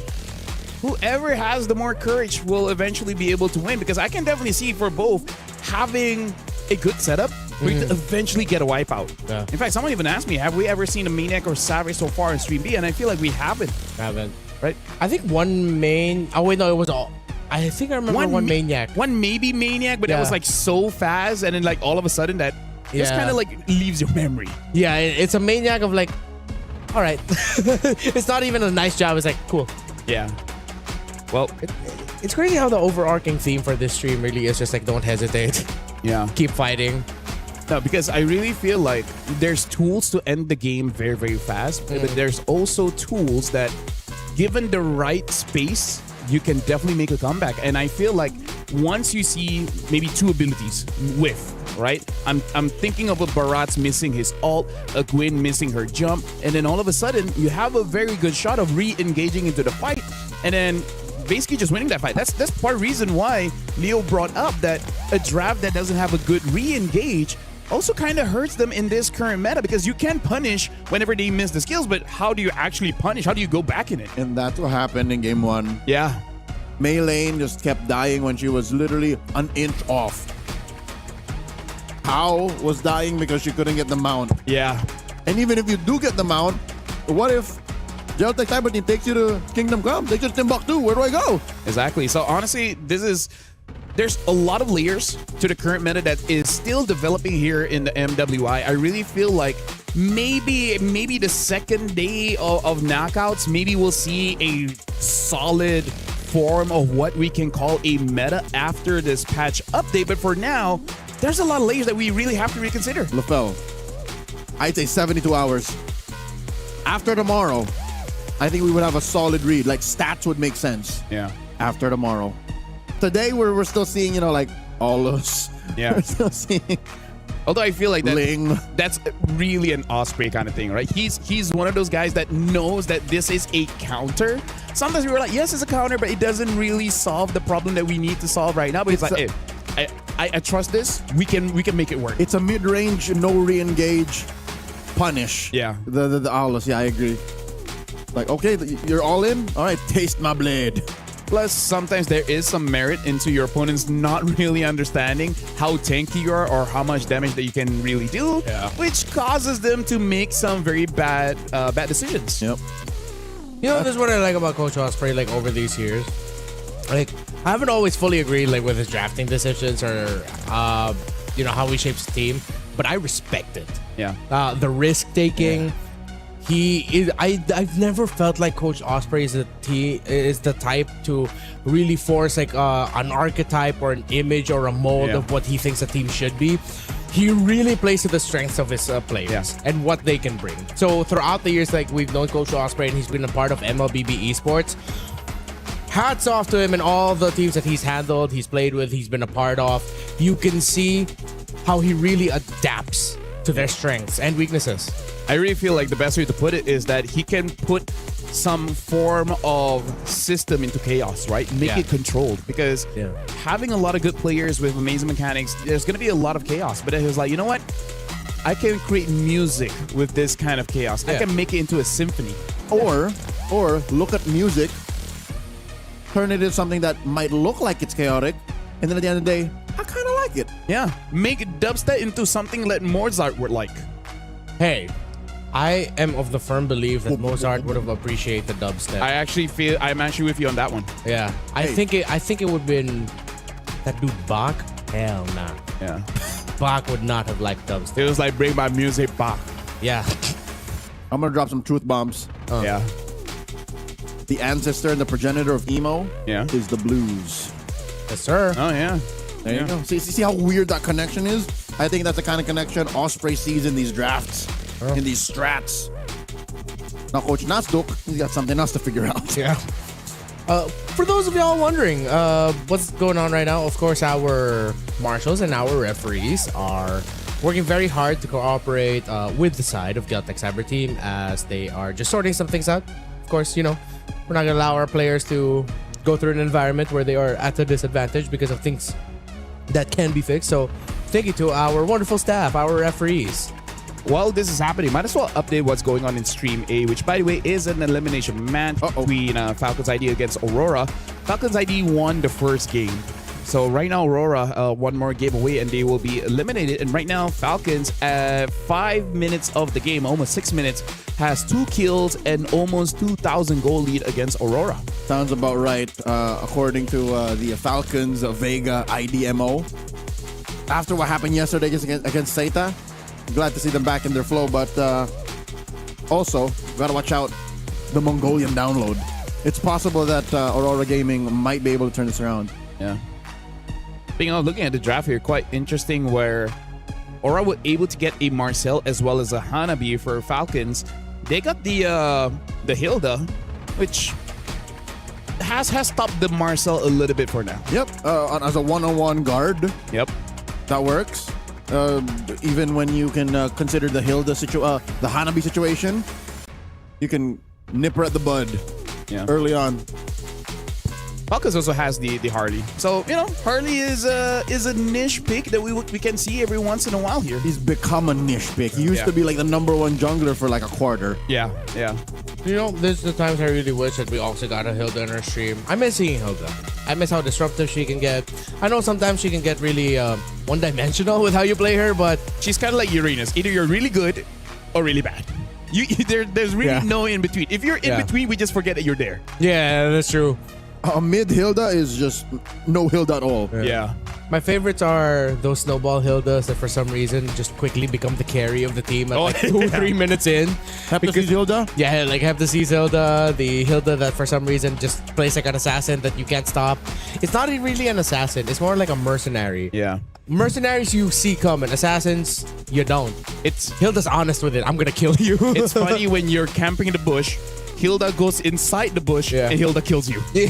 Right. Okay. This was not the plan. This was her bush now. I didn't know this was your house. I'm sorry about that. Yeah. Well, looks like this happens quite a few times in Stream A as well, where we're really just trying to figure things out. It looks like it is on the side of Caltech. Correct. Yeah. If one might be able to deduce, it seems like it's just the audio variety. I also feel that way. I feel like it's a audio. I wonder if the members of looking at the members of Twisted Minds, they're chatting. They have someone I think made a joke. It seems like this is actually buying them time to gather their spirits. Yeah. That's true. Like you're not allowed to talk strategy. Yeah. But you're just allowed to get out of your head. Yeah. This is a good way to reset. And whether or not it wasn't their choice. This is Geltech trying to fix also something on their end. So I'm assuming game 2. Well, fortunately, the draft is set. So gentlemen, I'm sorry for being correct. It's gonna be a long day. We manifested it too hard. Your full series for today, Leo. No, you are too. Yes, we're on the same boat. That just means I got to spend more time with you fellas. So I don't see why this is a bad thing. Yeah. He says begrudgingly. Something about doing this for at least 6 to 7 years. You just see it coming, right? Yeah. Like you can feel it. Yeah. Must have been the wind. Nope, it was me. I am the wind. Yeah. I am the wind. By the way, thank you very much for everyone tuning in. Wherever you are from the world, around the world. Hopefully we'll get this settled soon. And whatever time you guys are in, by the way, is this already nighttime in Southeast Asia? Yeah. Yeah, it's nighttime, right? For our friends in the +7. Yeah. It would be almost 8 p.m. So for us, it's 9. Almost 9, yes. Almost 9, yeah. So shout outs to you guys for sticking here. And honestly, there's quite a lot of people here in the EWC arena. Yeah. And I just noticed we also have some speakers. So that's cool. Yeah. It's nice. Again, if you, of course, can't come here to where EWC is, just imagine a massive convention hall where you can have multiple game titles playing at the same time. Yeah. And you see everyone just walking. A lot of booths, a lot of merchandise. What? It's everywhere. Booths. A lot of booths. Yeah, there are. That's what I said. There are a lot of booths. Yeah, we're right in front of Team Vitality. Booth. Yeah, Vivian's looking at me right now through, of course, the mural of the Vitality side. Niall is there too. Yep. Yeah. That's so cool. What is this other booth next to us? Qiddiya City. Yeah. There you go. Shout outs to Qiddiya. We shot there yesterday. Renmar. Huh? We had a shoot earlier today, and I don't think we were able to use it. Why? Because we already we shot the cold opening. Sorry, Oh, 2 days ago. Yeah. That was 2 days ago. Yeah. I was wondering, like, we shot something. Was I awake for the shoot? Like, how come I can't remember this? Sorry, man. It's a long day. It's a long day. It already has been. Yeah. I chose the wrong day to be. Anyways, right now again we're just waiting for things to settle down. This is one of those moments where it looks like it would be appropriate to go for a short break, but she's wearing her headset back. I wonder if that's a sign that we're all clear. But again, hopefully it is completely okay. Like, she can hear herself, she can hear her team, and more importantly, she can hear the in-game sound, because you don't want either of those elements not to be present, because then teams already have communication issues. We should not have one of the equipments be part of it. Hopefully it gets settled soon, because kind of like football, sometimes like cooling down isn't that great. Yep, the momentum. Yeah. And mind you, this is the winning team. Yes. They're the ones who won the first 2 minutes and the last 3 minutes. The longer we were here, it will be basically a Twitch podcast, and I don't know where I will stop, because my mind can go places, you know. I'm sure your mind will go places that people are interested to hear about. Yeah. I'm honestly trying to come up with like topics, but I'm kind of thin right now. Yeah.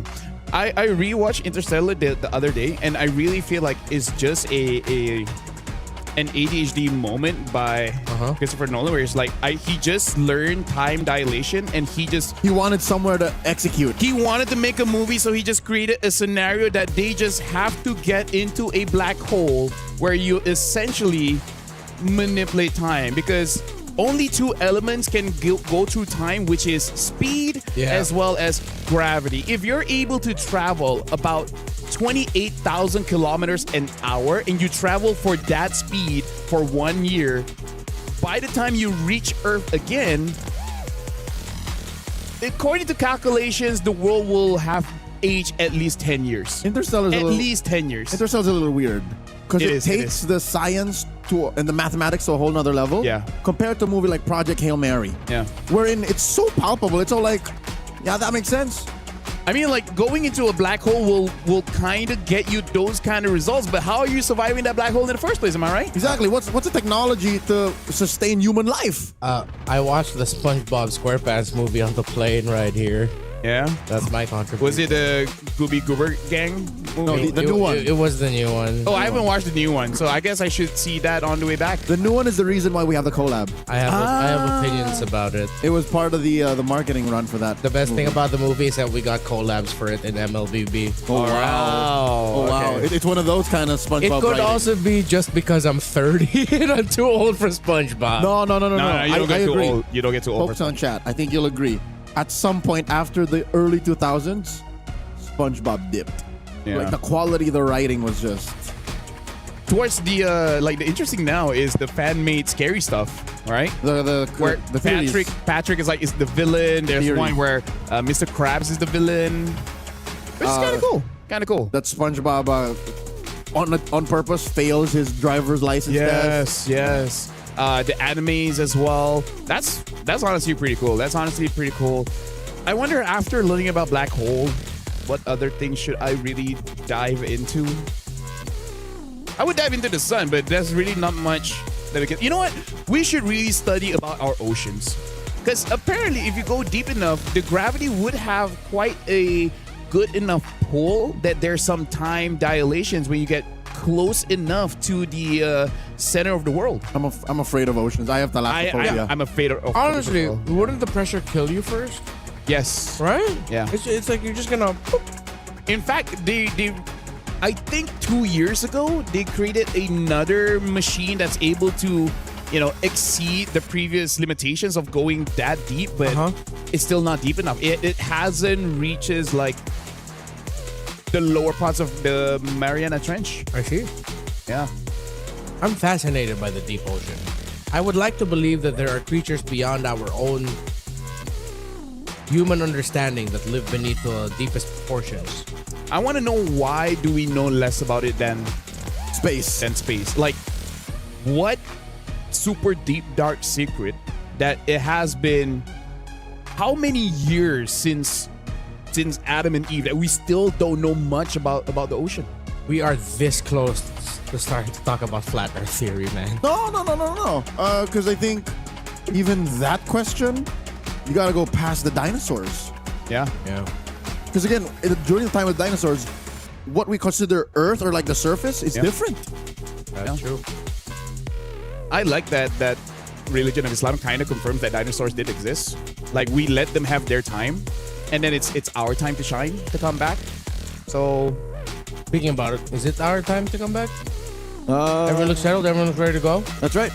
If the camera would pan over to the side of Geltech, they're all ready to go. They held hands.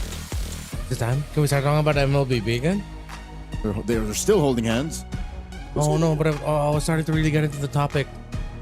I mean, we can save it for another tech pause. Sure. Hey. Do not manifest another one, brother. Oh, at this point, you don't need another tech pause. I'm enemy number one. Yeah. Well, can we start saying it's gonna be a short day? You know what? Today's gonna end before we know it. That sounds ominous. Don't put it that way. Why would you say that? Today will end before you know it. You would think it end at this point, but no. Before that. No, that's way too ominous, my guy.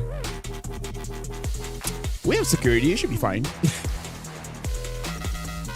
Tama, Ken? Belum? Okay. I assume that was your father-in-law. Yep. Here we go! Into the land of dawn for a game number 2. Once again, ladies and gentlemen, match point for Geltech Cyber Team. Welcome to Mobile And it's up Legends. to Twisted Minds to write a plot twist into the series and take us all the way. Thank you all for being very, very patient with us. We're finally back into the action as Cow, as typical. We expect of the row mid trades. Be aggressive early on, they get to clear, but Cuejo taking a lot of damage from the Valentina. Oh, it's a flicker, Marcel, this time. So a little closer to home, what we're used to. Yeah, no revitalized trickery here. But I think he also understands because of going up against a Freya and the risk of the Bruno. The revitalize won't do much. Yeah, they needed someone who could help maybe catch off the Bruno. Which, of course, the good thing for Geltech is that Chinchada isn't packing a Purify. Which, of course, he would want to pack a Flicker in this scenario. So just a little detail that's important here for Geltech. Still, a lot of aggressive trading in the center. We're still not really feeling the damage and the potential of the Marcel and the Loi together. But trust me, if the game gets close and the Loi has 2 items, the Valentina and the Hylos is really going to start feeling it. Whoa! Here we go, Daisy. 2v1. Trying to get away from this. Will she? Pops a Vengeance. Still trading. Liubon will be the one to suffer.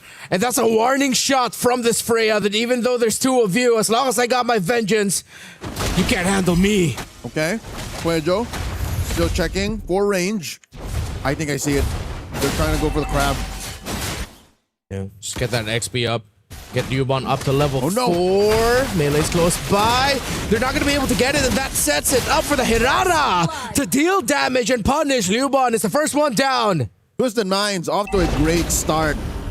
They gave GCT a false sense of security, thinking, oh, we're done with it. Nope, quick rotation by Melee.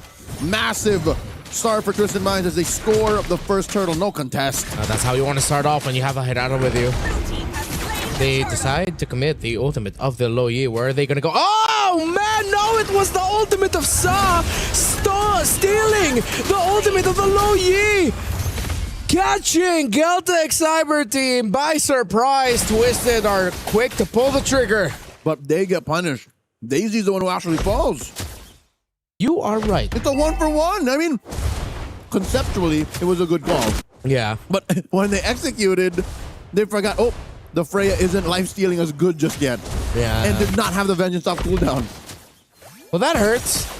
Imagine getting excited for something and then realizing that you got excited for the wrong thing. Sorry about that, Twisted Minds. Celtic Cyber Team. You know what? I'm going to just say, good counter. It was a cool move. Yeah, it was a cool move. It was a cool move. Oh! It was too flashy. Golden Hour! Frozen. Golden Hour. Cal using the Glorious Pathway to get out, and it's just fast enough, and he's able to heal just enough so that the ultimate of the Hardy will not take him out. His veteran experience, wisdom to know that I have to stand on my pathway to get the extra regen so I don't die to the deadly magics. 100 strike now for the Paquito, so that's damage online for the EXP laner of Celtic Cyber Team. Meanwhile, as long as Daisy cannot lifesteal as you expect a Freya to lifesteal later into the portion of the game, then maybe going all in might not be the best for you. Well, just watch out for your timing, I guess, Twisted. Half a minute till the turtle spawns, lower quarter this time. Daisy keeping Liubon honest. Quajo gets spotted out. That is a roamer on roamer check. Impressive how Quajo actually has a, XP gain over Kao. You are right. Oh. Well, I mean, with how fast Marcel runs around. Yeah. 2v1 incoming. It's a lot of opportunities for you to get in vision. And finally, we get to see another Street Fighter skin. We actually get Ryu. That is outfit number 2 Ryu. Yeah. Some of the outfit 2 ones will honestly look better. Yeah, than the iconic outfits. But let's get back into this, okay? Cubon has a full stance up. Geltec. It's good for them. They do have the golden hour. Sa has the golden hour as well. They commit the Oh, it was just slightly out of the bush, so they were able to see Coejo. I'm pretty sure they wanted to deliver the Marcel into the bush. Yeah. Liubon spots Chinchao. Chinchao already forced the flicker out. That's a full combination used by the Paquito. Liubon forces the flicker out so that he can get away to safety. Masai is still chasing. Uses some pokes out to the Paquito. Meanwhile, there it is! The duality of the Lo Yi! Just enough. But Twisted have held on long enough so that they'd be the ones to get a kill, and they still get the turtle. That duality could have been so punishing, but it ended up being a good thing for Twisted. I think this is just a mirror of what happened with the whole stolen diversion. Great setup, great sequence, did not have the room to finish it. Because look, 2 or 3 members of Twisted Minds were down to like a fourth of their health. But still, there was no cleanup. Yeah. But still, Celtic Cyber Team, amazing map awareness. They send the World Warrior, Liubon, up top to take care of that turret. Feels like it might just be one of those games also that's going to be a long one. Considering that Celtic Cyber Team, they do have a good high ground defense. With Lo Yi, with the Clint together. Yes, their lineup will really thrive on them being able to control much quicker through the Hardy, through the Paquito, and aggressive rotations with the Lo Yi, the Marcel. Speaking of aggressive, Quajo shows himself. Tokyo's there, but Kao was nearby. Pops the Glorious Pathway so that Chinchao won't get dove on. Okay, good deal. They trade out for the engage. Diversion to the brush. Oh, they're going to get this tower for sure. Yep. Well spent. That diversion was well spent. Meanwhile, up top, Kiyaway with a bit of a split push. Already forced to commit the retreat there. Golden hour, tossed out. Not going to be enough to actually make a huge impact. But Coejo's here. Golden hour this time. I will admit I'm getting a hard time tracking which golden hour belongs to who. But up top, that's Kiyaway falling to the Hirara and the Freya. I mean, it's a 2v1. She really bought time there, but she still fell. And I think it's not enough time bought to deny this push up top and mid. Okay. Oh, duality again, perfect. This is what we're talking about when it comes to the combo of Galtech. Oh, a flicker entry, but they're not really able to get something out of it. Still, though, Galtech's in control while Twisted are forced to play around the map and get a little bit crafty so that they can open things up for them. Cracking shot by Cuello. Hunting Sa! They're gonna get up. Oh, Newborn. Oh, I thought there would be a moment for him to get up, but since he already committed his flicker, finding himself in that scenario was not good. I was about to say less than ideal, but that was just straight up not a good time for him. It's not good. Nope. Less than ideal is if at least there was one member nearby to add some damage to finish it, but that was far from it. That wasn't it, Chief. Maybe a little bit too greedy. KOA not here. It's going to be a concession of this turtle. As Galtech will give this up. That's going to fall to the hands of Twisted. That's all turtles in this game go to Twisted Minds. Let's see if Galtech can finally find an opening in the map. But riddle me this, Renmar. How are they doing that while Galtech are still up by 1,000? Yeah. Whoa! Wow. They're both equally opening up the map. Daisy spotted, trapped, forced to get out of his own turret, but Cuello with the golden hour. They break through the tower, but Sa is here, and the presence of Sa is just enough for them to send the team back. Wow. Quick rotation. Tier 2 push up top, straight to a reset mid. Galtech Cyber Team, I hate to say it, but that diversion, they're using it without getting much kills to their advantage. Like a Divide team. Wow! What an outplay! Sa soloed the Harley, giving it a taste of his own deadly magics. But it's a trade mid for mid. And no one wants to commit into this, knowing that it could be deadly for either. They're trying to work out the math, and it seems like it's Twisted that makes the call. Cow now forced out to safety. Gets punished. Cuello with the kill. Galtech have the numbers advantage, but Twisted are healthier, and they force Galtech back. 2 for 1. Massive win for Galtech. They're sending Cuello over here. They're not done yet. They commit the diversion, but they're not going to be able to get a kill. All right, as I was saying, for a team that we expected a lot of aggression from, team fighting, brutality, violence, they're using the diversion on such a high-level macro tactical way. It's just quick rotations, okay. Go check if you can force out an ult or purify a flicker, rather. And they've been doing that. I guess that's why they're able to stay 1,000 gold up. Conceal. They find Sa, but she commits 2 dashes to get under the turret. And the Galtech will not be able to find an opening unless, can they get this Freya? Do they have an angle? They're trying to hold certain angles. Oh, Melee goes in out of nowhere with a Herrera and gets punished for wanting to check. But Twisted Minds might have the numbers, might have the health so that they can keep fighting. But Galtech, with their low Yi, staying alive with the raw damage power of a Paquito, they decide to go forward. Cal falls down. So far, it's very favorable for Galtech. Liubon gets another. That's 3 members of Twisted deleted, but Chin Chao gets the Paquito back, while Galtech will get the Lord through Kiowa and Tokyo. Hard to contest. I think Twisted Minds just have to accept the fact that their retribution is just on the way, while Galtech Cyber Team have already secured it. Impressive work, and I just want to throw back to a moment in that sequence. Kiowa, space escape, then straight up walks right in front of Chinchaw, and Deadly Magic, sir, compromising Twisted Minds counterattack. Well played, KOA. Well played, Galtech. It's been close. It's been Twisted getting the objectives. It's been Galtech needing to be crafty and opening up the map. And they did so through a fight. They got to split up that fight real quickly. What was, I thought, going to be just a huge 5v5 suddenly turned into a 3v2 or 3v4, 3v5 while 2 members of Galtech just got the Lord. That just shows mastery, that they understand they don't always need to lean too hard into fighting and getting kills. If there is an opening to get an objective, you jump on it. Cow! And now they jump on Cow, who used the glorious pathway, but she gets stuck by the golden hour. Still, she's fast enough. Liubon is not going to be able to connect the combination of the Cow to make sure that the high loss goes down. Here comes Daisy with the entry, but they still get punished. Meanwhile, Melee finally takes down Liubon. All right. Galtech Cyber Team threw a little bit too much bodies just for a tier 2 down bottom. But eventually it will convert to 1 more in mid and possibly a Holy Shield pop up top.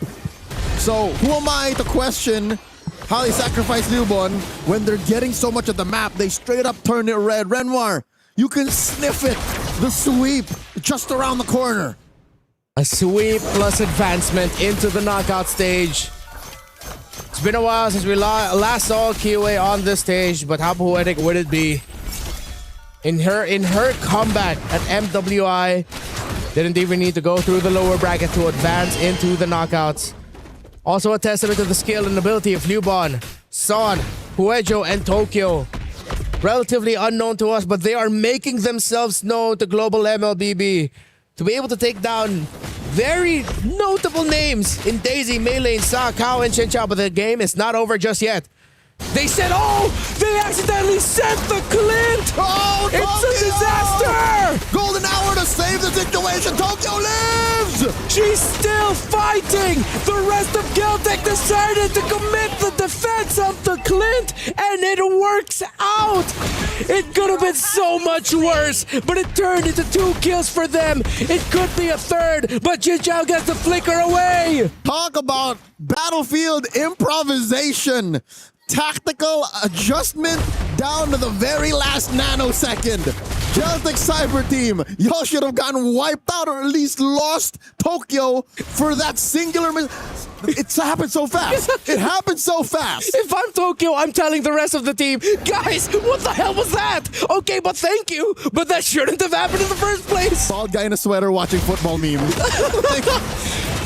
Oh man! Oh no, you know what? Saved by the golden hour too, if I'm not mistaken, because Tokyo was able to get the shield from the passive of the Marcel. And the golden hour stopped the rest of the assault. That is a series of fortunate events for Geltec Cyber Team. Oh! But now another big fight broke off. The members of System Minds are looking really low. Melee gets taken out. Geltec still, again, inevitable. In front of Twisted, they will get this next Lord. At a 3,000 gold lead, with the map looking like this, items in EXP are not even the problem. Geltec Cyber Team are out executing Twisted Minds, and that almost mistaken diversion is proof that they know exactly what they're doing. That's highlight, that's content, that's going to the stories everywhere. It's memes, it's dreams, it's... Here. According to LaFell, mission failed successfully. Hey, you remember the time y'all sent me to that diversion alone? I think it's because, okay, they decided to check, and then they realized, oh, there's someone there. And maybe Tokyo was just like, wait, there's someone there. Whoop! It's not someone, it's some 5. Again, it's insanity how they were able to get away with that and still got a big win. Yeah, massive trade again. Just literally. Oh, here we go again. Wager with everyone. Diversion up top. All right, that's the whole team now. So that for sure was meant to be. Glorious pathway to delay their entry. Golden hour gets dropped down. Kuejo, perfect yet again. The attempted entry by Daisy gets a stop. But the golden hour plus the combination from the Paquito. Geltec are on the way. Welcome back to MWI. Kiowa one step closer to advancing. They're getting the bodies. Tokyo gets a double kill. They are looking sharp. They're looking good while doing it.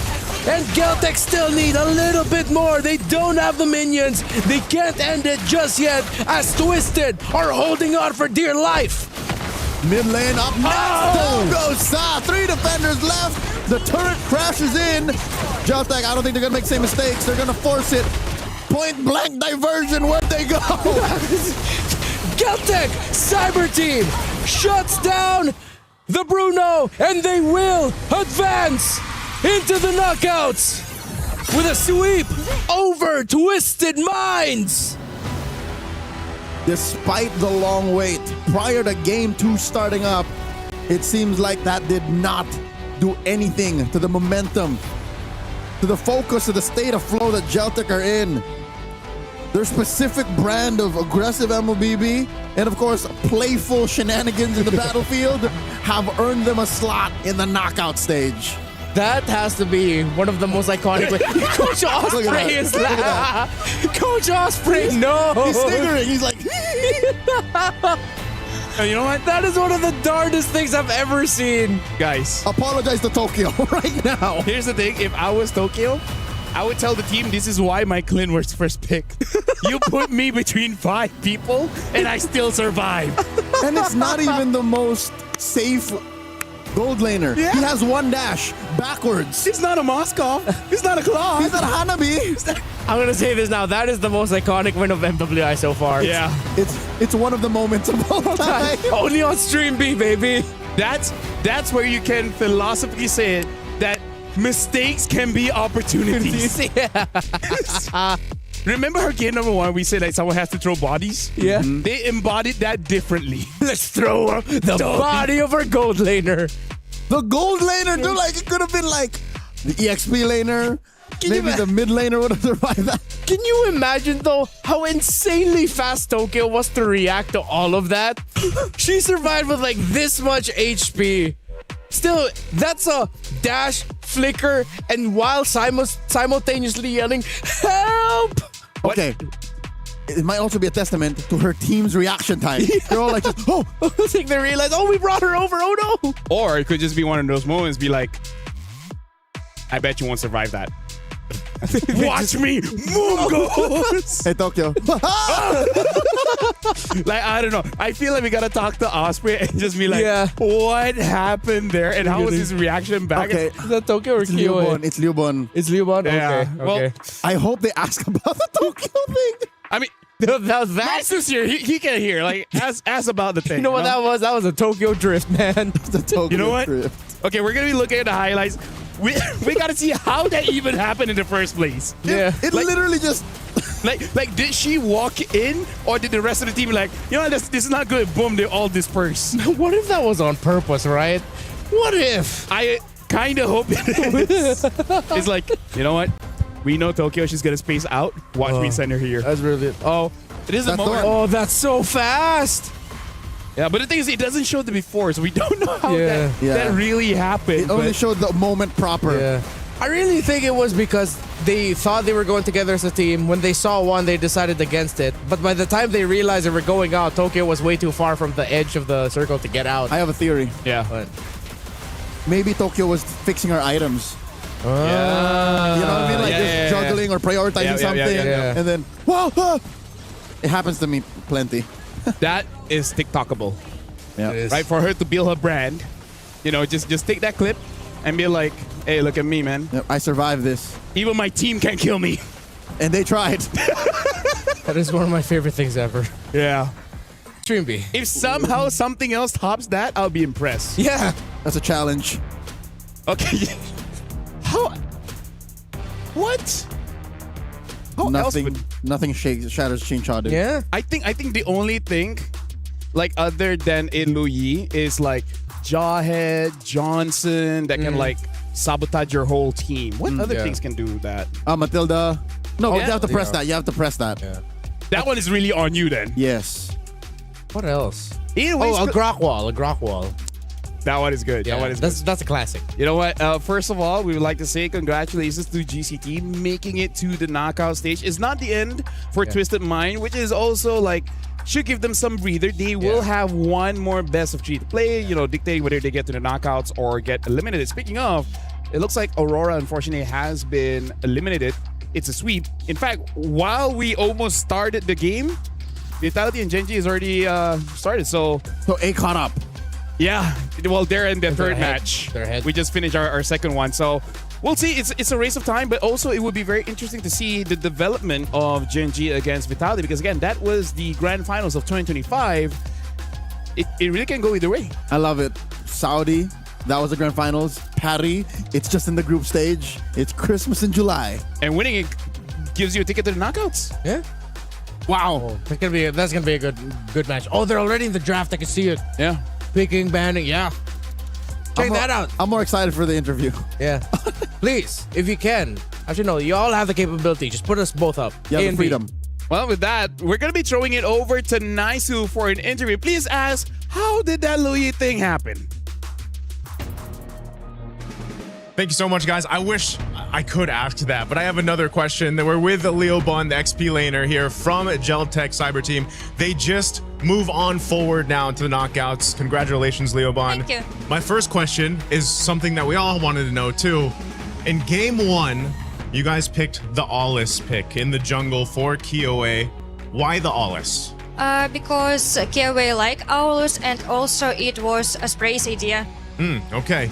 And I know they want to know about the other picks, the Louis, but we also want to know if you guys, Geltech Cyber Team, gets to pick your opponent going into the knockouts, what team would you guys like to face off against? I think it doesn't matter.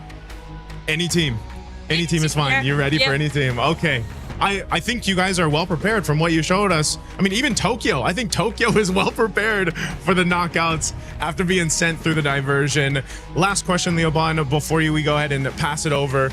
Any message you want for your supporters out there for Geltech Cyber Team? You can say it in English, you can say it in your own language, or whatever you feel like saying to your supporters. I would do it by languages. Okay. Thank you everyone for supporting us, and hello to my friends and for Marбон. Передаю привет своим друзьям, родственникам и Марбону.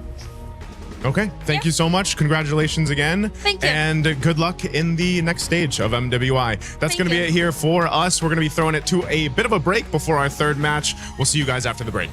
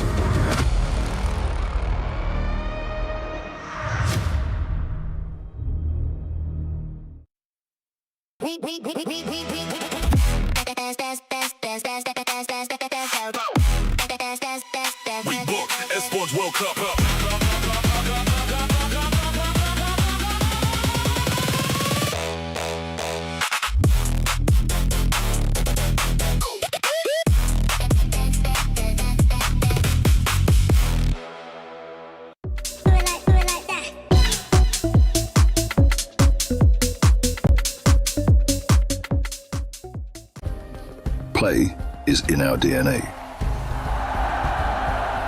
Whenever we let it out, it becomes our superpower. Now imagine an entire city being built to supercharge it. Kadir City, powered by play.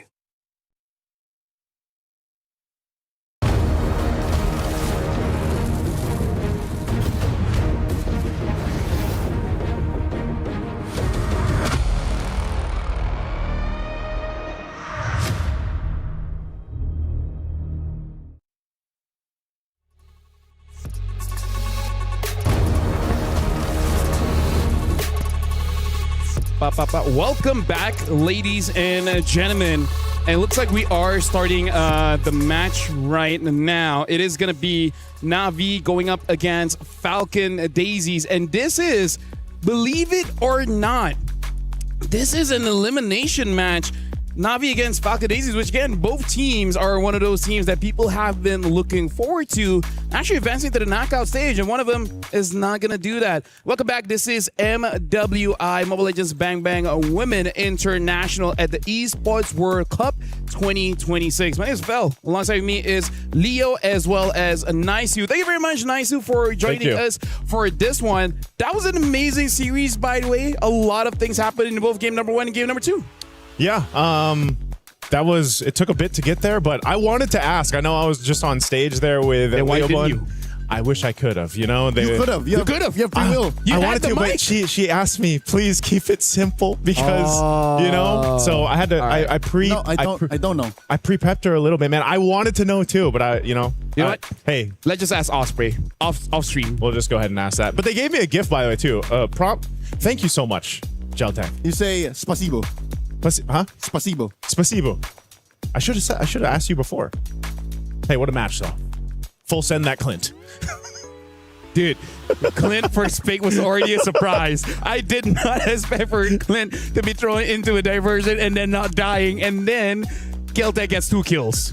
That's gotta be a series that trumps most anything we've seen on Stream B so far. Yeah.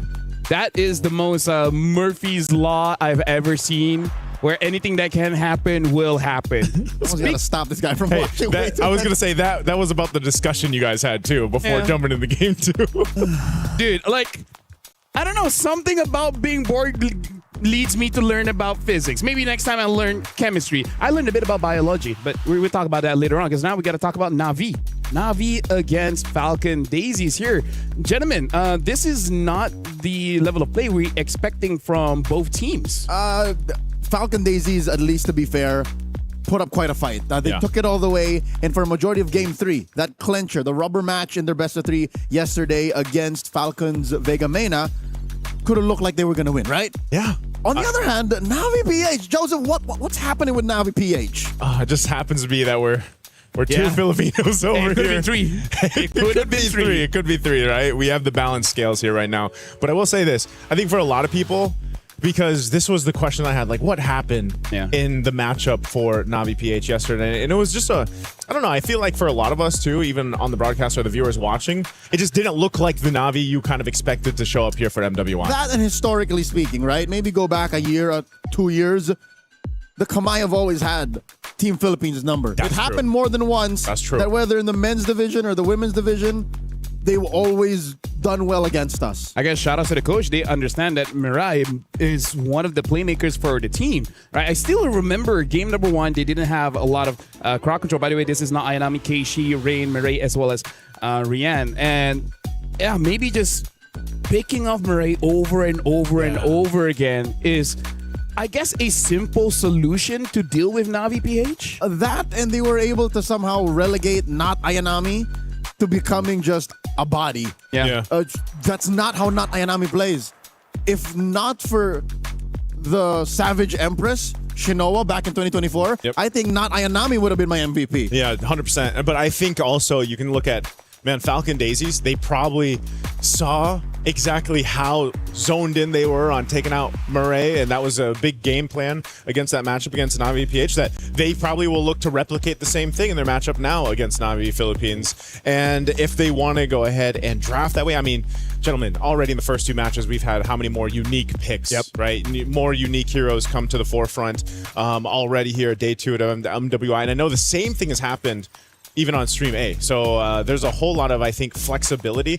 The thing that I would say messes things up for Na'Vi in this matchup is, again, Falcon Daisies, as we look at the roster here, it seems like they have this chaotic synergy about them. I know it's weird to say that, but it's just they're kind of hectic in terms of the way they move around the map, the way they make plays, but it seems to work for them too in a way. It's just Burmese MLBB. Let's talk about Starsoy because she brought the Ling, and her Ling was much faster activated compared to the Ling that we saw previously today, because all she needed was the Berserker Fury. That's all she needed, and then it was all uphill from there, right? So we just want to see whether she will bring it up again. Looks very different from Miss Meow's Ling, you know, and but they still got away with it. They still got away with it. They did, but it's one thing that can, I guess, if for Na'Vi, they can go ahead and try to go ahead and counterplay into if we see assassin junglers, because the Hirara, I can't even say it, man. Hirara. The Hirara is you know what my mindset is? What is it? We decide what it is. That's how I feel. We're the voices. No, we're not. We're the voices of MLBB. Voices. No, we're not. Not a single one of our voices are in the game. They should be. Sometimes when you watch the thing and, you know, it's the one that opens it, but regardless. You know, I was just saying that Hirara still isn't finding that success I think that a lot of teams are looking for across both streams right now currently. But Hirara is definitely still something that I feel like the teams want to test out. I just don't know how long they want to test that out for. I think it's past testing. It's still misunderstood, though. It is. I mean, you guys mentioned that, too. Like, what team misunderstands it more? Yeah. Honestly, it really is still misunderstood, where I kind of feel like it's just not enough time, especially if you consider the knockout stage. It's not that you have a lower bracket. You lose, you're out, right? That's you true. have a lower bracket after the semifinals for the 3rd place match, but come on, you're here to win it, right? You're here to become champions, not to be 3rd place. That's why I gave the meta 72 hours to settle, because after the group stage, no more. Yeah, 72 hours, that's about the time. So That's are the we group at that stage. threshold now? After the group stage. After the group stage. Yep. So when you're in the knockouts, as LaFell said, there's no more time to experiment. No more So time. by Friday. When the weekend comes, and then every game is a must-win, or else you... Say, it's the second last day of MWI. Exactly. Yeah. which is still quite some time. And so far, I would say the wins that Hirara has is not necessarily because of her. Yeah. It's just the consequence of the rest of your lineup, right? Either it's your team or the opposing team. Now we're going to talk about this one because, again, we got to remind everyone, in case you tune in case you missed yesterday, this is elimination match, right? No team here, either Falcon Daisies or Navi PH, can afford a loss because we're looking at the grades here where Gen G as well as Vitality are going up right now. Gen G was so close to becoming the champion, so I feel like they got that fire for them for this season. Navi, they could not retain their championship after 24. I'm pretty sure they want to get to 2026, at least go to the grand finals. Or at least top 3, because top 3 last year was Terra Queens from Myanmar. Yeah. That's why I think we also have to put Falcon Daisies under the same microscope. It's because we expect plenty of them because they dropped then Terra Queens. Now they were called Team Secret out of the Burmese qualifier. So yeah, both teams should be primed for success. Why are they now in the lower bracket? That seems to be the case for multiple teams. You know, between Stream A and Stream B, of course. I think even in our video packages leading into today, that was something that you guys highlighted when you were playing the football. I think it's the football table. Sub-soccer. So is that what it's called? It's actually called sub-soccer. Why not sub-football? That's why I said soccer for a second. It's a branded thing. Like there's literally a tag that says. All right. Well, that's what you guys mentioned. 1-0, by the way. Yeah. Well, who's 1-0? You? Oh, you gotta match it up, man. No, I don't. If you don't want to, I will. I'll sit in for you. Go ahead. I'd rather be at home learning physics. Okay. But what I'm at that stage of my life, okay? Where hey, that's 30s gang. Yeah. No, he's trying to get into quantum physics right now. That's 30s gang. Funny enough, I never learned physics. I only started learning now. He's jumping to quantum. He's jumping to quantum, man. I mean, it's not that hard. Quantum physics? It's not. Hey, I'll leave that to you, LaFell. I feel like with enough confidence, you can make the theories work. All right? I mean, I just learned Newton's law of motion. I mean, like, how hard can it be? You move something, it moves. We talked about this on the broadcast yesterday. Yeah. What other law should I learn? In fact, the reason why I learned that anyways was because the contradiction of Newton's laws as well as how modern science is being hypothesized, right? Because if a tree falls down in a forest and no one is there to hear it. Exactly the same thing I heard yesterday. Basically, Belric. Right? Does it create a sound? Right? According to the law of physics, yes, it does. But if you're looking at hypothesis, the process involves observation. If there's no one there to observe, did it happen? Did it happen? That's true. So that's a basically what he's saying is philosophical science kind of thing. Belric approaches the bottom lane, posts up with the Wrath of the Dryad, and there you go. You got to kill. Photosynthesis, man. Photosynthesis. This was the explanation Get in game. Oxygen and then throw out carbon dioxide. Okay, that's about right. Pretty sure that's what the developers meant to do. That's why they revamped him. That's true. From a beetle to a tree, which by the way, he was. He was a beetle. At some point, he was on all fours. Yep. That is facts. Yeah. I forgot what the oldest tree age is now. Because there was a That's tree still alive. The oldest, is, oldest tree standing. Yeah. And where it is. Because I think at a point when we discovered it, it's already 1,000-something years old, and that was a few thousand years ago. Well, I'm pretty sure that's not accurate. Yeah, I was gonna say it's probably not older. Not few thousand, few hundred. Sorry, I was gonna say it's probably 100. Yeah. So like, no, because I was already saying the thousands. I was like, hey, the oldest tree was 1,000. I'm going to my third game. Okay. Okay, let's. Third match. Here we go. A long day. You guys have had a long day. Yeah. You've had a long day. I have. Yes. I've gotten to. Because that doesn't make sense if like we're both living the same life and then. Unless you're moving faster, then you're having a shorter day. Time dilation. We can move at the same time. By the way, to Champions 1 game. Have your champions pick. Because the event is now live from now until the 27th of July. Some of your predictions for the MSC and MWI champions for a chance to win 50,000 diamonds. That 5-0. As well as the MSC 2021 till 2025 tournament skins. Make sure you guys leave your picks under @MLBB Esports post for the chance to win. Like in your favorites now and cheer for your favorite team. Yeah, I want some of those diamonds, man. You know? I want all of them. But there's only 5 winners, so we don't want to take them. Oh, actually, total 10 because it was 5 exclusive ones there for the skins here. Now, as we take a look at Falcon Daisies, by the way, something that I feel like they can do as a team. Do we consider Na'Vi PH very still objective focused in the way that they play, and it's a little bit slower than what we've seen so far? Based on the draft yesterday, it looks like they were trying to ego challenge in lane, like trying to win the lane and snowball off of there. And they didn't get to a point where they really contest for the objectives, really. And that's my point. That's what I was thinking, because I was going to say, like, I feel like they didn't even get to a point where they really could contest, you know, because either Murray had multiple deaths already before those objectives came up and they can really fight into them. So I think that's going to be partly what influences these first picks, because you have Falcon Daisies on that blue side. First phase of the ban's already done. First pick is Esmeralda, man. And the best defense I've seen in a while was Rafa's Esmeralda that they had. So now Na'Vi, if they want to find a chance, they definitely need a carry +1. The question right now is, do they want to go for assassins or a tank? I think it's okay for you to delay just a little bit, but the only primary one right now is Barats, but you kind of need a Matilda as well as an Akai. Yeah. But I think you really need to get carry, because if not, you have no way to deal with this Esme. Yeah, I got to get the carry. The other one, too, that was just seemed almost unkillable. Obviously, we've seen a whole lot of Freya today. Yeah, Freya's pop up. And they've been letting her through. Yeah. Good thing she's been banned here. So 10 seconds in, they pick up the Kimmy. Quite an early Kimmy here, as well as a carry. This is also pretty honest, just showing straight up your, I guess you could say, win condition for Na'Vi. At least they get the carry, man. They get the carry locked in. Kimmy's there. Atlas is the response, though, for Falcon Daisy, plus the Gord. A little bold, though, to go double marksman off the cuff. Yeah, very, very bold. So now you got to pick up your jungler here, unless it really is some kind of surprise.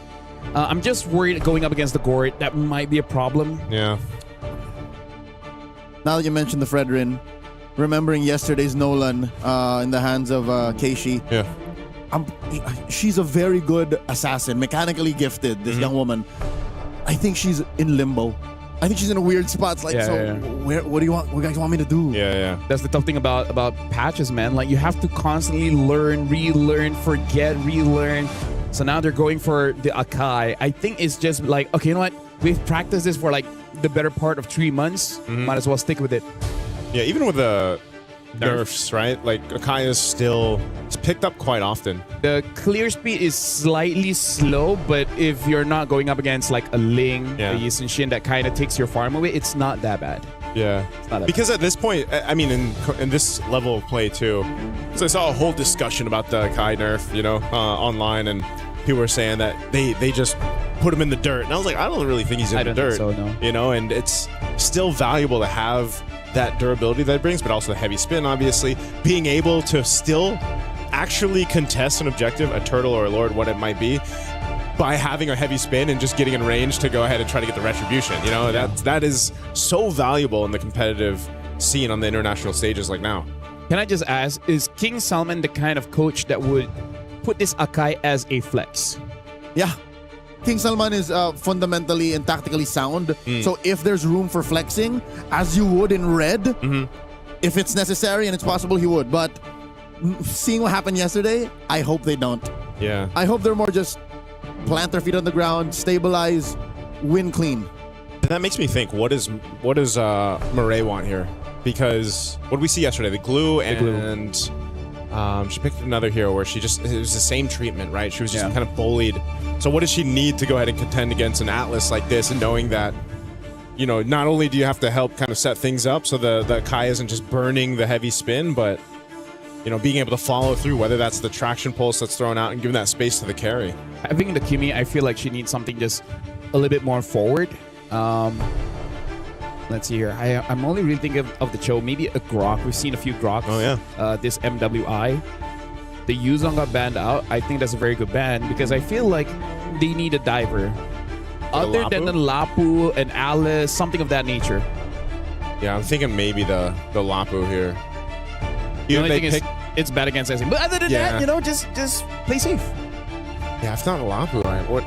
Do they go for Arlet? Elise. Yeah, I feel like Alice is still open. Yeah. maybe they just pick up a roamer here just to see, you know, what's everything there, and then yeah, pick up whatever EXP is available. Maybe even a wild Benedetta could come true. Bennett can deal well with the Esmeralda. It's just that she just falls off a bit by 16 minutes. Yeah. Bennett is not a Yanami pick, so yeah, I'm behind it. Let's see if they lock it in now. Red 4. Chip! Oh, that's interesting. Another unique hero. No swerve. No Confirmed swerve. no swerve. Yeah. All right, Jungle Akai, Chip's going in the roam. Man, when was the last time we saw Chip in competitive play? Season 17. Was it that long Early ago? weeks, yep. Because it was used to be the solution to teams who figured out Freya. Yeah, because even in the qualifiers leading up to this or wildcards or, you know, eventually MSC, I didn't see much Chip. Yeah, so maybe 2 months back. Yeah. Was the last time we saw Chip. I think I saw one in Asia Games. I can't remember which country brought it out. A month back. Yeah. It's still been a while. Yeah, the quad. Now looking at the jungler here, Baratz is not there anymore. The Fedrin is open, but yeah, they go for the Suyo. Okay, so quite a lot of damage here coming in from Falcon Daisies, and I really feel like, nah, I want to say that Esme is a good enough frontline, but going up against carry, that's not great. It's another quad core setup. Yeah. Look at that. Yep. I need to farm up 4 heroes. I don't know what Coach Nyocha's thinking, but Masha. Double unique picks. So it's interesting because I almost expected this from Falcon Daisies, not Navi PH. Although I do have to say, coming in from Malaysia, Team Ray, they like to use this kind of lineup just because their EXP laner really loves the Masha. I even remember getting a Savage last playoffs. But either ways, right now, Navi PH going up against Falcon Daisies. Quite a lot of farm needed by Falcon Daisies, but Navi with this chip is definitely going to be interesting. I'm going to be throwing it over to Leo as well as Naisu for this elimination match. Thank you very much, LaFell. And now, if you're just joining us, we are about to go into our third match here for MWI 2026 at EWC 2026. And yes, it's an elimination match. The second one of today. We've got 3 total here on Stream B. Will the chip and even the Masha be something to get Navi PH one step closer to surviving here, or will it be stopped in its tracks in game 1 against Falcon Daisies, bringing a lineup we've seen before? And I don't know. I think that's the main question here, Leo. Is this too much experimentation from Navi PH? I don't think so. I'm okay with the Masha, actually. There's room in this current metagame for a Masha to actually succeed. Because I'm looking at Falcon's draft, yeah? 3 of them can actually get popped. One quick thunderclap combo out of Naayanami's Masha, and that could be it. And that doesn't even change late game. Yeah. That at any point, as long as she builds her items, the Suyo and Star Soy, Afu's Gourd, Kiko's Claw, they can all die in a single thunderclap. Yeah, the Gourd especially, man. I mean... Here we go, Mirai. Gets sandwiched by 3. Flickers back. Rain to the rescue. Navi saves himself from first blood. A little scary there, man. I mean, I had flashbacks of yesterday. I'm sure Mirai did too. But nonetheless, she's going to be able to survive. Did have to go ahead and burn the flicker, but still, I think when we talk about Chip and how much of a value this hero brings to, you know, a game, it's very similar, right, to what we saw with the Luoyi in the previous matchup. In this sense, it's, you know, Chip, he's still able to go ahead and move around himself quite a bit. Mirai could also just send the team, you know, to a fight or an objective on the whim if they want to, utilizing the shortcut. But also, Chip surprisingly does a decent amount of damage too, especially with the concussive blast here. So this first objective will be the focus for both teams. Mirai, once again, the target here, very low, gets taken down. Apu draws first blood. That's unfortunate.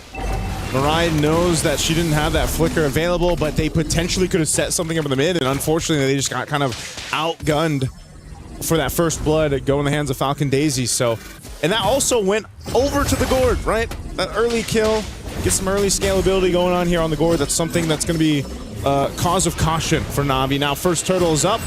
Star Soya has this on the back side. Again, we're on broken walls, so turtle here on the back side further. Not Ayana, he's going to go forward though. Finds the Star Soy, forces her to move around. Turtle down to a third of its health, gets a reset. Gosh! Coming through, not Ainami down to her last HP bar. Backs off, fully reset Turtle, ripe for Falcon Daisy's taken. All right, little gold lane action up 2, 1v1-2. The rest of the team duking it out for the turtle. Gold laners are going for it, but off for everything, Starsoy will go ahead and secure the first turtle of the game for Falcon Daisies. First turtle up, 3 minutes in, 1 death. All right, 1 kill for Falcon Daisies, and they're up by 1,000. They're up by 1,000, man. The map does not align with Na'Vi right now. Yeah. At this point, it's still early, but a lead like this, a 1,000 gold lead at the 3-minute mark, is something that can snowball out of control, and that's not where you want to be if you're under with this kind of line. No, maybe maybe the Masha could deal with that too, because we have seen this before, Leo, where a Masha is picked up, and I know it's been some time, but a Masha's been picked up, and even if your team is losing, that threat of once you get some of the itemization built up, that thunderclap, that combo, that ability to be a threat in yourself, even if you're down, is something that will carry on into the late game. And here's the thing, Joseph. If Falcons are a quad core setup, Na'Vi is triple core, and but that's just as bad. Yeah. Especially if you're losing, if you're down 1K or there's nothing you're getting on the map, the fact that you have to farm up for your XP laner, your mid laner, and your gold laner. I'm thinking it might just be as bad. Expensive. Yeah, because Falcons are kind of at least snowballing. Yeah. At that point too, you just, if it's too expensive, you got to hope you can spread the wealth. Yeah. If you're Na'Vi Philippines, you can't enjoy your investments if you can't afford it. Yeah. Gotta make sure you put some of that money away here for Na'Vi. On the right members too, but it could also just be a long-term investment, man. One of those situations where you wait for that late game to get there, you wait for that potential, because you already know that's going to be the case with a carry. And, waiting for the Masha too is going to take some time. You can already see this focus down here on the bottom side. A couple shots with the Soul Sever will keep them at bay though. Already an enchanted talisman for Ira. So the fact that not Ainami is just trying to farm up means Ira can get a little greedy. Don't invest in defensive items first. Go for the magic. Mirai gets flushed out of that Y-brush. Already has the shortcut. She can go ahead and pick up Rian if necessary. Turtle very low within retribution range. Thunderclap plus the gush. Heavy spin coming through. They trap Ira, but that might be the best target. Shortcut already used up. They are links. They find not Ayanami. And in the back line, Rian in trouble. Keishi falls. Jay gets taken down by Rain. But Mirai falls. 1 for 3 plus the turtle. Falcon Daisies, that's a bargain. Hey man, they got pretty much the best deal out of that one. Did you see the movement too coming out from Starsoy right when they tried to make a play on her? She just kind of dashed in, retrieved the turtle, secured that, went off from the fight, then joined it later on to come in with a Soul Sever. We're gonna actually take a look at the replay. This is what I'm talking about. Nice movements there, covering fire too from a fool with that Mystic Gush right there, and then Starsoy comes back in after that Fatal Link setup, finds a stun, gets a couple damage with a Soul Sever, and forces Rian back. That was such a beautiful team fight from Falcon Daisies, and that has ballooned that 1K gold lead we talked about early on. It's compounded interest now, man. We've just fast forward about 5 years, they have a 4K lead. You skip the broadcast for like 30 seconds and then they get 3,000 gold. We all wish our investments were like that. Falcon Daisies seem to have cornered Na'Vi once again. And here's the thing, Joseph, here's why I'm so worried, all right? Yes, Na'Vi invested in we wait for the carry to come online, wait for that Masha to, one-shot people. But when that happens, Falcons would have farmed up too. Yeah. That Claude would have been lethal. Afu would have built her Sky Piercer, built 3, shortcut, coming through! They find Afu! Rain scores 1! And now, another Fatal Link coming through, but Jay gets taken down and Rian can walk back over. It's not Ainami, uses a shortcut and yeets herself out of there. Ooh, that was... that was a good play, a good move from Na'Vi, because they saw a moment to go ahead and crash down on Afu.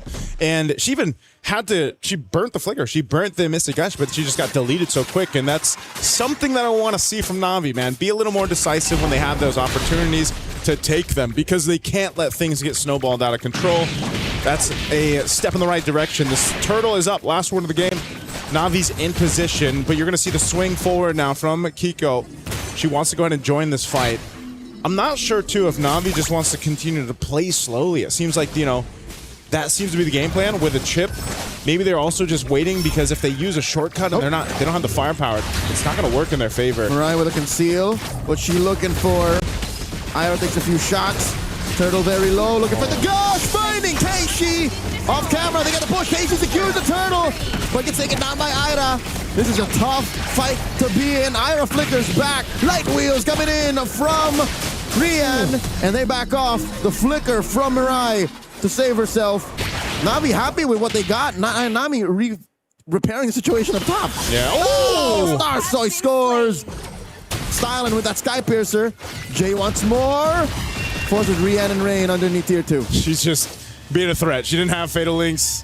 She's not going to go into burn it. Didn't have the flicker after that last initiation. So, but Falcon Daisy's off to, you know, a dominating, I'd say, start into this game and mid-game. Joseph, there will be a time where counting for Fatal Links doesn't make sense. Because, not yet. When she builds Fleeting Time. That's when your timing is off. It's like, wait, how many seconds has it been? I mean, even at this point, man, the Fatal Links just seems to be kind of like a cherry on the top. They are really just kind of waiting for Navi Philippines maybe to get a little bit out of position and then punish, because you've seen the Fatal Links now when it has popped up. It's been pretty delayed. You know, they've held on to it. It hasn't been something that they've had to rely on to set up right away. It's not an initiation tool. It's not. Chastised Pauldron will be one of the first items over here, and Afu picks up a Lightning Truncheon. So these kind of choke points that they're fighting around is still the power play for Falcon Daisies. Oh, they're up top. They're going to go for a stun here. Oh, she flickers. Okay. Nami will be all right. Battle spell down, though. Better safe than sorry, but again, there's something up with Navi's play now. Yeah. Feels very reactive. Yeah, feels a bit off from what we've seen before. And again, Navi has that identity, that DNA, that championship DNA on 3 of the members here. And the 2 that have stepped up, I mean, they through their qualifiers, they pretty much had easy sailings up to this point in MWI. They weren't challenged too much, but now, day 2, their next matchup here against Falcon Daisies, they've been challenged once again. They are working for it. Navi are really working their way into this contest. Lord here at an 1/8 of its health, just under 9k. Keishi still waiting, looking for the headbutt. Starsoy secures after the gosh. In comes a shortcut, but Navi gets spotted. Kiko finds Mirai. The concealed by Jay, looking for that post Lord take engagement. Checking the purple. Navi's lost too much already. Lord and a kill over the Daisies. All right, Navi Philippines backs against the wall already at this point. Gold deficit that they're working against, 6,000. Lord's going to be approaching the base here. And they have not had a team fight really go in their favor. That's one of the main points here. So now you have to think, can this team comp actually defend in a base? Now, the first Lord, yeah, they'll most likely get some damage done to the base turrets. Shields should go down. Because the way that this is playing out, the choreography here for the team fights is Falcon Daisies can kind of just pick who they want to go for. Pick with the initiation, the angle they want to go for, and that's what's working out so well for them. So Lord is finally going to approach here in the mid. Keishi's going to be pushed off. They're going to have to just wait for this next approach. You've got an off-angle push, though, from not Ayanami. Are they going to try to do something with the chip also? But the charge comes through. Shield pops. Look at the positioning from Mirai. Does she want to make a play? Do they want to make an attempt? I'd rather not, since you're down 6k. That gold difference is palpable. You could taste the difference in your damage output at 6k, 7k. Yeah. You don't want to do that. Unless, again, you're confirmed to only face off against 1 or 2 members. I don't know how Navi's going to do it, but maybe they can divide and conquer. If they can isolate 1 or 2 members, pick off, go from there, by all means. But for now, they need to get farm on Rian. They need to get farm on not Ayanami, because she's been on the back foot. She's been using her extra life bars instead of as tools to use Thunderclap. Just ways to not die. Just ways to not die. Basically, take the brunt of the damage, you know? Because someone's got to do it. You can even see her build here. She's got Blade of Pepsi's. She's got the Sea Halbert, working on her 3rd item. At least there's, you know, Rain's got a Sky Pierce, so she hasn't died. She's been relatively safe. But we're talking about a power spike that is miles away for Navi Philippines right now. Even with that pickup here by Rain, the Guardian Wings, it's just, they don't have enough firepower just yet. And I think this is exactly echoing what you mentioned earlier, Leo. It's expensive. This lineup's expensive. And if you don't hit it at the right marker, then you're in this position where you're just kind of delayed until you get to that point. You can see, you know, even Rian, she's got to be so careful on where she farms just because, again, she's on a carry, she's got to purify and pretty much a dash at this point. Silver lining of the whole situation is Rian hasn't died. So that means despite Navi's struggles, they're protecting their gold lane investment pretty well. Yeah. Imagine if she died and then, you know, she gets picked off first. Fortunately, she is rocking a Purify alongside Rain, so I guess that's priority number one for Falcon Daisies. Pop that Purify. Star Soy and Kiko starting off the Lord, dancing with it, getting the jiggy on, and it's a full reset. Yeah, full reset. They're going to go ahead and keep not Ayanami up top. Again, they can do that with the chip. Bring her in if they can, but they might just have to watch this Lord get blitzed down. I think it would be to their best interest unless Keishi looking for it. Goes for the heavy spin. No one home, a little too far. And now the bang, they find Afu! And they find Jay! 2 for 1 in Mirai. Blazing duet coming through for Kiko. She hurts. Keishi just barely gets away, but now Kiko, BMI forward. Down goes. Sarsoy ends it. Quella! The follow through and the layering there of the skills from Falcon Daisies. This Lord's going to go ahead and push into the mid turret. Traction pulse thrown out. Ira gets punished. A stack for Rain. Kiko. And Kiko, that's another stack. I don't know what happened. They did not expect the damage out of Rain. That's 3 stacks. That's 3 stacks in a matter of what? Less than a minute there off of that. Or no, yeah. My goodness, I wasn't expecting Falcon Daisies to overstep in that manner after that. And here I thought it was Navi was sometimes overstepping. Yeah. That might have single-handedly bought back a little bit of the late game for Navi. The threat now of having a couple more stacks on Rain is going to be the problem. I'd say put her at 6. Yeah. You put that cap at 6, and then you have a little bit of burst out of not Nayanami. That's it. Yeah. You're eating good. It would allow you enough time to go ahead and let Rian catch up here. Mind you, like you said, she hasn't died. She's been able to go ahead and continue to farm up. That's great. Not Ayanami has been putting pressure on the off angle. That tier 2 is almost down for Falcon Daisies. Uh-oh, Mirai. Calls it in. There's a shortcut. The gosh, everyone inside it gets taken down. Kiko with a blazing duet. Keishi isolating them, taking her down, but Rain gets shut down by Afu. And Rian, the last one standing, trying her darndest, gets taken down. The wipeout for Falcon Daisies. They just made up for the blunder in the base about a minute ago. It was an attempt from Navi to keep Rian alive. She was moving around Murray and the rest of the team for Keishi, but it's just not enough. They're going to march into the base, and Falcon Daisies will take game number 1 in this elimination best of 3.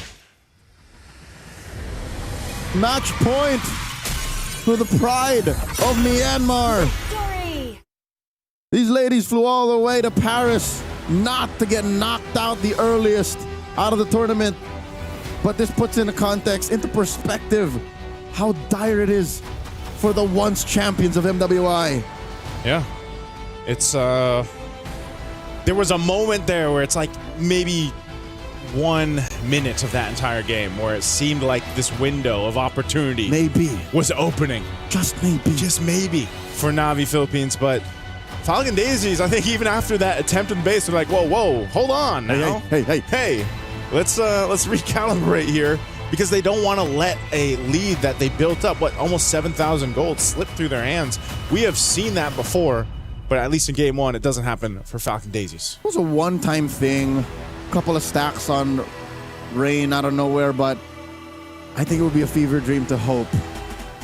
Well, I kind of feel like after seeing that game, the idea that Navi wants to achieve is essentially, let's win on the early game.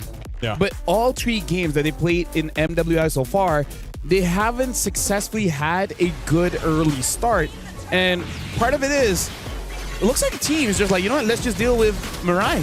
Like, as long as she's not there, as long as we delay the level 4 long enough, it always creates an advantage for us. Like, even in this game, not to blame Keishi, but she was the one getting targeted a lot, right? The range coming in from the Gourd as well as the Suyo made it so that before the turtle fight even starts, Keishi is at a big disadvantage. Yeah, there was a couple moments here, like I said, where Keishi was trying to get in range with the heavy spin, like we talked about in the draft, to get the retributions off, or maybe even contest the Lord. But the problem was, once you fall that far behind, it gets even more difficult, because then it's just it's a sacrifice play. It's just one of those things where you go and you try to make a play, but the rest of your team can't follow through. Yeah. And this is what I was also talking about. This was a window where it's like, the heavy spin is there. Look at Rian's positioning. She's around Keishi trying to stay alive and let her kind of zone the rest of the team. But eventually, when she goes down, there's nowhere that Rian can go there. Yeah. Okay, you know what? We wouldn't be having this roundabout conversation if not for the early game problem. Yeah. What if they prio hard a hero for Mirai?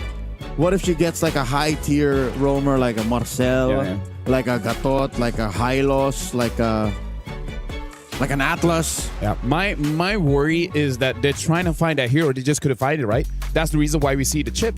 Yeah. I really feel like part of it is like it's not necessarily her fault in yesterday, because she keeps on getting jumped on by the Gwyn, but maybe that affected some of the confidence just a little bit, to the point where they're trying to overthink it, right? It's like, oh, maybe we need something elusive like this chip that has a little bit more damage, and then maybe later on we see something like a Khalid. And again, to Mirai's defense, it's more, I don't even know if it's a confidence thing. I think it's literally your team cannot perform if the roamer ain't doing her thing. Yeah, that's what it seems like. Are other teams, I'm trying to think if there's other teams that are having this kind of issue as well. I think it's been more apparent for Na'Vi Philippines when teams saw, especially they saw that yesterday. It's in the film, right? So it's like they saw that and we already kind of contemplated this. They're going to hone in on that, and they did the exact same thing. And so, yes, what do you do if that's going to be the problem? Well, yeah, you pick priority in the draft. Should they be blue side now? Well, I wonder if they can choose. Yeah, I wonder if they will decide to go blue side just so that they can do that. Yeah, if I'm not mistaken, whoever loses the game, they get to choose the side. The first one is kind of like a coin toss thing. But here's the thing. I feel like it's really just because, let's say one person figured out Mirai's habits, and then word spreads, and then everyone was like, okay, let's try this. Maybe we're able to catch her during this rotation, and then every single time it's captured. Because let me just say, it happens at the same place. It's at the side butch of that mid. Just someone will just camp there, and then she will go through, and then that's their go side. Like, happened in one game, it's fine. It's been 3 games in a row now. Yeah. Right? That's a habit that I feel like people have noticed, and I think even the whole team already know it. It's just that one of those things, you're thinking about something else, and then you just autopilot that habit.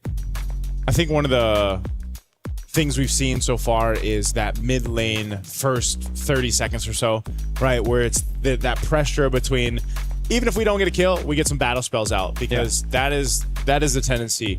Even a kill, first blood isn't given, flicker is gone. Next thing you know, they replicate it, they do it again, boom, there's a kill, there's a first blood. And then incremental, 200 gold, 300 gold. Oop, look at that. We're 1,000 up, we're 4,000 up. Yeah. Game's over. And that's why I think when we saw that yesterday, especially, I was saying that like a mistake is an objective is a game. And so that ended up being the case, really.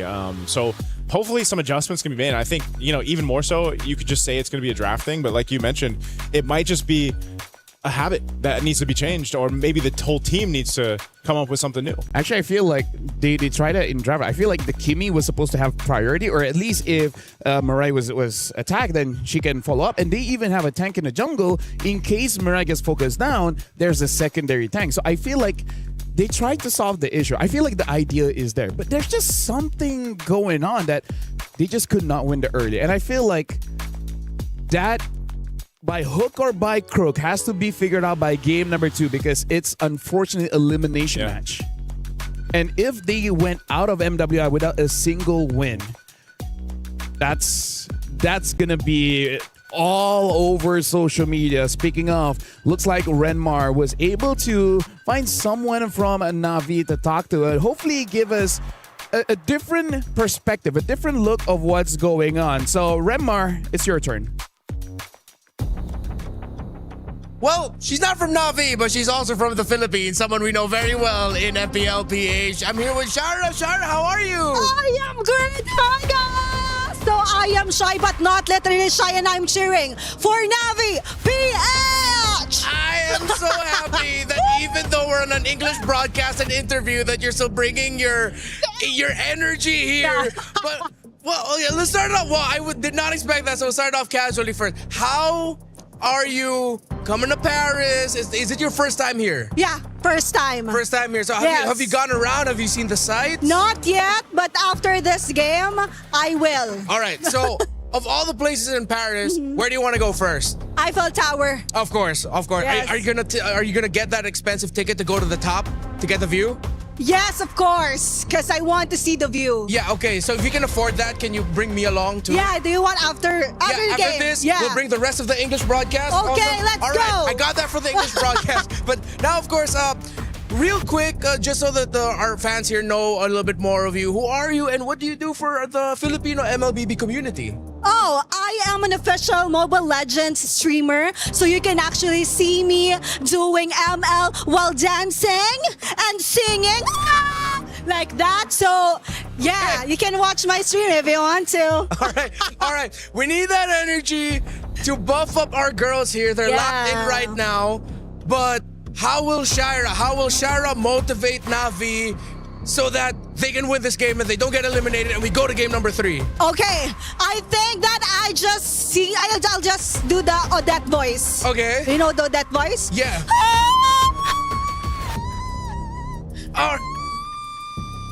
Yeah, like that. That was brilliant. I think that voice Yes. will make them win the game. All right. Have the game 3. All right, so Shira, what is your message for the Filipino MLBB community watching right now? What do you have to say to them? You can say it in Tagalog if you want, and I'll just translate it. Oh, really? Yeah, I'll give them a message. Oh, guys, alam nyo na, manood lang kayo palagi dahil may comeback.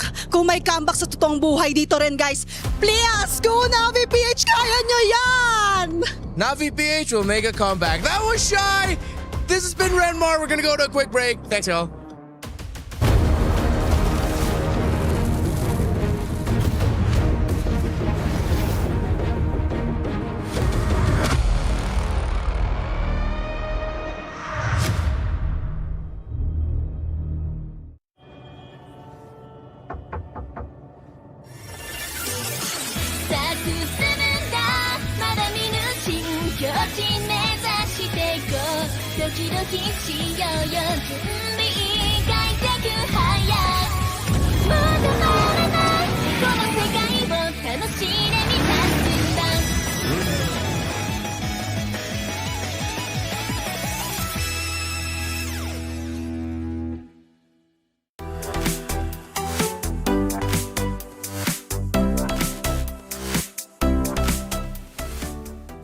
The human body was built to move. Not trapped at a desk in one singular posture for 12 hours a day. It's time your chair evolved. This is Secret Lab Titan Evo. Ergonomically engineered for you, gamers, hybrid workers, artists, backing your every move.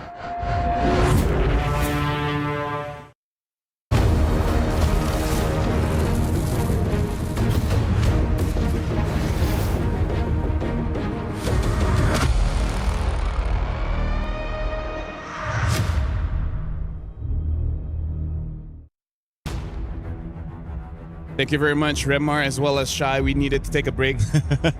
that was a hype up. Just to call the medic, make sure we're all okay.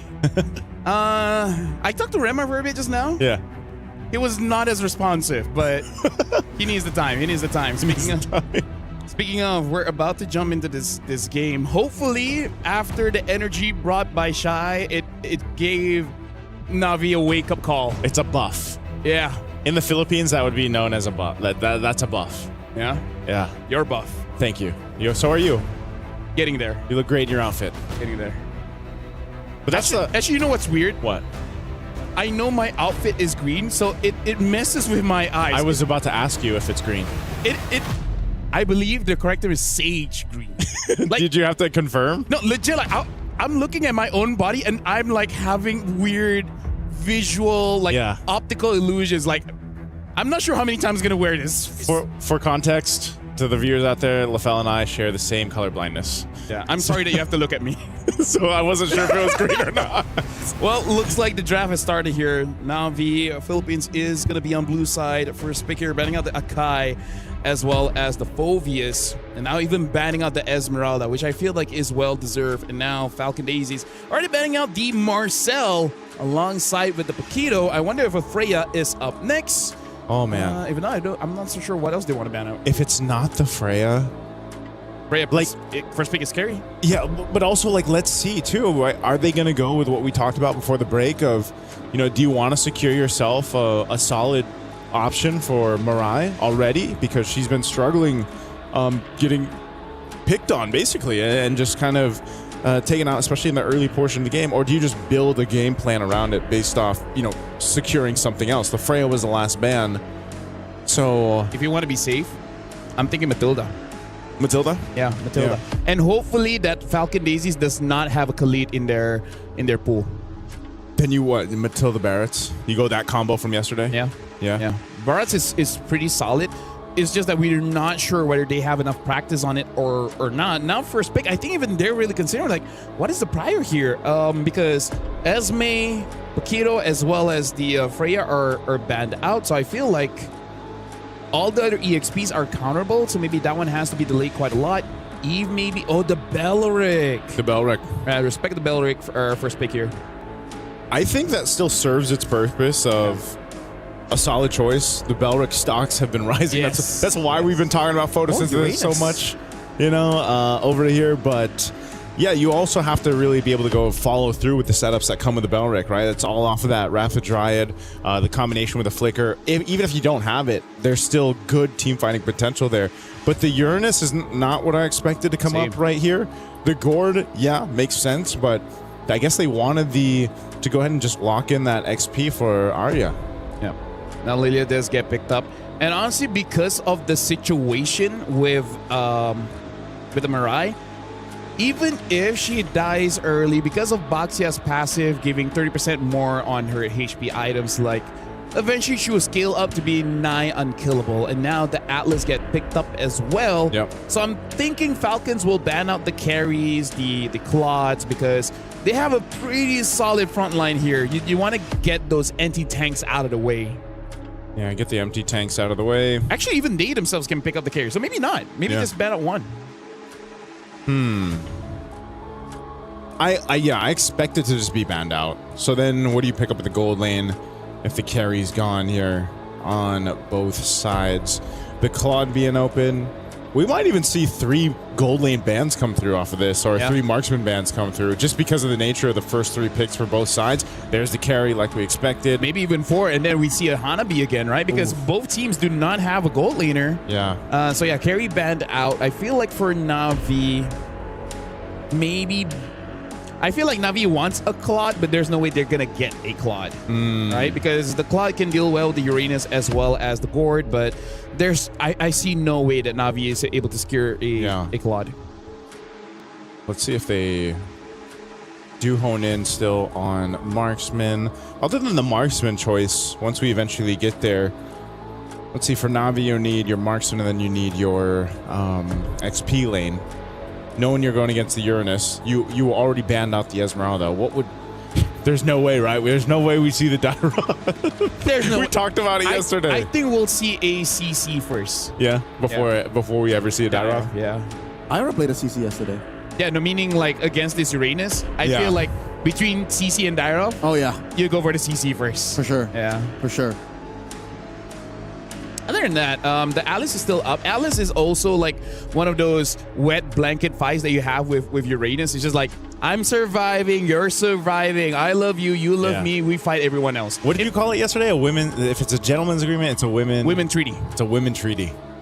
Yeah. So you just have a women treaty in the XP lane. Exactly. In fact, I remember, I think it was M7. Yeah. I forgot who Kid Bomba was fighting against. He was using Alice and the other person was using Uranus. And that game was so long because both of them just don't die. Who was he going up against? I already forgot. That was quite a while ago. Oh, was it Yangon Galacticos? Maybe, but I forgot the EXP laner, man. Oh, what's his name? Yeah, but I'm pretty sure it was Alice against Uranus. And it's just that both of them keep killing each other's team and both just never And die. they survive, so they're like, yeah. you know. They're the sole survivors. Every single time. Gosh, it sucks to be immortal, basically. That's kind of how it This is feels. what Edward Cullen feels like. Oh, dude, I love Harry Potter. Anyways, the last ban here, they didn't want to ban a jungler.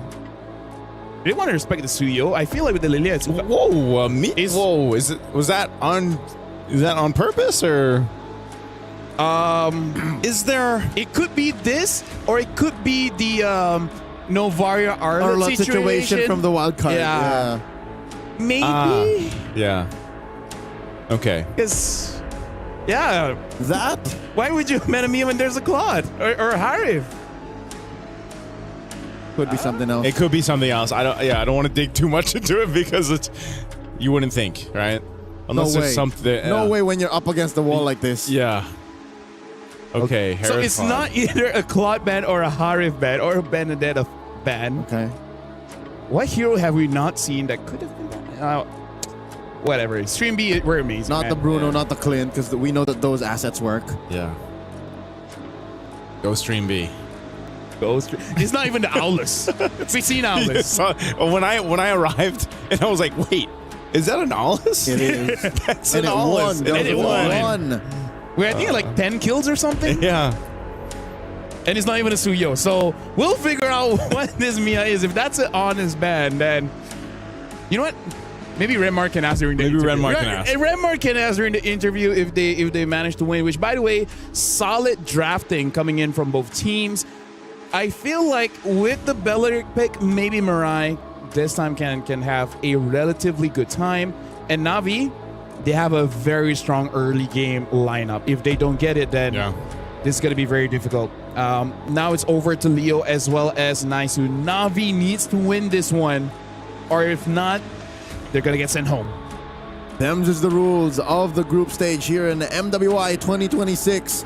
The once champions under the banner of Smart Omega are at the cusp, at the mercy of Falcon Daisies, who are at match point. Leo, I cannot imagine if we get through this matchup and it's a sweep in favor of Falcon Daisies, because like LaFell said, imagine Navi not being able to take a game. It's such a weird world to be in right now in MWI 2026. But let's find out. We're in the game. Same action we've seen time and time again, but this time it's Jay being pushed back. We don't see this kind of rotation very often. 30 seconds in, and not Ayanami provide some support in mid. You know why? Because I think you're like, yep, that's a Uranus. I'll just I'll do this. Make sure we don't feel what Jay did there, and she goes and catches her lane anyway. And she's a Benedetta. She'll make it back anyways. Yep. And it also just kind of helps too. You know, she's got her own concussive blast. Help clear that up. First wave. But yeah, look at this kind of pressure already that Falcon Daisies are putting on. They'll get themselves to Lith Wander. Nothing too crazy happening. It's just they dealt with what Navi threw at them, but they'll keep it calm and collected. Okay, so again, I'm glad that the advice was heeded. That you put a prio on Mirai, and her having a Belleric, again, breakout pick in the most recent season of MLBB is great. Like, she's solid. Yeah. This is what you need when you're behind this hard. So with the 30 seconds left, she's not going to be level 4, obviously, but the fact that she still has her Revitalize could prove useful, especially since Keishi now is on a utility jungler that can help. Oof. Nice little dodge there from Ira. Jay! Backs off. Star slowly putting a lot of damage on Mirai. Mirai! Maybe a second longer than that projection, and she would have just... Boop. Good thing Belric can run. Like, very fast. Very fast for a tree. Because, yeah, almost first blood there. Turtles coming up, though. Falcons, they have control of this area for now. Keishi needs this support. The only thing is, yes, Mirai just hitting level 3, but they're going to go for it anyway. And Keishi rolling out. Missing Afu, forcing a flicker out, though. As Keishi presses the retribution perfectly in time. Ira gets drawn first blood on, not Ayanami. Feeling it. Navi, for the first time in his whole series, up by about 1,000 gold. Yeah, now it's their time to lead. Oh, Falcon Daisy's still going to go for another reinitiation. Frigid Breath, freezing 2. Down goes the Zaman Force, another punish on a J. No! Perfect match to save her. Not Ayanami, bloodthirsty, gets another. I'm not sure why, though, because the Mystic Gush wasn't available. I mean, the Flicker was down, too, for a Fu. Even if she was able to go ahead and put pressure, it's not like she has the Fatal Link, so... Why? Yeah, the question was why the reinitiation after losing that objective. In Bahasa, Kenapa. Kenapa. In Tagalog, bakit? So that's what the run of Navi has been for this whole time. Like, why? A lot of big questions. And now for the first time in the series, we asked that to Jay of Falcon Daisies. Yeah. So this is a better start that Navi needed. Definitely to keep in this series. Again, facing elimination, this is kind of the early game you want to go ahead and start. And I think part of the method to this madness of working is also just having that Benedetta. That Benedetta pressure in the early game is great. Oh, Star Soy jumping in. Nanayanami, sword intent through the wall. Joseph, I'm glad you mentioned the Benedetta. Remember a time wherein Not Ayanami was just winning everything? Yeah. This pick put her back into that shade. This was the one. This is her light. How many XP laners are there, man, that just have this pocket Benedetta pick that they can rely on and that they've made statements on, you know? If I could remember the first time Not Ayanami joined this squad, yeah, she was a breakout star, and I think Benedetta was one of her picks then. It's definitely one of the more flashy XP laners that you can see in this matchup in the game. And, you know, having a lead like this, a 2-0, having that Petrify, that's enough of a threat to go ahead and be a nuisance to Falcon Daisies. Looking to clip the wings on the flight here in game 2. Next Turtle's up, second one of the game. A bit of a lead still for Navi, but it looks like Falcon Daisies, they still want to contest. They've got all the ultimates they need for this one, but it's half health. Turtle out of third now, looking for a massive fatal link. Keishi finds the Turtle first, and now Jay contemplating the too late. There it is. Mirai finds a Rian, serves up the kill. The alley-whoop, the gush, the blazing duet. Kiko unable to secure anything besides the big walking tree. 1 for 1. Navi up now by 1,500. Wow, that was...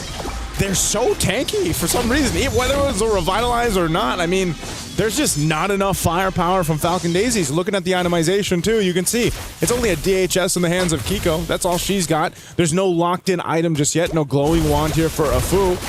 Now Kiko brought quite low. Rian took a few shots from that turret, but Kiko and Jay, again you mentioned, are just kind of short right now at 5 minutes. Yeah, they just don't have the firepower that they need just yet, and that's why any of these engagements that happen, Navi's got the upper hand. It might not be a crazy gold lead that they have, but it's just the way the compositions work. They've got a better chance of taking those health bars lows, and a lot of that, again, is this Benedetta in the hands of Not Ayanami. A glowing wand picked up here now for Rain. She's got that. So even looking at the difference between roll to roll, there isn't much of a lead or anything that they have. Oh, Arya? She should be able to survive this. She's on the Uranus. Ira's fine. She and Starsoy holding it down. They've lost plenty on the map. They're not giving up this tier 1 up top. Ooh. Gosh! Plus the Frigid Breath and a Fatal Link Sun 1. Mirai, they really want her. The Revitalize into the projection. And Mirai barely surviving. Where's the follow through? 2v1 turned into a 3v1 finally, but off camera, they find Ira. So that was just both teams chunking down these chunky heroes. These chunky heroes. I mean, it took everything there to take out Mirai, though. Even with the Revitalize, is earned. Nothing is granted. Nothing is granted in that one. But again, as items are built up on Falcon Daisies, it's going to be much more harder for Mirai to survive those initiations. This last turtle is up, though. Keishi has been on point, being able to secure these objectives with the Retribution and just the space that is provided with Navi. Let's see if they can do it again. This full force from Falcon Daisies are here to contest this one. Keishi with a delayed roll. Jay going hunting. Looking for someone to force an ult. There's a Zaman Force. Ira backed off. Starsoy flushed out of the Y brush. Keishi secures 3 for 3. And they go. Apu with a gash. Down goes Mirai. Fatal links into 1. Down goes Jay. Rain secures. Kiko finds Not Ayanami. BMI through. Gets a double. 2 for 1. I hope Navi's happy with that turtle because Falcon Daisies won the trade. Daniel. That was a double. That was a double kill and a shutdown for Kiko. Oh, Arya? Arya's fine. Flickers. Yeah, she's going to be fine. But yeah, that is a shutdown. Going in the hands of Kiko. She picks up a corrosive scythe now too. Star Soy. Okay, she finds her. No more dashes on this Suyo. That's a pick-off. It's a pick-off. Kiko might be next. Okay, she's going to survive. Right now for Falcon Daisies, they're putting a lot of the weight on the shoulders of Kiko for now, as she is scaling up 3-0 on the Claude. They are still trying to take down that tier 1 turret down bot. Both teams haven't taken many turrets down. It's been these fights all around the turtles, and now that the turtles are done, you have this Lord that's going to come up here. Ooh! A gush by Afu, knowing that no more black shoes for Rain to expend. Well, Nami, when was the last time she left this lane? Yeah, I mean, I think at one point, too, she's wondering if she needs to shift that focus of, let me push this off lane, let me push the map, or put the pressure on the map that might help Navi go ahead and open it up further. Because right now, they're kind of pushing and pulling between gaining macro dominance for Falcon Daisies. So you mentioned how, as the game goes later, Mirai will not be as hard to kill anymore. Yeah. She just picked up Dominance Ice. So that's compounding defense the more opponents you have around you. Yeah. I think she'll be okay. I think she'll just be as annoying. She'll just tree it up, man. Yep, but when does she have a pauldron already? I think that's the next level of chunkiness necessary. Yeah. And Rian's catching up. She got a Holy Crystal now, too. Navi's in a really good position to just secure this Lord. It's more so of how does Falcon Daisies kind of dance around it.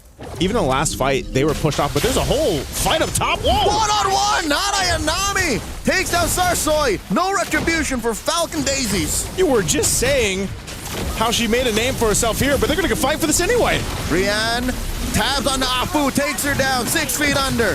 Zaman4 still standing. Kiko has to choose her spots very carefully. Jay goes down, 3 for none. Navi goes straight for the big one. Oh no, Kiko, she's gonna get crashed down, sandwiched into this. Can't she get away? Flicker burned. Keishi jumps on. Rian looking to finish the job. BMI through. Kiko survives. Okay, she's fine, but man, I don't know if we'll have an instant replay, but I have to go back to that and say why? Why did they choose to stay around the Lord Pit to contest it when they knew their jungler had just been soloed up top? I think that's a moment of, we're in too deep. We're just here, so we might as well, you know? Again, an issue with heroes with no re-engage. Yeah, it's going to just kind of be one of those mistakes that could potentially cost them the game. This is going to be a punch in up on this top side. Lord is working on the tier 2 turret. Navi now ballooned their lead in what was one team fight, gaining another 3,000 gold, bringing them to the 5,000 mark ahead. Starsoy. Uh-oh. Keishi finds her. Rain there too to cover the exit. Starsoy bites it. Gush to clear it out. Nada Yanami took a little too much there. 1 for 1 the trade. All right, there's a trade at least. Falcon Daisies keep the base under control. They're still holding on to the mid tier 2. So I'm thinking for Falcon Daisies, it's once again that question of how do they turn it over? Because you're looking at a lead gold-wise that's very favored towards Navi. You just picked them Nice Queen Juan for Afu. She wants to slow them down. You've got Kiko that has been scaling on the Claude. Should have the Trinity. Working on the 4th item now.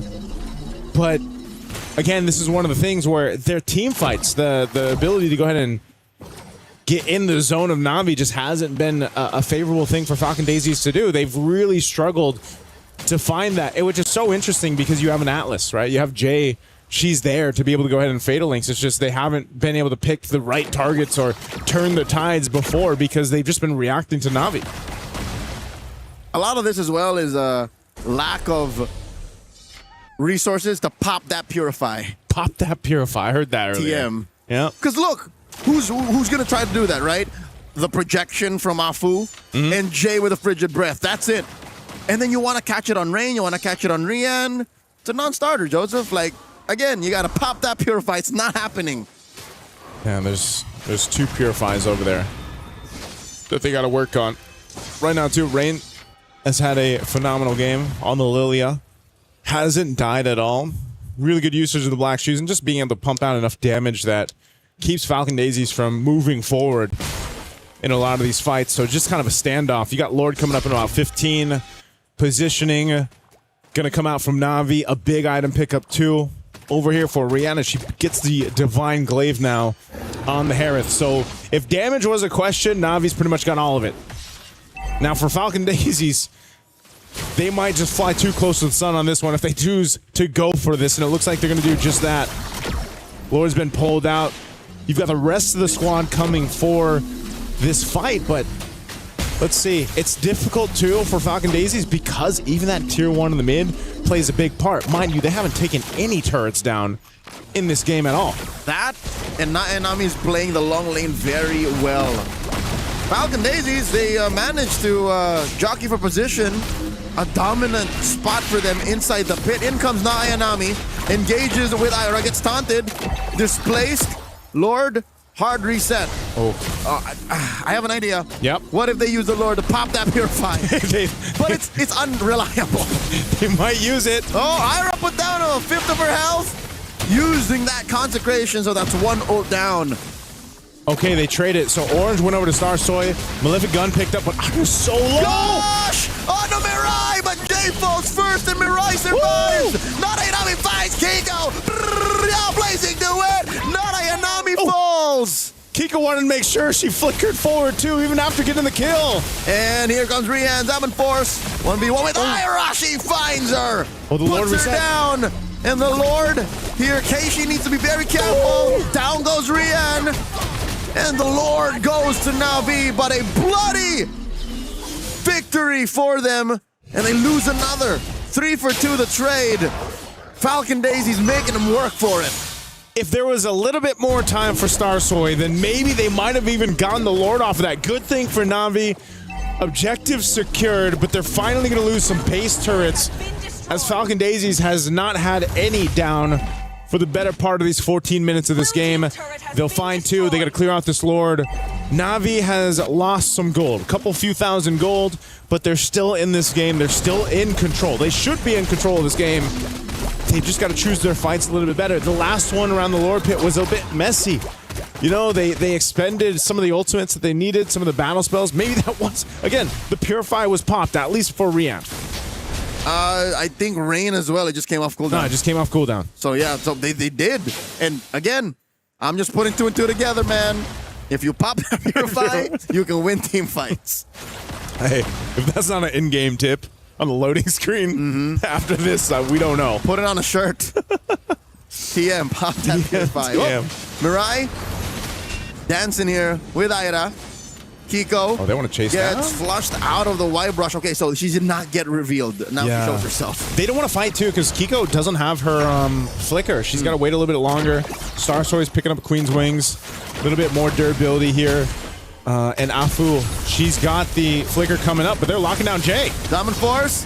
Afu backing off. Nanayanami finds it. Takes down Afu. The trade. Starsoy scores on Nanayanami. Now in comes the rest of them. Revitalize. And the blazing duet by Kiko. Rain. Black Shoes. Trying to lay down damage. Fatal Links. A little too late. In comes Starsoy. Down goes Jay. And Rian gets another. Zaman Force down. Sending Falcon Daisies back. 1 for 2. That's a win for Na'Vi. Really good timing there for Rian to rejoin that with his Zaman Force, keep them back and at bay, because that would have gone really bad if Kiko was able to go ahead and just follow through, but she was stopped in her tracks. Even when that fight broke out, I feel like as we look at the instant replay, look at this, Afu almost had her flicker available. It's actually coming up now, but she just dies at the moment. 1 second. 1 second there. Talk about timing for not Ayanami. But then I felt like the Fatal Links could have came out sooner here, because even then, Kiko's too far off. She doesn't have as many stacks of Thievery that she wants. There was some damage from Starsoy. I think that was the main combo. Yeah. It's like Fatal Links into a charged up Surge. And then just sever away. But I agree. Maybe if it was a little sooner, it would have been more effective. Yeah. Either way, Falcon Daisies has pretty much brought themselves back into the game. We're talking about earlier on, a few minutes ago, maybe 4 minutes ago or so, there was a 4,000 gold deficit that they were working against. They put themselves in a position to actually contest this Lord. Na'Vi has to get this. Again, facing elimination here at MWI off of this one. It's now or never. They need to secure this Lord to get to these base turrets of Falcon Daisies, and the way things have been going, they have to clean up the team fight. Mariah, she's going to go and look for an off angle. At least now, too, she's got an immortality. She can play through with this. Rain has done a great job so far on the Lilia. She just served her first death over just minutes ago.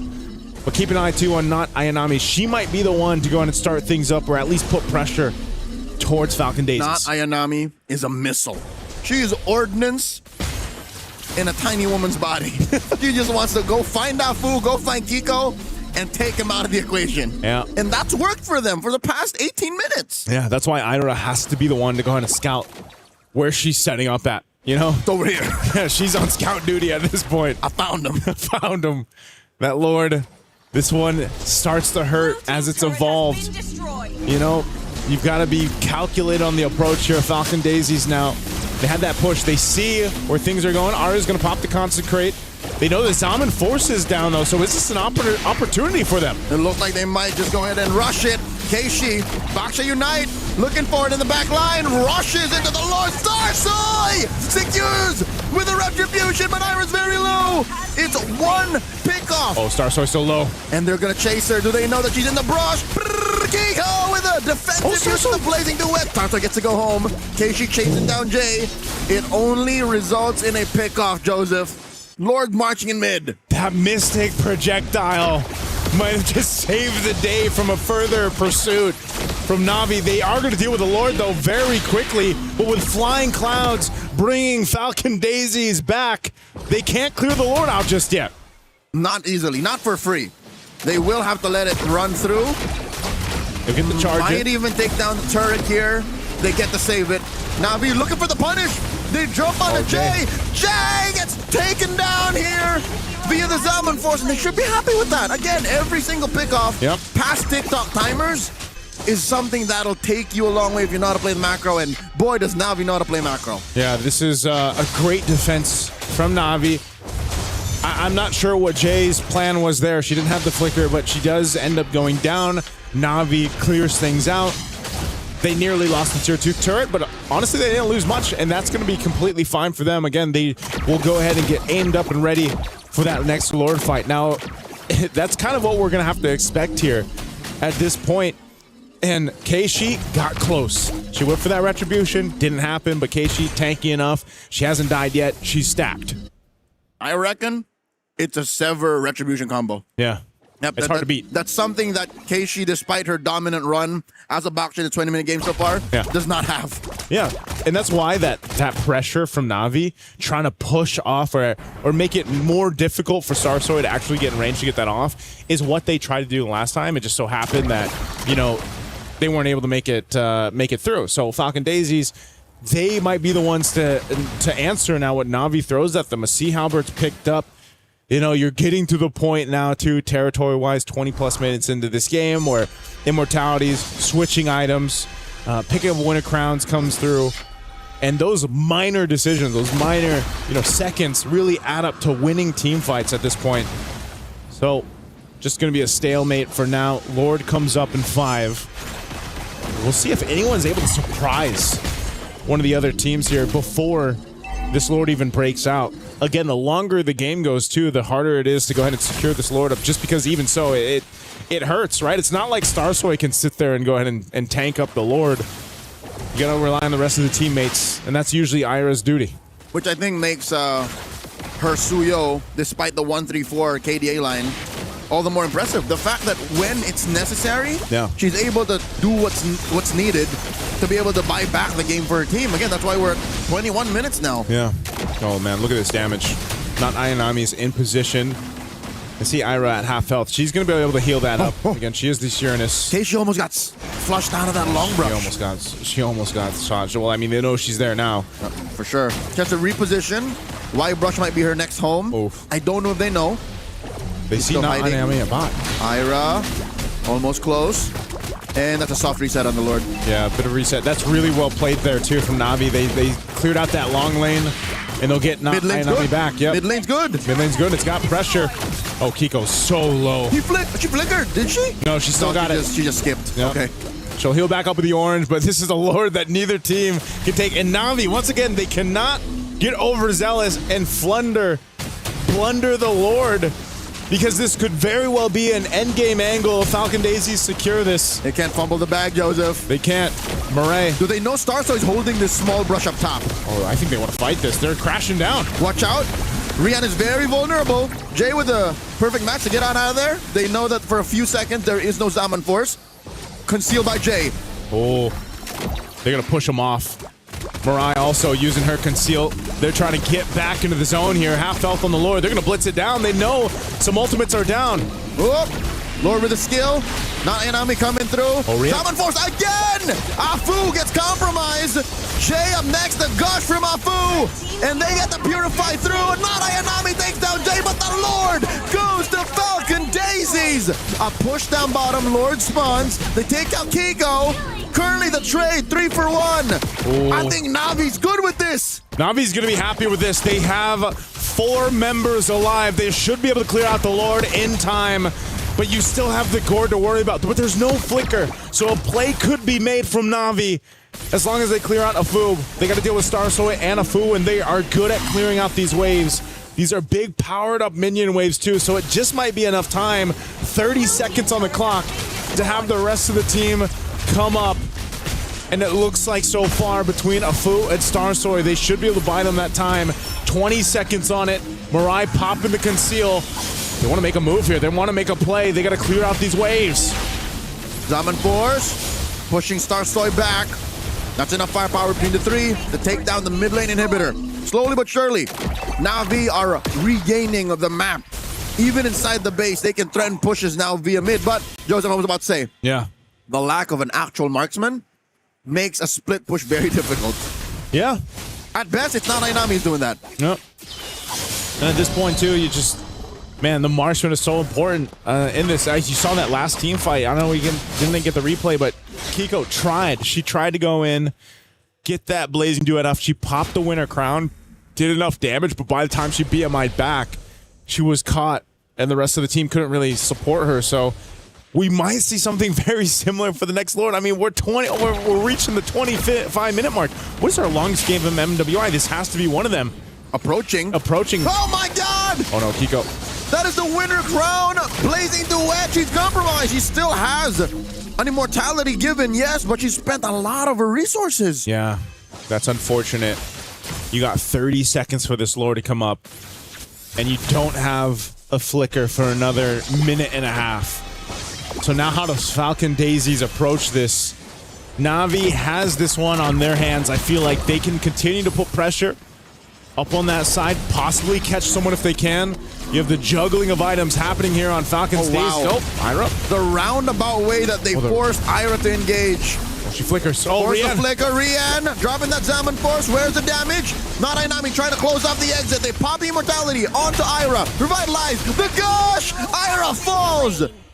They are a player down. Falcon Daisies might not be able to contest. Yeah, they can't. They just have to let this Lord go. Navi, clear sign to go ahead and take it. They'll keep these waves cleared out because they want to go ahead and pressure this as quick as possible. Jay going to take this Flying Cloud and bring her towards the purple buff. Are they going to go for a miracle play here, Leo? They might actually attempt it. They've got to keep their eye on Starsoy. Even at this point, 26 minutes in, you know this Lord is going to take a while to go ahead and take down. And that's exactly what's going to happen here. It might be enough time to at least contest it. Ira's up in 35. I don't think she's going to make it. That's quite a long time. At least she'll be there for the defense. So if they give up this Lord, they'll at least have a full force for a defense. They can clench. They can clench. They can hunker down and say, you know what? It was too dangerous to try and contest. We'll deal with it when it comes here. Seal used by Jay. Only sees that it's Mirai the flicker too. You have to just go to the base. After that flicker was burned, you need to just go to the base and defend. Stay behind the walls. Oh man, this is quite dicey for a Game 2 match point for Falcon Daisies, but Navi has done it. Saying it's a dicey defense. It's a dicey defense. Navi's very close to bringing it to a Game 3. They should. This is a beefed up Lord, man. Almost the 28-minute mark. Picking up some immortalities here. They have all the room to work with on this.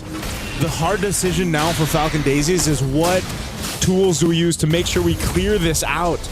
And that's most likely, again, this Mystic Gush, and you don't have a flicker, so a Fu could easily get popped. She picks up an Immortality.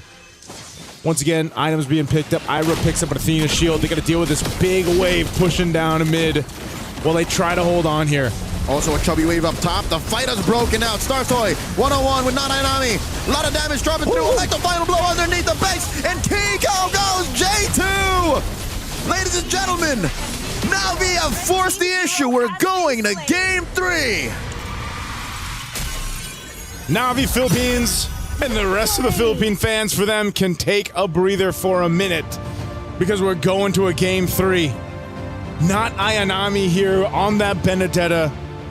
Definitely an MVP for me just because of the way she started that momentum for them. They desperately needed this, man. Again, they haven't won a game until this for MWI. And hopefully this has boosted the morale. I don't know, man. Maybe Shira really did give them the buff. What was it? That special note. Yeah.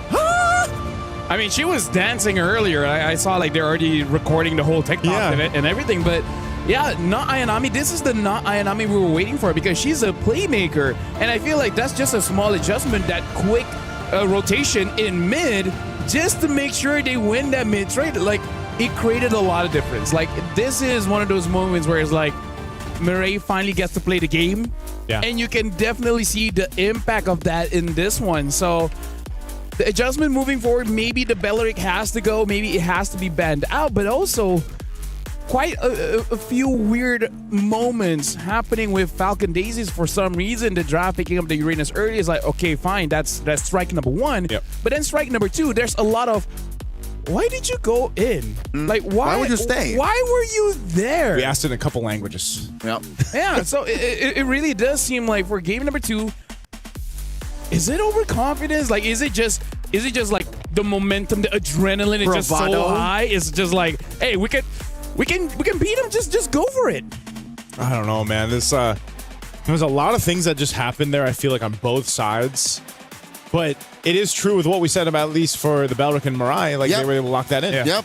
They tried to beat her down, but she was just so ready to answer back. Because again, revitalize. Yeah. Plus the sap punch. Was there more? Or, like, was there another one? Or no, just those two? Yeah. Okay. You play Belleric, right? He just charges up, punches once. That's it. It's enough heal. Yeah. There's something that I want to say, but even I know I shouldn't say on broadcast, right? So honestly, for that one, I think it's just a Stream B thing that we have 3 games. Like Stream A, it's our benefit. They're already starting game number 4, Are or they? match number 4, because spoiler, Vitality won 2-0. They won but 2-0? It wasn't stomp. Oh, Like, they were fighting. It was an actual match. It was an actual match between the two. Good to hear. It seems pretty fun to watch, and I think like one of the standout plays was from Fumieko, especially game number 1 on her Arlet. Looked amazing. So now you mentioned Fumieko, just to wrap it up and again tie it to what's happening. Fumieko, not Ayanami, in my opinion, tied from the same cloth. Yeah. That's the kind of player they are. Exactly. And, playmakers here. Oh, wow. We have stats. Let's go. I had to process for a second. Yeah, I was like, wait, what is this? What is this? I've never seen this before. Stream B, baby. No, they got it there. Oh, they got it there too. No, but that means we now have everything they have too. Yeah. So we are basically better than them. We don't have Cheryl. That's one thing, but they don't have Tokyo almost dying. We have Renmar. We have Renmar. We have Renmar. So now let's talk about the items here. Keishi, by the way, 0018. Like, honestly, Navi, looking at the draft, we almost feel like, how did they get away with this, right? We really need to also ask, like, what is that Mia band? Like, I hope that's something else. It's just a visual kind of thing. But I really feel like early pick Uranus was not it. Maybe if they win the next game, we can have Renmar asked about that. Yeah. I don't know how relevant it'll be. Maybe it was just one of those things where it's like, yeah, we just ban it out. Yeah, because was the goal always just to get a Harith anyways? Yeah. What would have been the difference if you left it blank or something? Mm-hmm. Look at the damage here. 87,000 damage dealt by not Ayanami.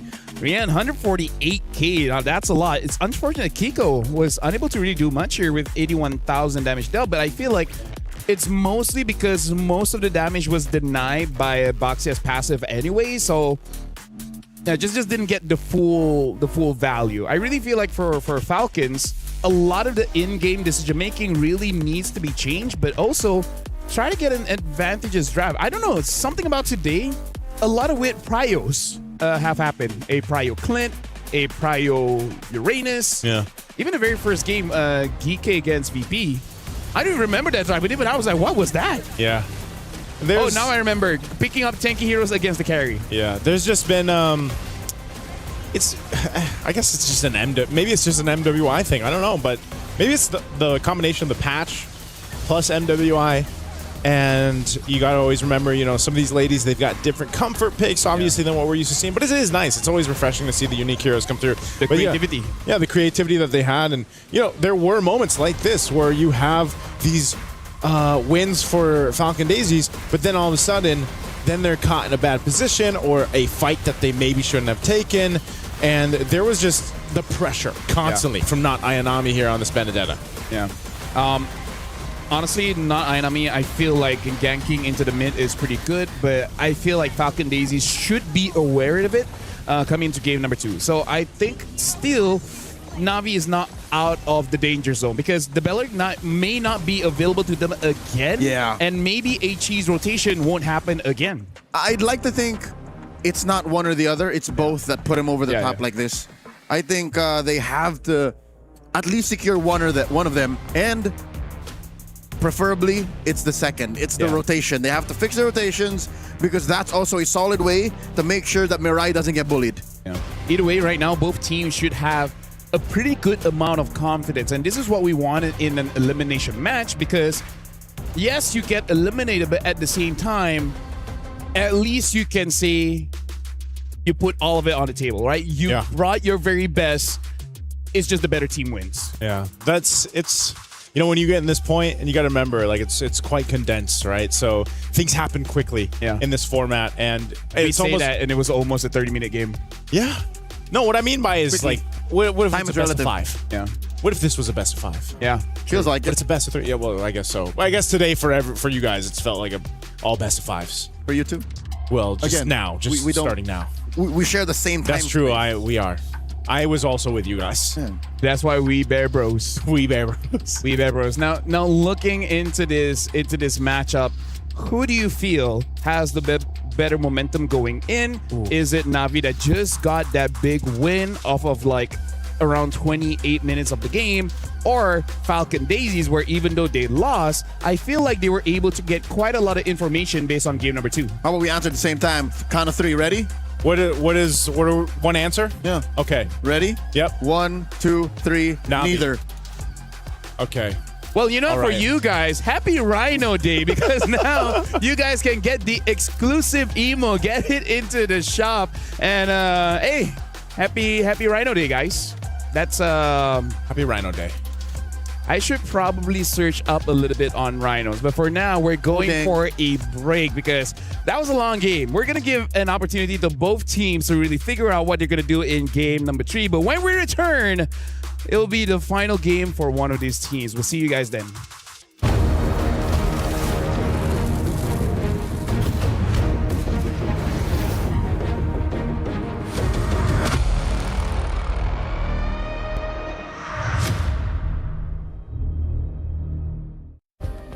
Play is in our DNA.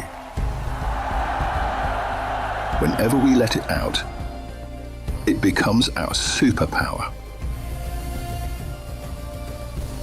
Now imagine an entire city being built to supercharge it. Kadir City, powered by play.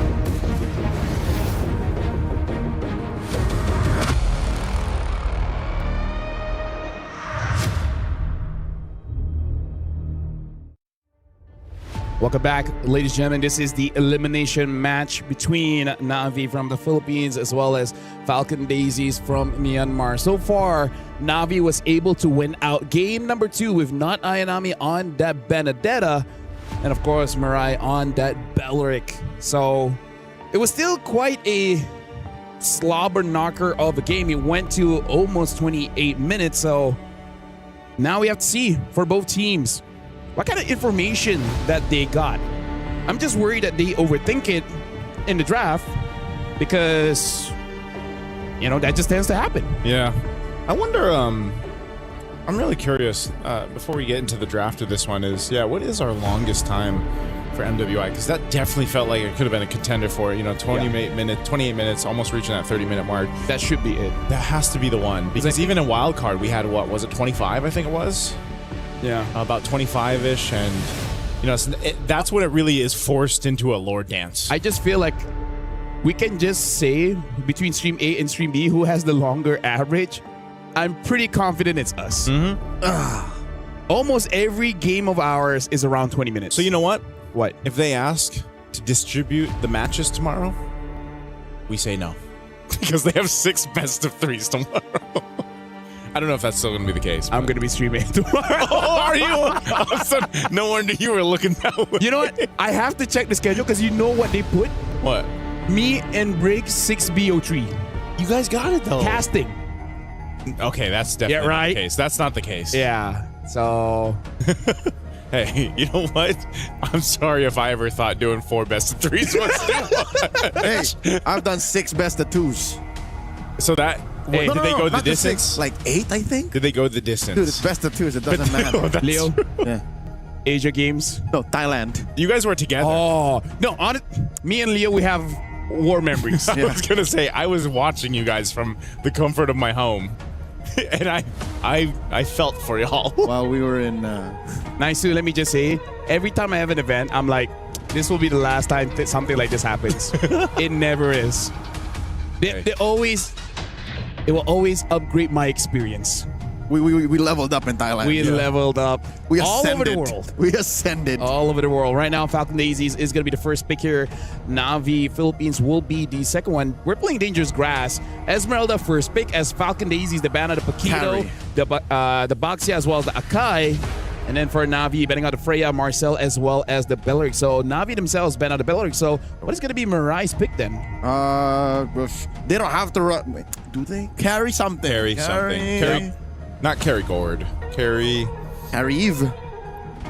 No. Also gets countered by the Esme. If they want a potential Barats, I can see like a Matilda kind of pick, but I'm not so sure if that's something that Mirai really likes. Oh, Carry Atlas. I'm okay with Carry Atlas. Yeah. Oh, Valentina Atlas. Huh. Wow. Won't they just take the carry now? Yeah. Imagine if they don't, right? Falcon Daisy should just automatically take the carry. At least. Because one of these two should have been the carry. I'm not trying to play armchair analyst here, but... technically we are. If they don't pick up the carry, I'll be foaming in the mouth. I don't know how that can happen, but I'll figure something out. Your body will react. Yeah. They come back to the shot on the desk and you're foaming out. All right. Okay, so carry's going to be it. And maybe take a Prio jungler here, whatever it is. Is there any Prio jungles now? It feels like there isn't, man. Like, based off... If your team is a Hirara team, then yes. Yeah, which is like... Do you really want to do that? Vival just won with the Hirara against Genji. So, but that's Vival, you know? Yeah, no, it's like 50-50. Hirara's 50-50. Here we go. Lost Kimi. So they didn't so take they did. Ready to Where's the foam? And a CC. Wait, is it banned and I just didn't notice? No, it's not banned out. They literally just let it go through. Okay, so CC and Esmeralda, that's winnable. Okay. Esmeralda, Atlas, or Esmeralda, Hylos, Kimi. Neither one of them is like, no, you touch the carry. No, you touch the carry. So it's... Well, if it goes all the way through, then Navi eventually will get it. And now Hanabi gets banned out. I'm not sure about that. I'm not sure why the Hanabi... Where's the logic here? Even when you looked at me. We just looked at each other. It's like, that's a Hanabi, right? Yeah. Imagine we go back to the green room and then they're like, oh, how's your day? Well, we got a Clint that goes through the portal, survives, gets 2 kills. Wins. We have a Mia ban, wins. And then now we even have a Hanabi ban. We have an Aulus. We have an Aulus. We have a great time here at Stream B, folks. Yeah. Technically, Hanabi won yesterday on Stream B. Technically, Hanabi only lost once. Yeah. Only lost once. Yeah, technically. Real fans. Don't know There's what a Mia ban again. Real fans watch Stream B. Okay, we got to figure out what this Mia really is, because it can't be an honest Mia, right? It has to be something, to just leave? Yeah. A potential pick. So I don't know if the last one was just so that the Harris would be open, but now this might be so that the carry would be open. It's one or the other. But since the Harris got banned, I mean, Mia's not a bad hero, by the way. She's okay. You know? There's worse. You could play Alucard. We have a lot of Alucards here in rank. I was gonna say I actually like Alucard. I wish he was better. I think they were influenced by Zadel. There's a carry. There's a carry ban. You're allowed to have wrong opinions, Joseph. That's your right. That's your right. Moskov! Because, again, you don't know what Falcons, Daisies, junglers yet. Yeah. Alucard. Okay, no. So, do you want to run the Suyo again?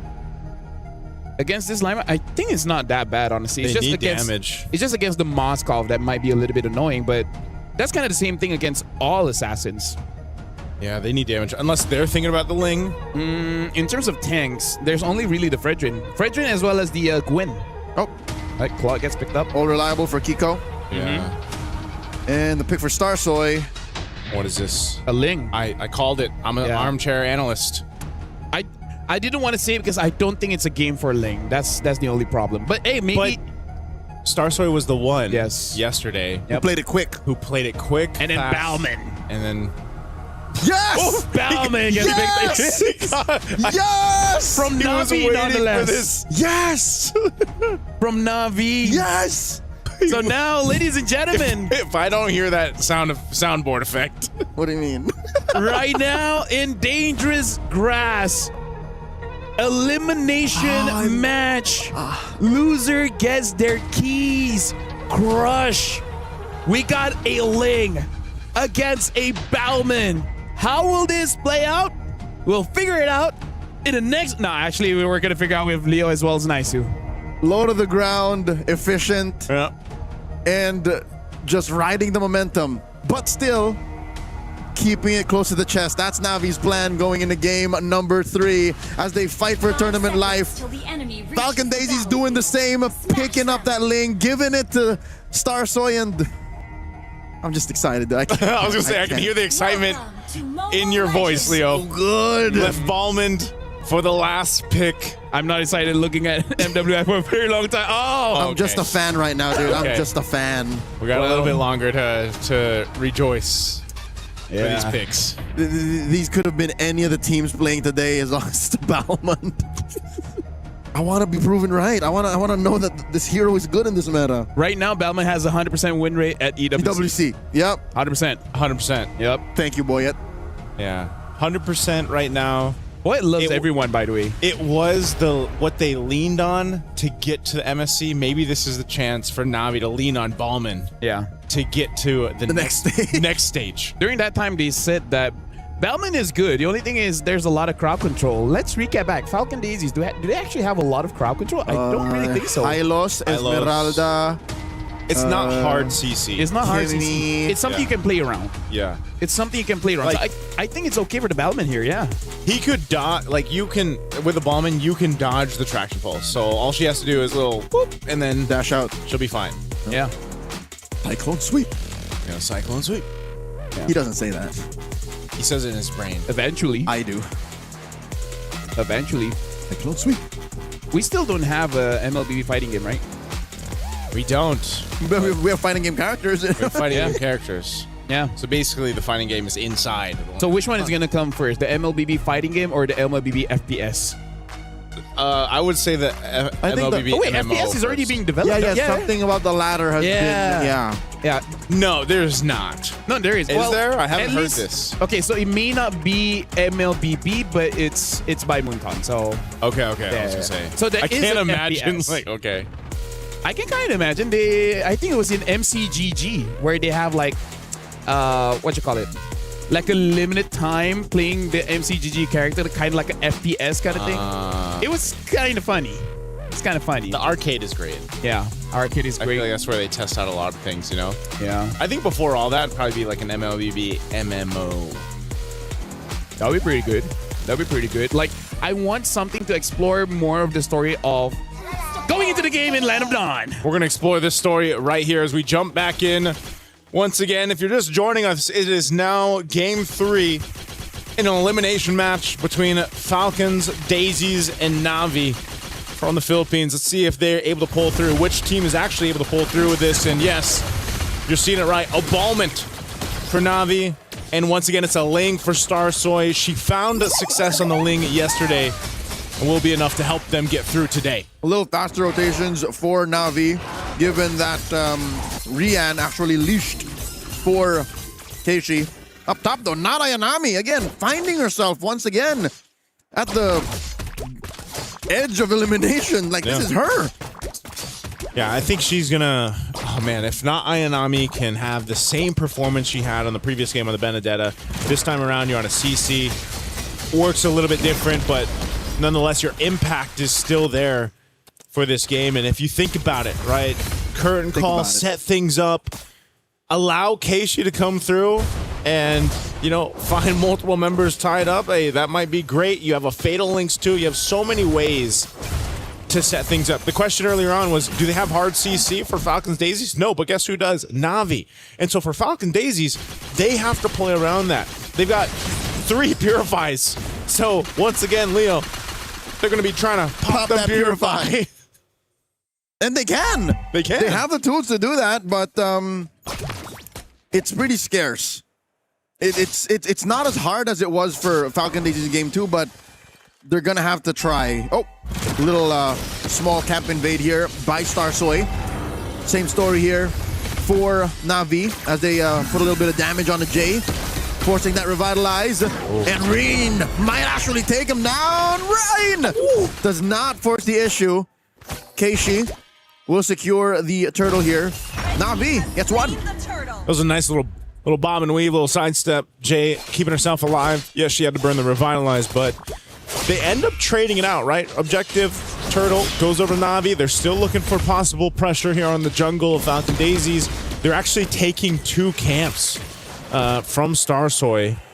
I'm not sure if she got the big portion of that camp, but nonetheless, it's still a bit of a delay. You can see Keishi nearly level 6 right now on this Balmint. She's up by 200 gold, so that's the benefits of what she's done so far. Again, Bauman is just so quick on the clear.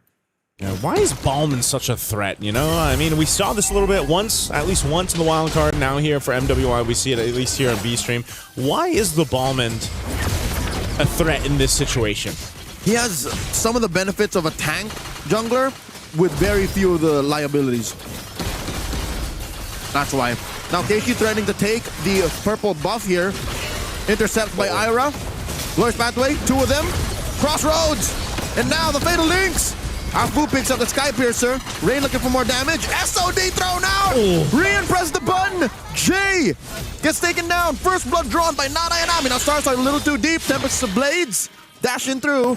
She and Ira back off. I got to give it up to Mirai there, too. You know, we were kind of pointing out the weak point of Na'Vi so far in the previous matches we've seen them, and just how Mariah's been bullied throughout the games, and she's usually going down. Well, that time, she's the reason why they were able to go ahead and make that happen.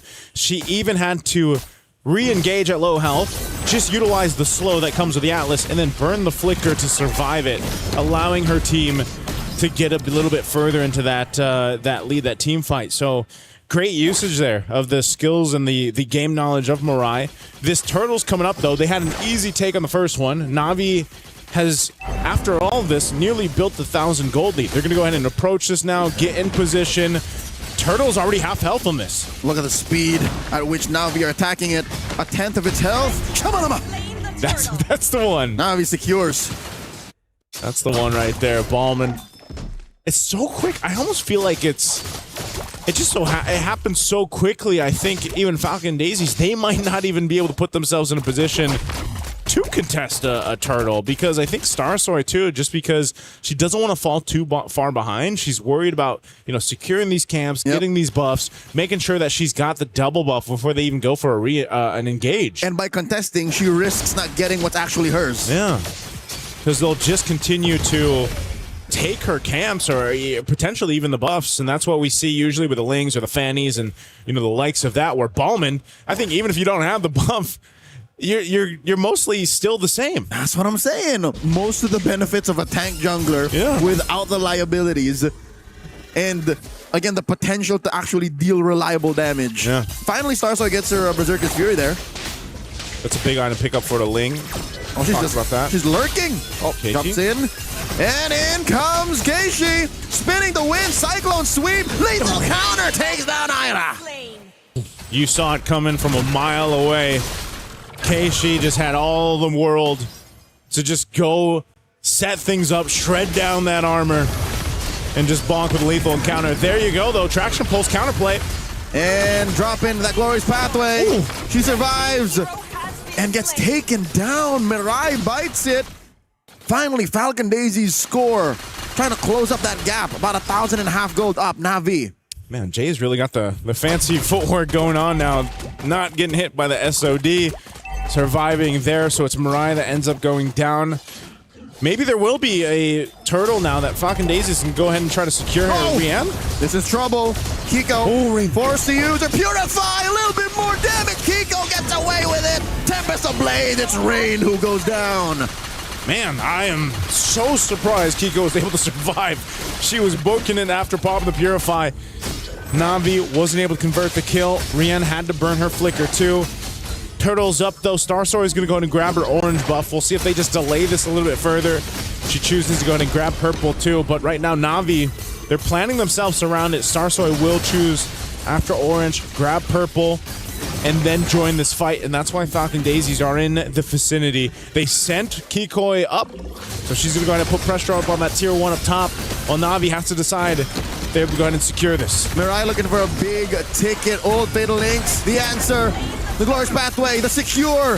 Keishi gets it. 3 for 3 on Navi's turtle taken. And fortunately, Falcon Daisies did not go hard on the top lane push. That could have been their trade. Yeah, it was a good choice too to have Rian up there. But at least they didn't die. Yeah, they didn't die. So it's good either way. Good either way. Nonetheless, 3 for 3 here. Turtles for Navi. Been very clean fighting around the objective, so I expect the Lord to go similar, but I think Falcon Daisies, as long as they maintain this, it's nothing too much, right? 1,000-ish gold for Navi. They'll be in a good position to contest the first Lord. Keishi just pretty much has, again, free reign on where she wants to go for now.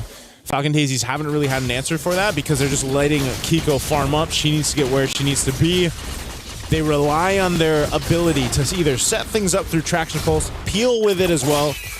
Oh, look at this damage. Oh my lord, the damage out of Nana Yanami alone, able to force a Tempest of Blades, and down goes Starsoy. Such good usage again from Mirai on the Flicker in the toolkit that comes with this Atlas pick. Oh, no, Ira.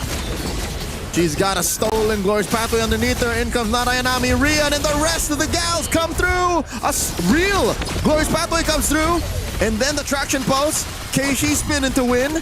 Down to a quarter of her health. This is a non-starter. Navi backs off. All right, Navi gets one. They back off. And, oh, man.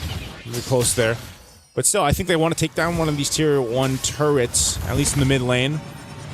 Both teams here are trying to work up some of the space to maneuver around this Lord once it comes up. 15 seconds from now, Rian clearing up on that top side. I think both gold laners are essentially just about there. This 9-minute mark is usually when we see that Trinity lock in. If we take a look at the items before this Lord does come up, we'll see exactly where they are in terms of itemization. But right now, too, Lord spawning up on this top side of the map. They'll send Rian down.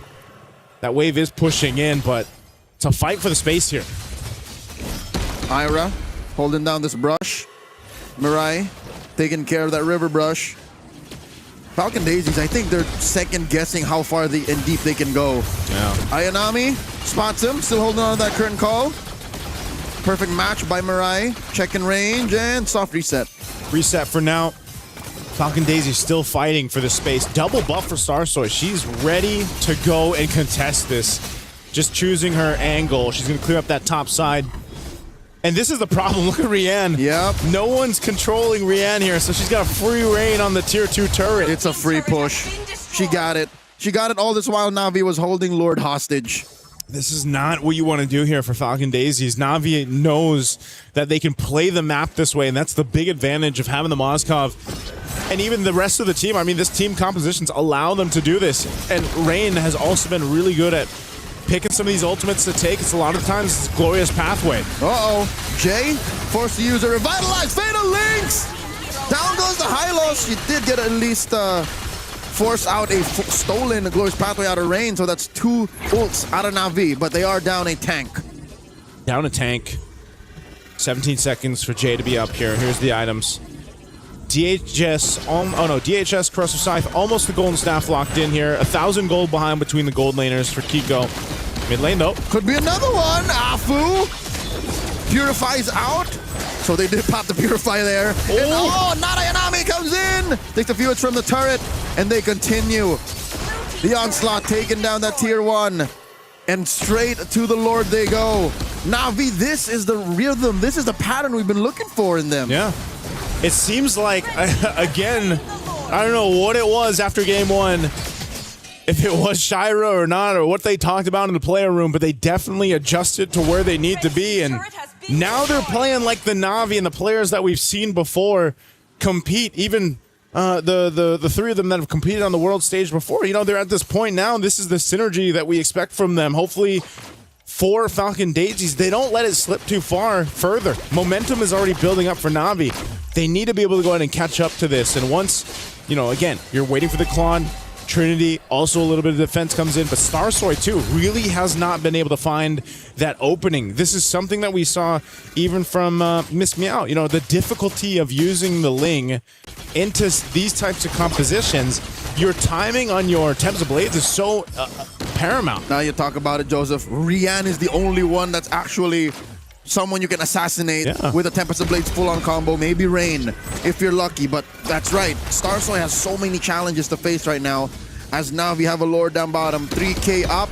Even her orange is not safe as Keishi just burgles it away. Yeah. That's what it feels like. Lord gonna slowly make its way here to the bottom side. Glorious Pathway to crisscrossing. Cross paths. Lord will be able to crash in. Narayanami coming through. Setting up that tier 2 push, and there's still a chubby wave. Rian very low. It's a too much out of that Kimmy on Afu. Oh, they're going for Narayanami. Narayanami drops her vengeance and the curtain call, and she's able to get out of there. Gets on out of there. I thought they'd be able to pick up a kill. Not converted just yet. Falcons Daisies, though, it's their time. Their time to go ahead and play the map. You saw that push happening up top with Starsoy. So both teams have that angle. You know, it's one of those conditions that they can lean on. Push the opposite end of the map. Push map pressure to the pedal if you can. Mirai jumping forward. Fatal Links finds one, forces to revitalize. Starsoy coming in from the flank. KC spinning the wind. Down goes Jay. And a defensive blazing the wet out of Kiko. There's the pulse. Used defensively as well for the rest of Falcon Daisies to retreat. Massive pick off for Na'Vi. And again, when you see the Ling, it feels like one of those things where it's like you're on the other side of the fence just watching your friends play on the playground, man. It's like, I can't join them. Insert Squidward watching SpongeBob and Patrick from the window meme. Yep. That's basically what it is. Because Starsoy just has to kind of see, where is this opportunity where I can jump in here? Because once that Tempest of Blades is used up too, and if you're caught in one of these crowd controls and you're not quick enough to be able to get out of there, you're basically dead. And at this point too, for Starsoy, you don't want to be a dead Ling, a dead jungler at this point before that Lord comes up, or even if it was, you're gone out of the picture, and then your chances of moving forward in MWI are swindled. Right now, Na'Vi control over this Lord pit all for themselves. Okay. The rest of the team's going to try to get here in time. Rain steals the Glorious Pathway.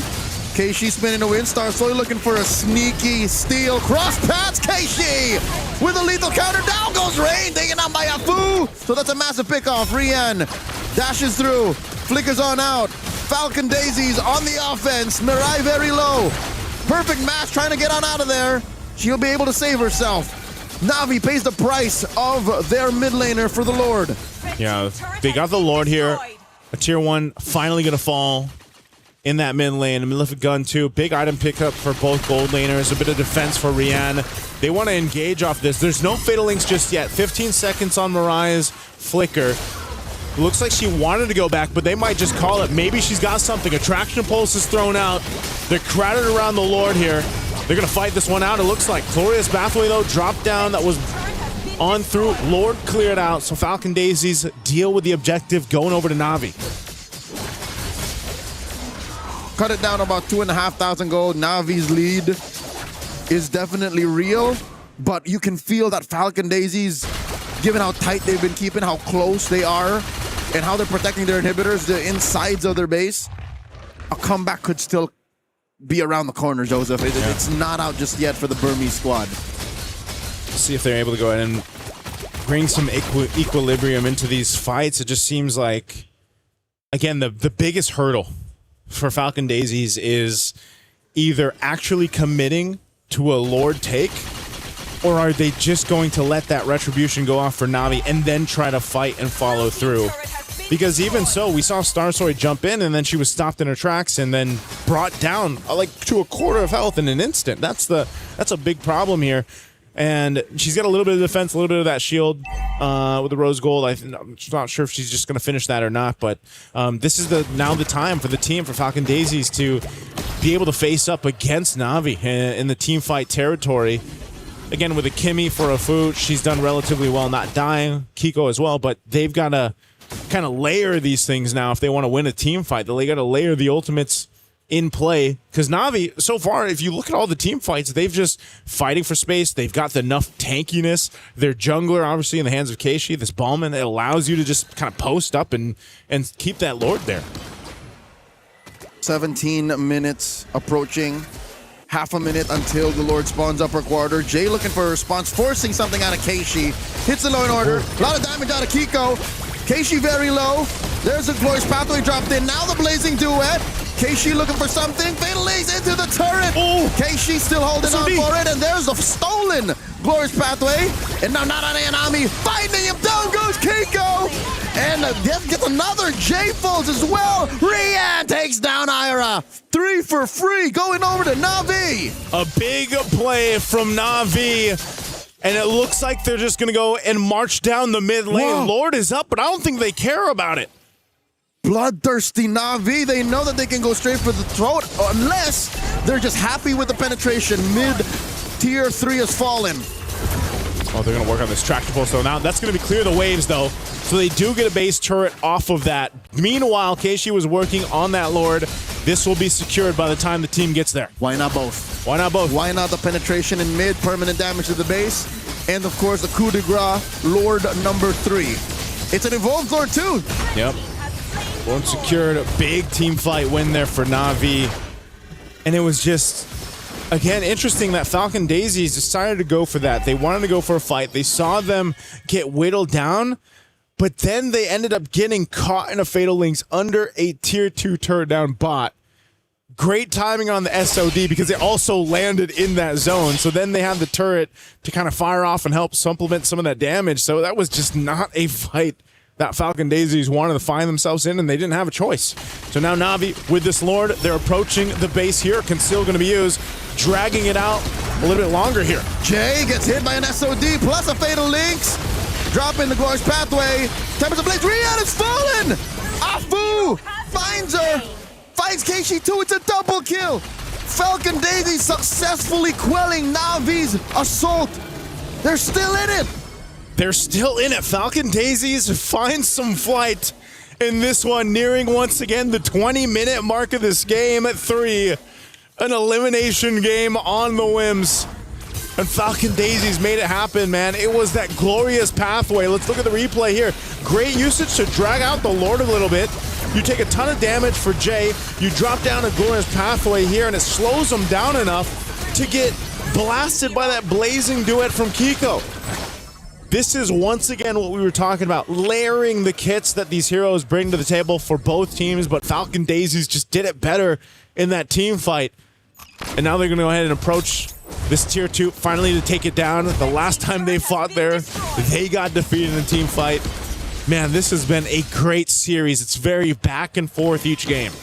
Again, high expectations for both of these squads, and the fact that they're at the brink of elimination, I expect no less. Yeah. This is the minimum of what we expected to see, because if one of them has to go home, they go out in a blaze of glory. It's got to be this, you know?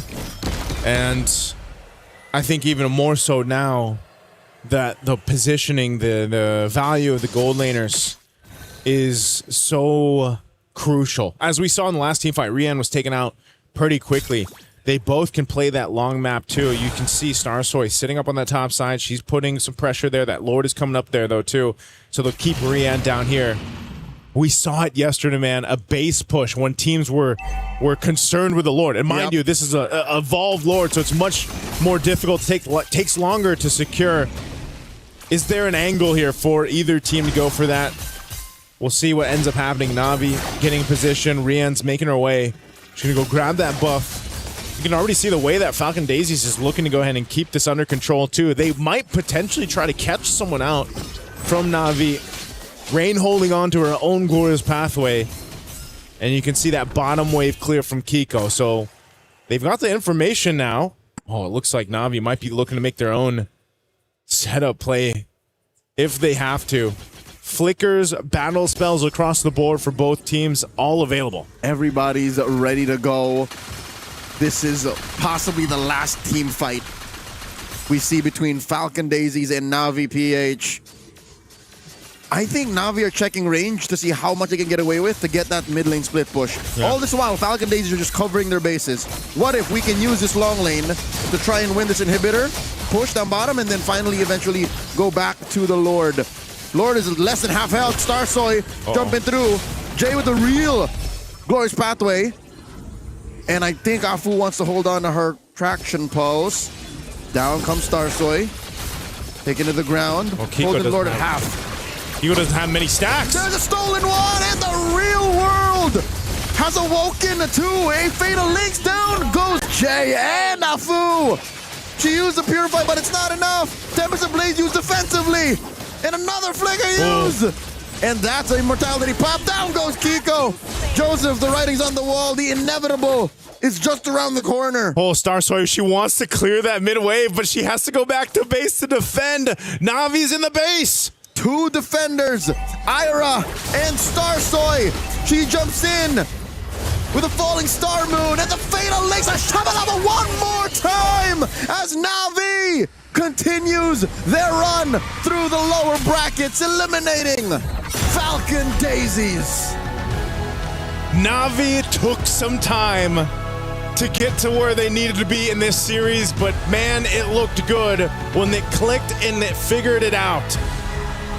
They came together as a team. I don't know if it was the buff that we talked about during the break from Shira or what, but this is the shades of that championship DNA in these players here. And so they survive one step closer to move forward here at MWI. What a series. What a fight, though, from Falcon Daisies. A phenomenal fight from them. A great 3 games we saw here. GG well played to Falcon Daisies, but the former MWI champions in Natus Vincere are moving forward. To answer your question, I think it's a combination of Mirai not getting us bullied as hard and Na'Inami getting a hero that can actually set the tempo in her lane. And also part of the draft, when the lane got picked up, I was perplexed because I was like, this is not really a lingable game. Even without seeing the jungler, like, this is not one of those things. And by the way, it looks like Na'Vi, they might have took inspiration of what Mirai has been suffering for the past few days. And they're like, you know what? Let's just create a draft that keeps punishing the front lines, right? They have the CC just for the true damage. And then you have the Bellman that has the Shred, lowering their physical defense by up to like 40%. Yep. Honestly, Moskov doesn't need that help, but it's always nice to have. Yeah, right? The Shred was actually, I feel like that's like That's part of the cyclone sweep. Yeah, part of the cyclone sweep. It's kind of underrated just how much like it helps in the damage It throughput. helps deal with the Esmeralda. So even without a carry, it's still enough. Yeah. Were you happy to see it, Leo? You happy to see? I heard the battle cry at the end. Got a couple in there. Yeah, got a couple in there. It's good because again he's such a fun hero, and again LaFell added a little layer of actual in-game reason as to why Bauman is good in this metagame.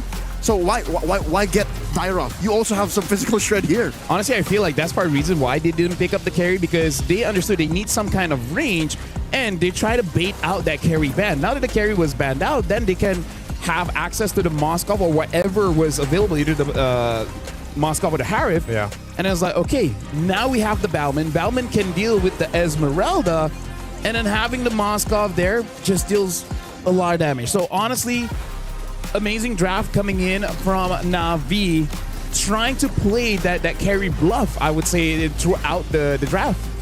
So no foaming. No foaming. No foaming at the mouth. Bauman saved me. Hey, it's saved Na'Vi. Bauman is now my savior. Now you know. Now you know. I think more Ballmans will pop up in the ranked games after this one, but you know, they had to stay calm and collected. And Na'Vi, even facing the brink of elimination and being down, the first game, they really had to lock in for this one. And I think, again, the adjustments that they had to make, I gotta give it up to, like I said, Mirai in this game. She just played the Atlas really well. She, I feel like, played it to its limit, because even when she didn't have a Fatal Links, for example, or maybe she didn't have a Flicker, she was still able to bring value with the Atlas. And sometimes it was her dying again, but this time it was to convert, for the team to eventually win that game. Gentlemen, let's talk about the character of Falcon Daisies. Even though they lost, even though they got eliminated, smiles all over the place of the players, cheering each other up. It really shows that, yes, they lost, but they brought everything to the table. This is the very best that they can bring. The better team won, and I feel like they can be proud of themselves, because they came, they lost, but they showed up. Right? Not only are they proud of themselves, I am proud of them. Yeah. I enjoyed every second all three of games, every game. Even yesterday. Yeah, even yesterday. What a performance. Yeah, it's what a series, like I said, that we got to go ahead and witness here, because this one, again, 22 plus minute, 20 plus minute game. Part of the thing about Bauman shredding was that War Axe. We've seen, well, now we've only seen two Baumans, right? But we've seen with a War Axe and without a War Axe. But the War Axe just makes his passive, well, the Cyclone Suit, that much better. With Cursed Helm, without Cursed Helm, with Brute Force, without Brute Force. Yep. I think that's one of the cool things about Bauman, why I like him too, is it's a dynamic item build. It's not like you're chasing something all the time. You can literally do almost anything after the boots. Yeah, you can build him as a tank, can build him as a fighter, and both really does work. Looking at how this game has been played out, I feel like this has to be a cautionary tale for the other teams that's still surviving here in MWI. Ling, no doubt a good hero, but it's not every single draft that you can insert the Ling. If there is, I would say, three very tanky heroes, probably not a good game for the Ling. But now we got to throw it over to Redmar, and I believe it's with Not Ayanami, just to see after those 3 games how she's feeling. Redmar, it's your time.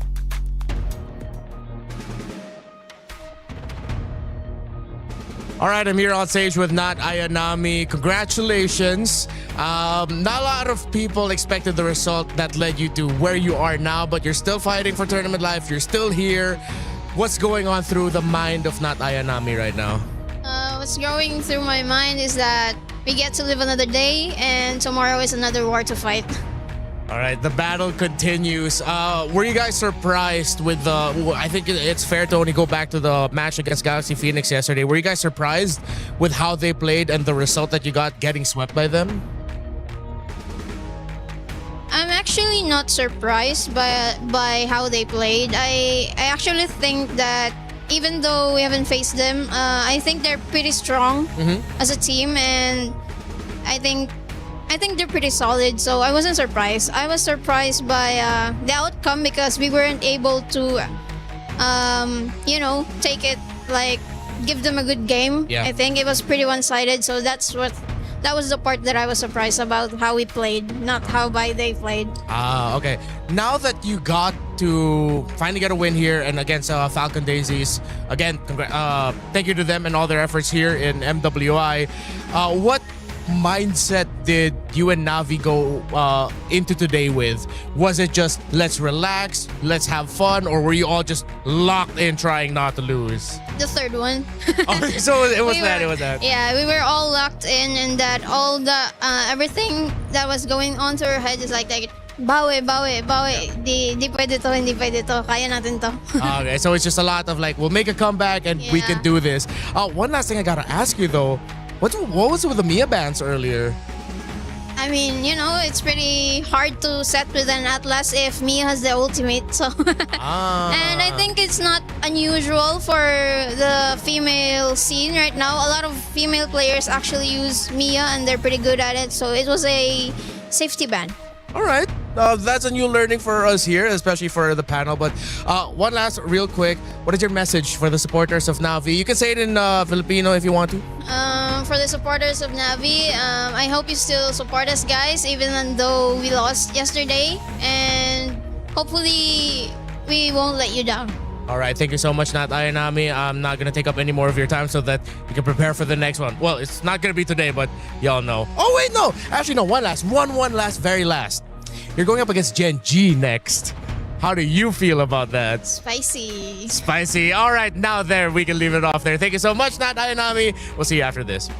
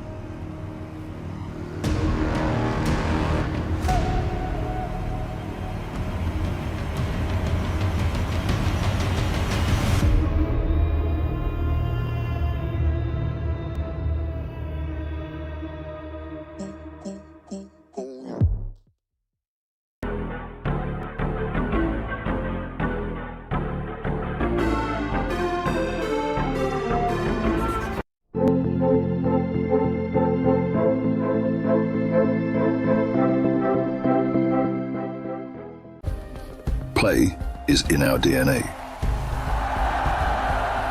Whenever we let it out, it becomes our superpower. Now imagine an entire city being built to supercharge it. Kadir City, powered by play.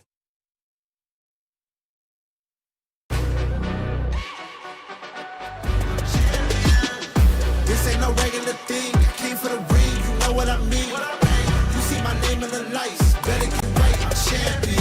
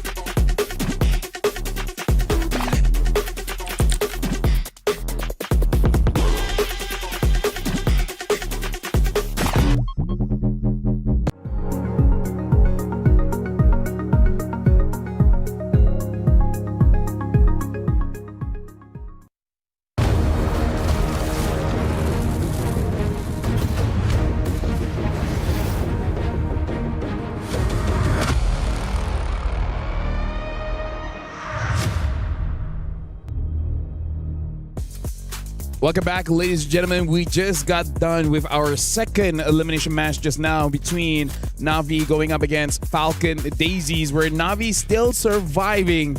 And unfortunately, Falcon Daisies has been eliminated from MWI here at EWC26. My name is Afel. Alongside me is Leo as well as Naisu. And because of the elimination, we will be seeing a key crush later on. But while we're here, also just to let you guys know, we have one more elimination here. It's going to be between Foot going up against MIBR Loss. And it looks like in the A stream, it might be over pretty soon. Yeah, it looks like Galaxy Phoenix might win 2-0 against Falcons Vega Mena. And that would be them securing their slot in the knockouts. Yep. Yeah, that is, I don't know, that's a surprise because I heard it on the way over there too. It's going quite in favor of Galaxy Phoenix. I'm not sure how close it is, but I think they have a day of sweeps over on Stream A? Probably. All sweeps? I mean, like, if pending this, yeah. They're almost done. And we haven't started the fourth match, and we also haven't seen the key crush just yet. So, yes, they are. Whoosh. Hey, that's good for them for tomorrow. Oh wait, you're a part of that. The universe has a way. You know what? For people in Stream A, if you guys are watching in the green room, if you guys can catch a shuttle back home early, just go for it. Just go for it. You're gonna need it. Yeah, just go. Tomorrow's like what, 6 best of trees? Something like that.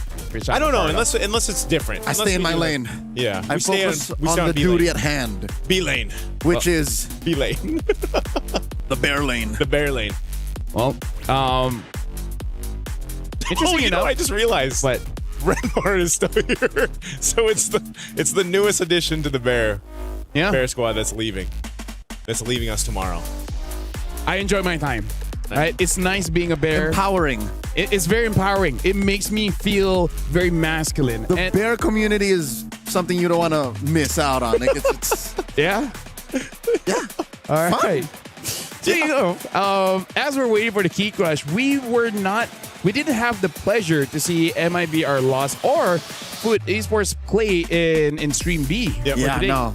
Yesterday, Foot went up against Gen G, and it was quite a stomp. So we also have to see how Foot really recovers for this one, going up against MIBR Loss, which, if I'm not mistaken, went up against Vitality, and you know, it's Vitality. Just to put it into context, the reason why we have higher expectations of Foot is because they were top 8 team in last year's MWI, and I have fallen in love with Foot Esports. I am a Foot fan. I'm a Foot fan as well. But, Joseph, think about this. Are you really a Foot fan, or are you not for one of the teams out of a mare? I am a foot fan, but yes, I am also a fan of one of the teams out of Mare, as I always am a fan out of a Mare. I am. You are a Mare. Is it a Mare or Amer? Is it Hirara or is it Hirara? Hirara.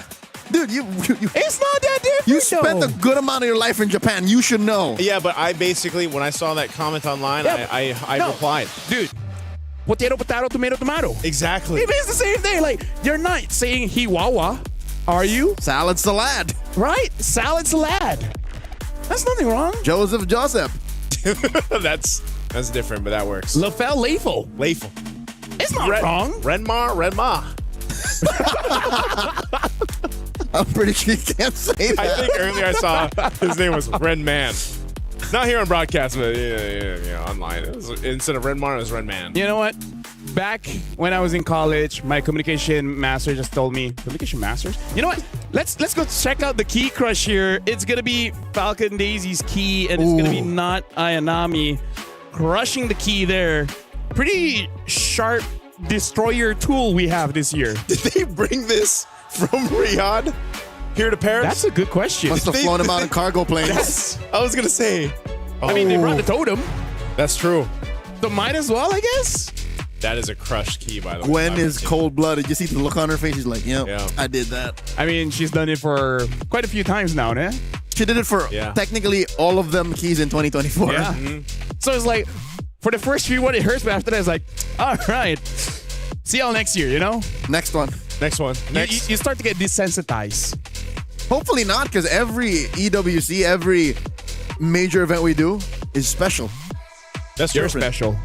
Thanks. And you know what also, why it's special? Because it's a step closer to the bigger portion of the prize pool. That's right. They've confirmed the next stage. Yeah. Money is great. That's true. Life-changing amount of money. Life-changing amount of money. Do you want to change your life? Get a lot of money. and be happy. I would be very happy if I get a big change. Here's the thing. I feel like it's the same for all of us, right? Yeah.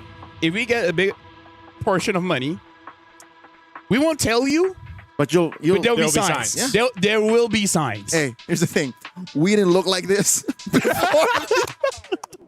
before any of this. What do we look like? We wore suits. So we just lost a lot of money this year. No, so yeah, where's the connotation with money and suits? We won't tell you.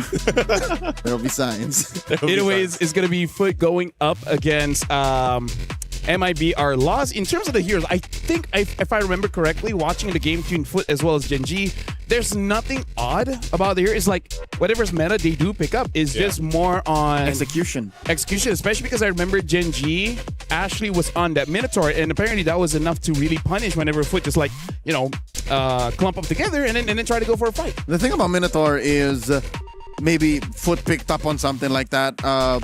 Maybe Nora starts playing it, but it mixes the best of both worlds, crowd control and healing. So yeah, we're going to be looking at the Group A brackets here just to see how the tournament really has progressed. It's going to take some time. I don't know why. This honestly is not that long, but playing video games as a career really gives you a lot of perspective. By the way, again, just to see here, Caltech as well as Team Ray Young have both advanced to the playoff, and we're looking at a decider match that's going to be happening tomorrow. Twisted Minds will be going up against Team Falcons ID, and then Seda will go up against Etc. For Group B, here we go. Genji obviously had their win against Foot Esports, who we'll see play against this one, Team Vitality. So you have Galaxy Phoenix after their win against Team Falcons Mena. And then over for the matches tomorrow, their Team Falcons Mena will be playing against Lower Bracket 1. Genji is going to have to play against Navi tomorrow. My goodness. Your goodness. My goodness. Our goodness. Our goodness. Oh, that's going to be a tough one. I wonder if I'll be casting during that game, or where that game is going to be played. I'm actually not sure what's going to be on Stream A and Stream B. Since Homie's moving over, then you are. But no, there's so many games tomorrow, though. Oh, if it'll be on the... Yeah, because if it's the case where let's just say we have only 2 on Stream B, they start around the same time, but then a ton of matches still happen on Stream A towards the afternoon. Let's talk about the ladies. I mean, like, personally for me, I feel like that's a problem for tomorrow, LaFell. Right now, we got to look at MIBR, which were the players just now. You guys saw it. You guys know. You know who they are. Yeah, we're going straight into draft here. Foot will be on the blue side, and MIBR will be on the red side. Dangerous Grass is going to be the map. Atlas, Fovius, as well as Freya has been banned by Foot Esports. MIBR lost. They banned the Hirara, Fanny, as well as the Marcel. Belleric is open. Belleric. Nora, please. Belleric so far is, you want to win, you pick up Belleric. I feel like he's the guy right now. He's the tree, and the only tree in the land of Dawn. Hey, maybe Munta will give him a wife. Or a son. Oh. Or a son. They don't go with the Belleric. All right. That's still solid, though. Yeah. They're arming their newest recruit, Cujo, their new jungler that they picked up prior to the qualifier season of MWI. MIBR Los answers back with a Guinevere and... Okay, foaming at the mouth if this is not a Belleric? Or does the box... No, that was the combo yesterday. What was the name we had for the Guinevere and Belleric? Gweneric? No. Bellevere. It was Bellevere, and this has to be the Belleric. No! Foaming at the mouth! Foaming at the mouth, it's the carry. Okay. Carry's still good against Box. Yeah, plus, maybe they'll get an Esmeralda. Or just like, hey, don't take the Esmeralda, we have the counter. They could always just pick up the Belleric, too, if it's not answered here by Foot. Oh, whoa. Very interesting pickups in the first I don't phase. know how to feel about this combination of picks. Let me just tell you, the Selena has been used in Group A. It's just an accelerant for the jungle as well as to get a turtle. I think both Vitality as well as Genji used in their previous match.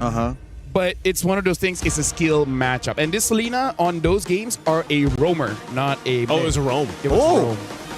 So this could be a swerve. Nora could be playing the Selena. I think I've seen both roam and mid. Yeah. I've seen both roam and mid. Yeah. It could be either or, but now Lapu. Now that's interesting. I feel like they could have picked up Esmeralda. Maybe just not enough practice. Oh, I mean, Esmeralda is such a hard hero, you know. Esmeralda, I think is the... If Belleric is the guy, Esmeralda's the gal. She's the gal. By the way, in case you missed it, the Mia ban that Redmar asked about is real. It's real. Yeah.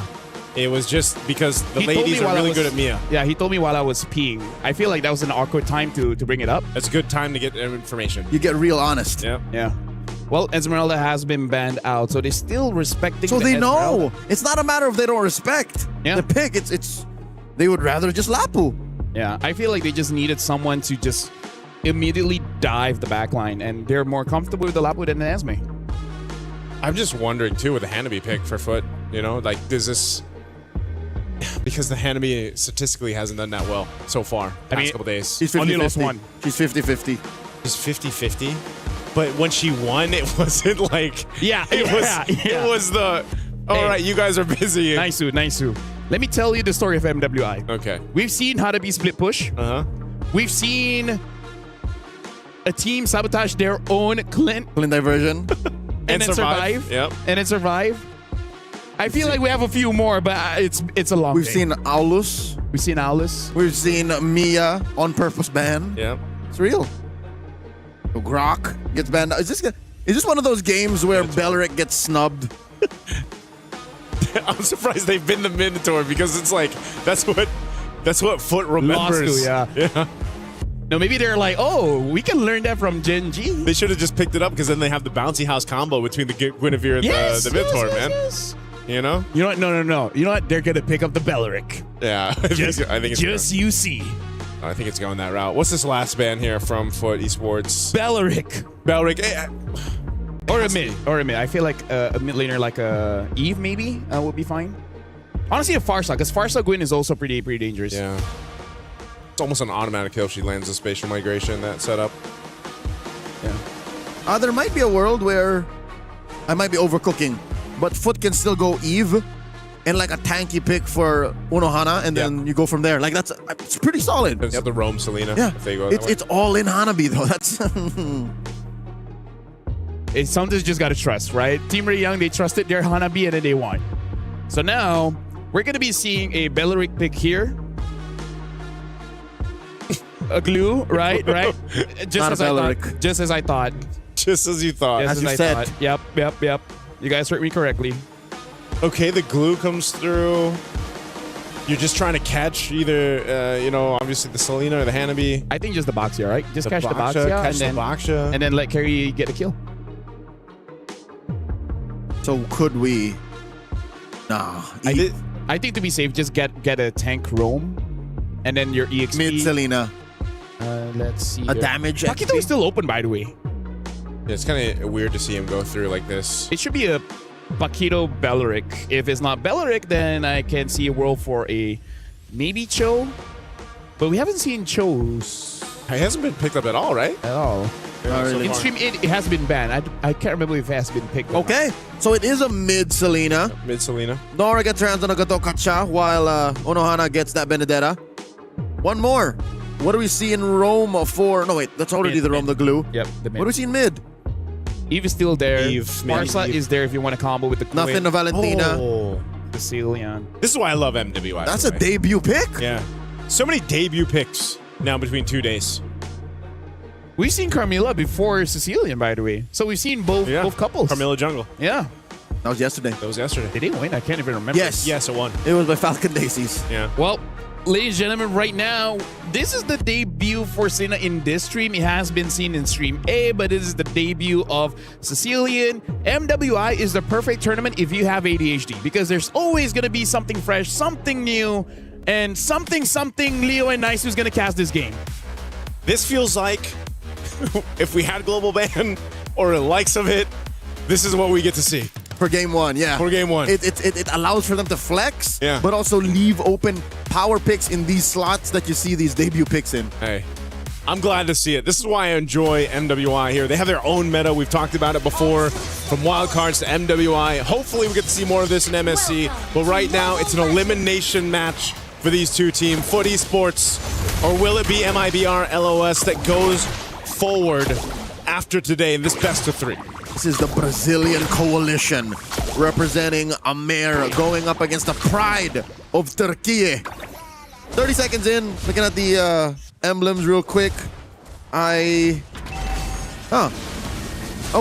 Even in mid, is this what happens? There's no... Oh, wait! Ray! Shimmying his throw. She almost got caught. Yeah. Better safe than sorry, right? Usually at this point. Yep. Better flickerless than dead. Yeah, that's true. Got to keep it together here. So, for MIBR loss, whoa, they're still actually putting pressure here. Ray? Uh-oh. Ray going through 2. In comes Hayab. And Cujo very low. Cujo might just bite it. Massive Sanguine Claws. The trade 1-for-1. Cujo for Ray. MIBR loss, I think, won that eventually. Yeah, I was wondering when that bad impact was coming through. Unohana?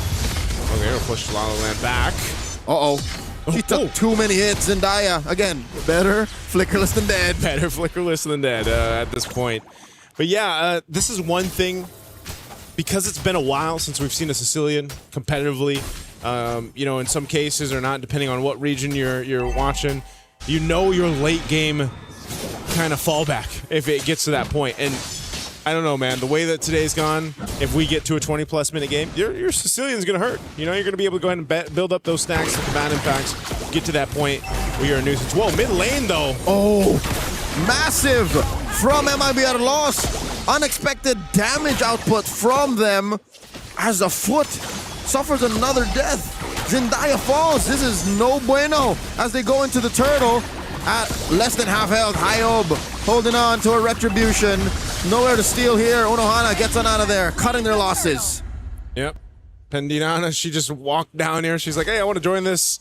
Turtle secured, though, pretty easily for MIBR loss. So really good at the team fighting early on, these skirmishes. And, Ray being this glue pick, quite a nuisance. Gonna get hit with an arrow plus a taunt, but Ray should be fine. She's got flicker in a couple seconds. Uh-oh. Okay, she burns it again in nearly the same spot. Hey, it's the beginning. She's already died, so I don't want to do that. We're not going back to that. I've seen this before, right? Mm-hmm. Foot, I don't know what they're trying to do. Here's the thing. Yes, you've tried the Selena, put it in Rome. Sure, if maybe it worked, but I'm not feeling it now. Yeah. It's so weird. Like, what's the idea? You want to hit the carry? Sure, if you can. You want to hit the Sicilian? Pop that Purify? Sure. Purify. But what else? I heard LaFell say the word expedite. You know, you expedite the rotations, expedite the team fighting. I can't see it. Oh, they do find the Hyob's clone, but no dice. Maybe eventually, once the game evolves here, we'll see more of that use of the Selena, especially the arrows, maybe the vision. But yeah, you're just not going to be able to do much in the lane matchup. And then when it comes to these early turtles, I feel like unless you're able to go ahead and capitalize on an arrow that lands, then what do? And it's definitely not going to come from your gold laner for a while, right? The Hanabi needs time to go ahead and build up here. And that's why I think that's the big question mark on Foot Esports' lineup, at least for now. We got 15 or so seconds for this turtle to come up here, and then we'll see if that ends up being the case. Because right now, MRB or LOS, they haven't had to do too much. They can just go ahead and continue to farm up. The concentrated energy is already locked in for Hyob, so she's going to go ahead and get in position. Look at the rest of the team's positioning here. I'm wondering if we'll see even Pandihana join this one. Oh, massive Requiem. Forcing out a Revitalize to save Nora. Turtle put down a quarter of its health. The mount here. Kujo's in trouble. Kujo might fall here. She's holding through. La La Land taken down by Unohana. Kujo survives. 3 big pickoffs. 4 foot on 3 different fronts. But they're in no shape to take the turtle, and they gotta take care of Pandina pushing up top. Oh. Whoa! What a read! Hyob! What a read! Ay caramba! 1-on-1 Unohana falls. I didn't even, at the end of it all, didn't expect them to get another turtle here, but man, I'm not sure if Foot Esports really wanted to continue on that way, but it ends up leading them to lose an objective. They will get a tier 1 turret though, so there is an exchange. Plus they got a few kills. So break it down how you want, but MRBR lost. They still come out on top of it. I think you put it on paper, you do the math, it might have just been half a loss for Foot. Yeah. Because the push up top, that's irreversible damage. And that's a lot of gold. Yeah. Carry. Oh, massive Requiem once more. Kujo here is not going to survive. Okay, a pickup. You're starting to see this again. The scalability with your carry is being expedited now for MIBR loss instead of having that Selena do the work over here for Foot Esports. But there was I don't know if, hold on, these XP laners, Hana? All right, she's gonna be able to get out of that.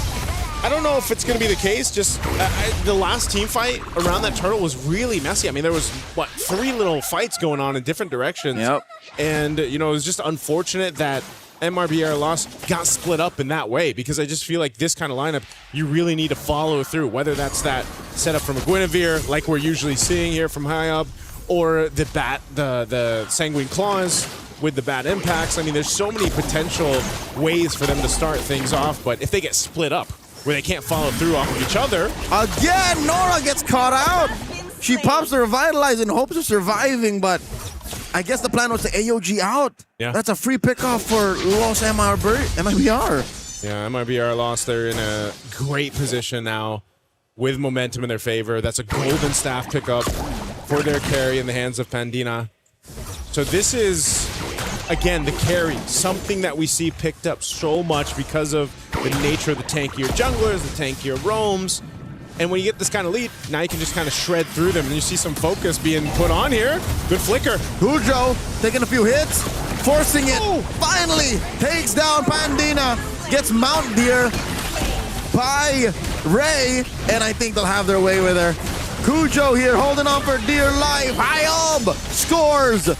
1-for-1 the trade, and the fact that Hyob still has the retribution makes a difference. Mikiari, 1-on-1, takes down Unohana. He's not having a good day with his Benedetta. Oh man, you can see the reactions on the player cams here from MIBR Loss. They are having a time right now. She's frustrated. She's frustrated, but hey, they are able to go ahead, lock in 3-for-3 turtles, objectives for MIBR Loss. They're looking to take down some turrets off of it.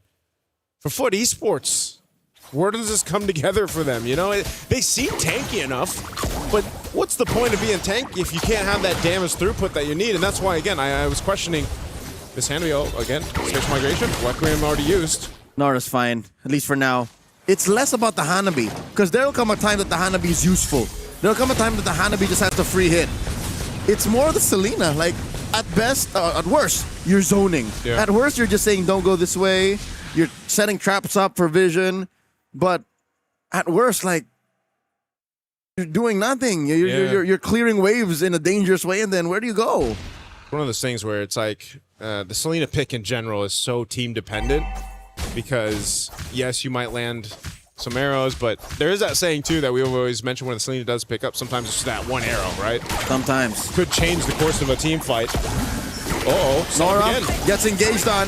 That's the full-on Requiem. And the Revitalize already used up. Pandina gets taken down by Mieko. And Unohana picks up her Sea Halberd. But Hayab is on a war path, taking down Mieko. And they've lost so much already. 2 for 1. MIBR lost, up by about 2,000 gold. Yeah, you see that's the problem too, is even if Foot Esports wants to fight, like get in range of these, trying to catch who they can, they have to worry about a couple things. Number one, La La Land, building up the stacks from a distance, laying out the bad impacts. Not only that, but then there's always that potential. The spatial migration, such a low cooldown, Hayab's able to go ahead and set things up, and you know, the ability for Glue to just stick on the right target is something that is going to bother Foot Esports when they get to this next Lord fight.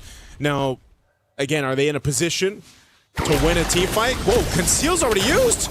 And they find one. Nora, another death for a free pickoff by MLBB lost. This definitely locks in this Lord for them. That's what I was saying, Leo. You know, the multitude of crowd control that MRBR loss has seems to be the upper hand play right now as Lord is secured for them. They'll go ahead and get ready to march in the base. March towards the base. This is the thing, though. There's a good push with a Benedetta. This is what we've seen a lot of the times in the hands of Unohana. She's able to go ahead and do that. We saw the usage also of the Electro Final Blow, the Petrify combo, can be quite devastating if she's able to find that off angle towards the back line. If she can get La La Land, better yet. Oh, mid lane. There's a jump in. Massive AOG plus 3 hits out of Mieko, serving up a kill to Zendaya. Pikiari might be next up. Unohana, Electro Final Blow, trying to cover up the exits. Hayab just to clone her way out of there, and a massive punish. Unohana went in a little too deep. 2 for 1 though. Foot Esports still need to deal with the Lord. Now, Miyako's going to go ahead and deal with this really quickly. That tier 2 does stay alive, albeit a couple hits away though. Taking a look at the items for this one. Again, it's a small lead for MRBR loss.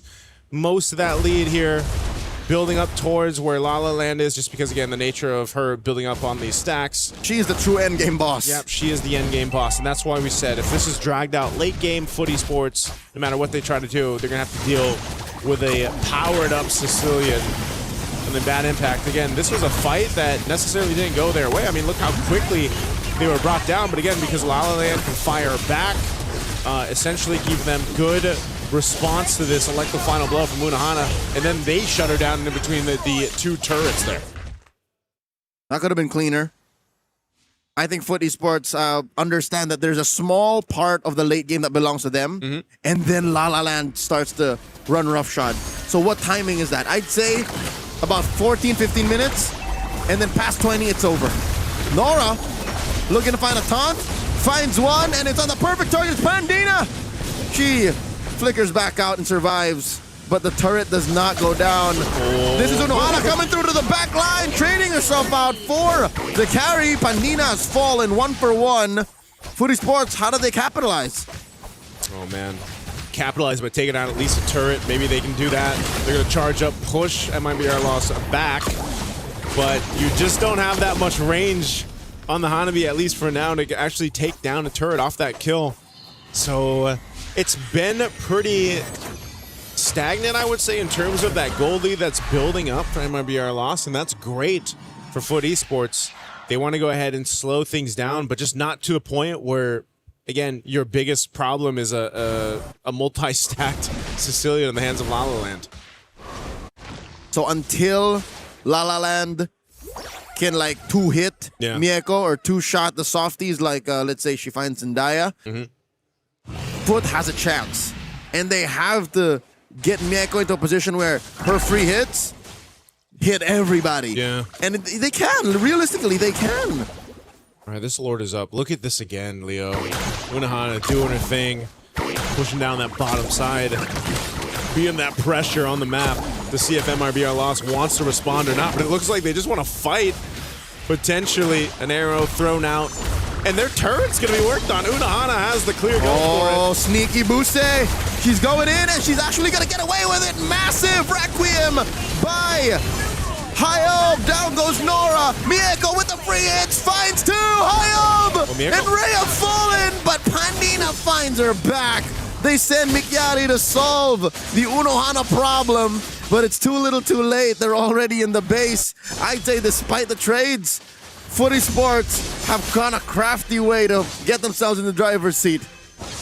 It's the long lane, Joseph. It's the long lane, man. And that's what the Benedetta does so well. We've seen this be a point of contention for a lot of the teams, whether that's the Moscom, whether it's Benedetta, whether it's a Ling. You push on that opposite end of the map of the Lord, and someone has to respond. You know, and in this sense, though, we got a glimpse of it. Mieko's got to be careful. She got in a position where she's just taking those bad impacts again. And like you mentioned, you know, eventually that's going to be a 2-shot thing, maybe 3-shot. I see. So how does that not happen, right? Sell your boots, pick up Athena's shield. Yeah. Then Bob's your uncle. Yeah. Because you're just, at that point, too, you're just relying on being able to move around with, of course, you know, the emblem setup, that quantum charge and everything else she has, plus the kit of the Hanabi. Relying on your CC immune. Oh, how about 101 round 2? Okay. All right. Unohana picking up that rose gold, dog. She's going to stay there, too. Clear out another wave. Half health on this Lord. This is blitzing down now. She's going to join this. Quarter health on the Lord. Hujo coming in from the flank. Ray very low. High up as well. Forced to use that winner crown. Oh, the arrow. Lord still standing. Down goes Pandina. Cujo scores the Lord. High up has fallen. This has gone sideways for MIBR loss. Ay caramba. Mikyari has fallen. Unohana going to hunting. Ray concealed to run away.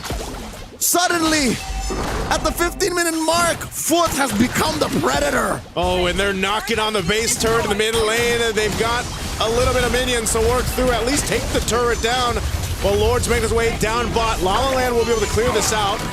Clears out that last minion, but there's another charged up wave. How did it go so wrong? Footy Sports suddenly take game 1. They fought, they crawled, and they counted on each other to make it to that point in game 1. They didn't let the stacks build up for La La Land because they could already see, man, it was getting in the danger zone. But good to stay in point. It was but a realistic time frame between the 14-minute to the 18-minute mark. That's where Footy Sports find their power spike. Past that, it's all La La Land. Yeah. It's all Emma Stone and Ryan Gosling. At that point, but it doesn't happen. They canceled the sequel. We didn't get there. You know what? Hey, that's a good game 1, though. I mean, it was a back and forth. I really didn't know exactly where we'd find ourselves after that Lord. It had a weird pivot. Yeah. It was a weird swing. Well, gentlemen, here's the thing. Yeah. I think I know the answer. What's the answer? We now live in a world on a competitive scene. This is the best Hanabi win rate ratio in all time. In all competitive lifetime. Where at least in Stream B, Hanabi, after 2 days, only lost once. So is she at like, what, 80% win rate? Something like that. Something insane like that. Close to that. It's because she's Hana B and on the B stream. A stream. We tried, but Mieko got away. Mieko, she understood the assignment. It's like, okay, she's gonna hunker down. I know that this hits everybody in the vicinity. We go. I have one button that will press repeatedly. I mean, like, to be fair, honestly, in this game, the real turning point is the fact that Unohana started getting a kill, I believe, somewhere around the top region of the jungle. And after that, she's like, I have enough items to just solo a lane. Yeah. And then at that point, MIBR Lost has just not have enough reps in high-level competition to be like, wait, what should we go for? Should we stay here? Should we someone go back? That on a macro scale. Micro-wise, they can't afford to send someone to take care of Unohana. At least not to the extent where she would not get away with what she wants. Because look, they're protecting Pandina and La La Land a little too much. Yeah, so there was, and that's why who had to do it? It's Mikari.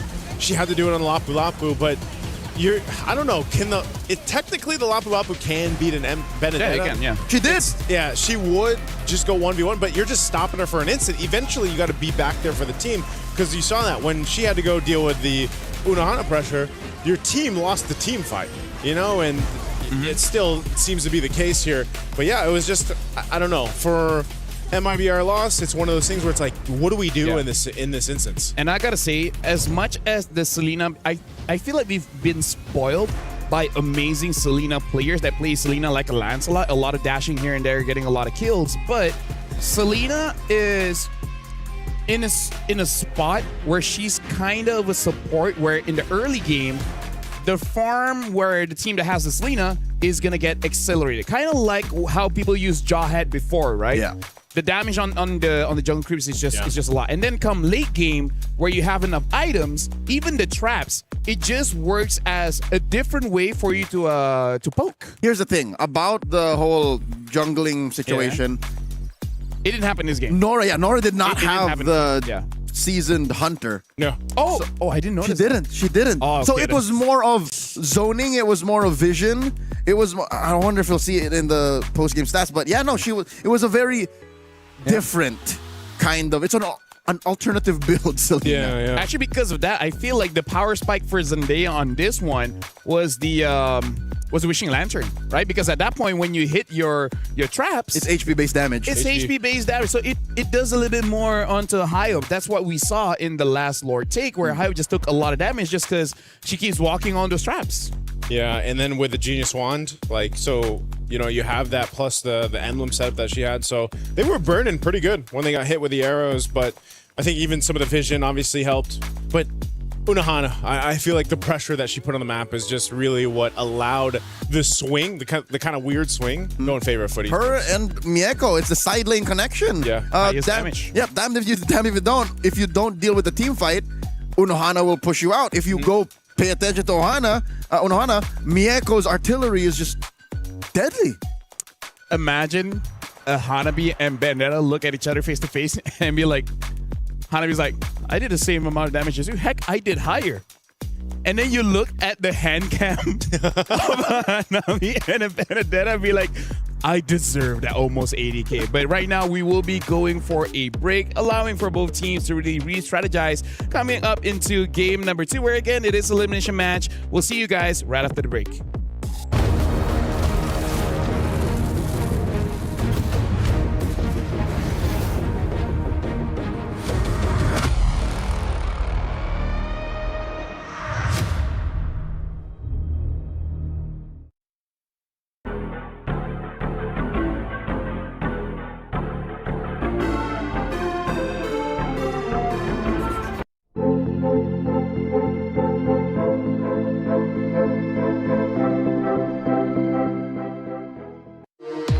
We were there.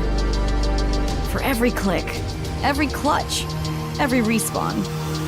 We were there for the years of grind. And we're here. Now. The proud founding partner of EWC. Powering the biggest event in gaming. Shoulder to shoulder with the world's best. Making history. Greatness deserves a stage. Lenovo Legion. Reach your impossible.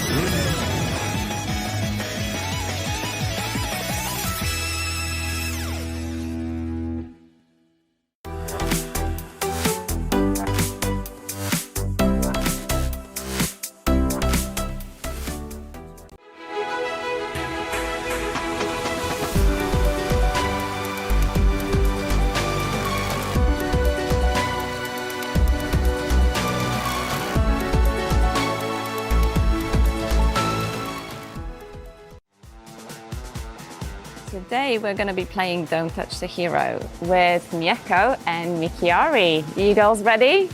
Yeah. Nana. Lilia. Freya.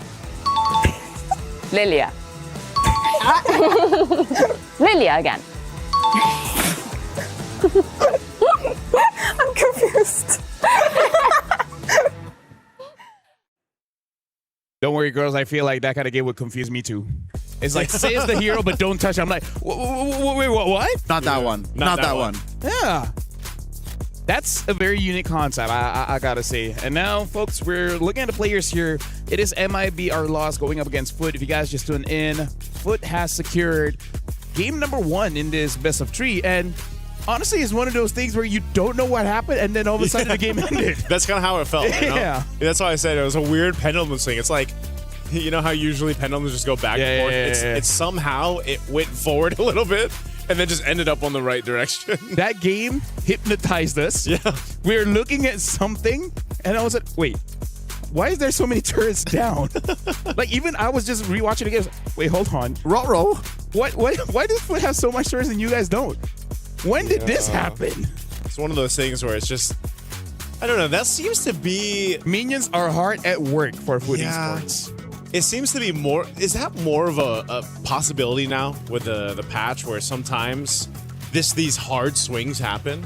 Because you got to remember, too, there wasn't this massive gold lead that MIBR Loss had. It was, you know, for the most part, I think it was around 2,000-ish for the majority of the game. And then it was dissipated, and then next thing you know, boom, Foot Esports is in control of the game. I feel like a way to explain is that they need to really brush up on their wave management, right? For MIBR Loss? Yeah, because I feel like a lot of it was due to that. Like, they left the lane because they were focused on the team fight, which, to be fair, they won the team fights. Yeah.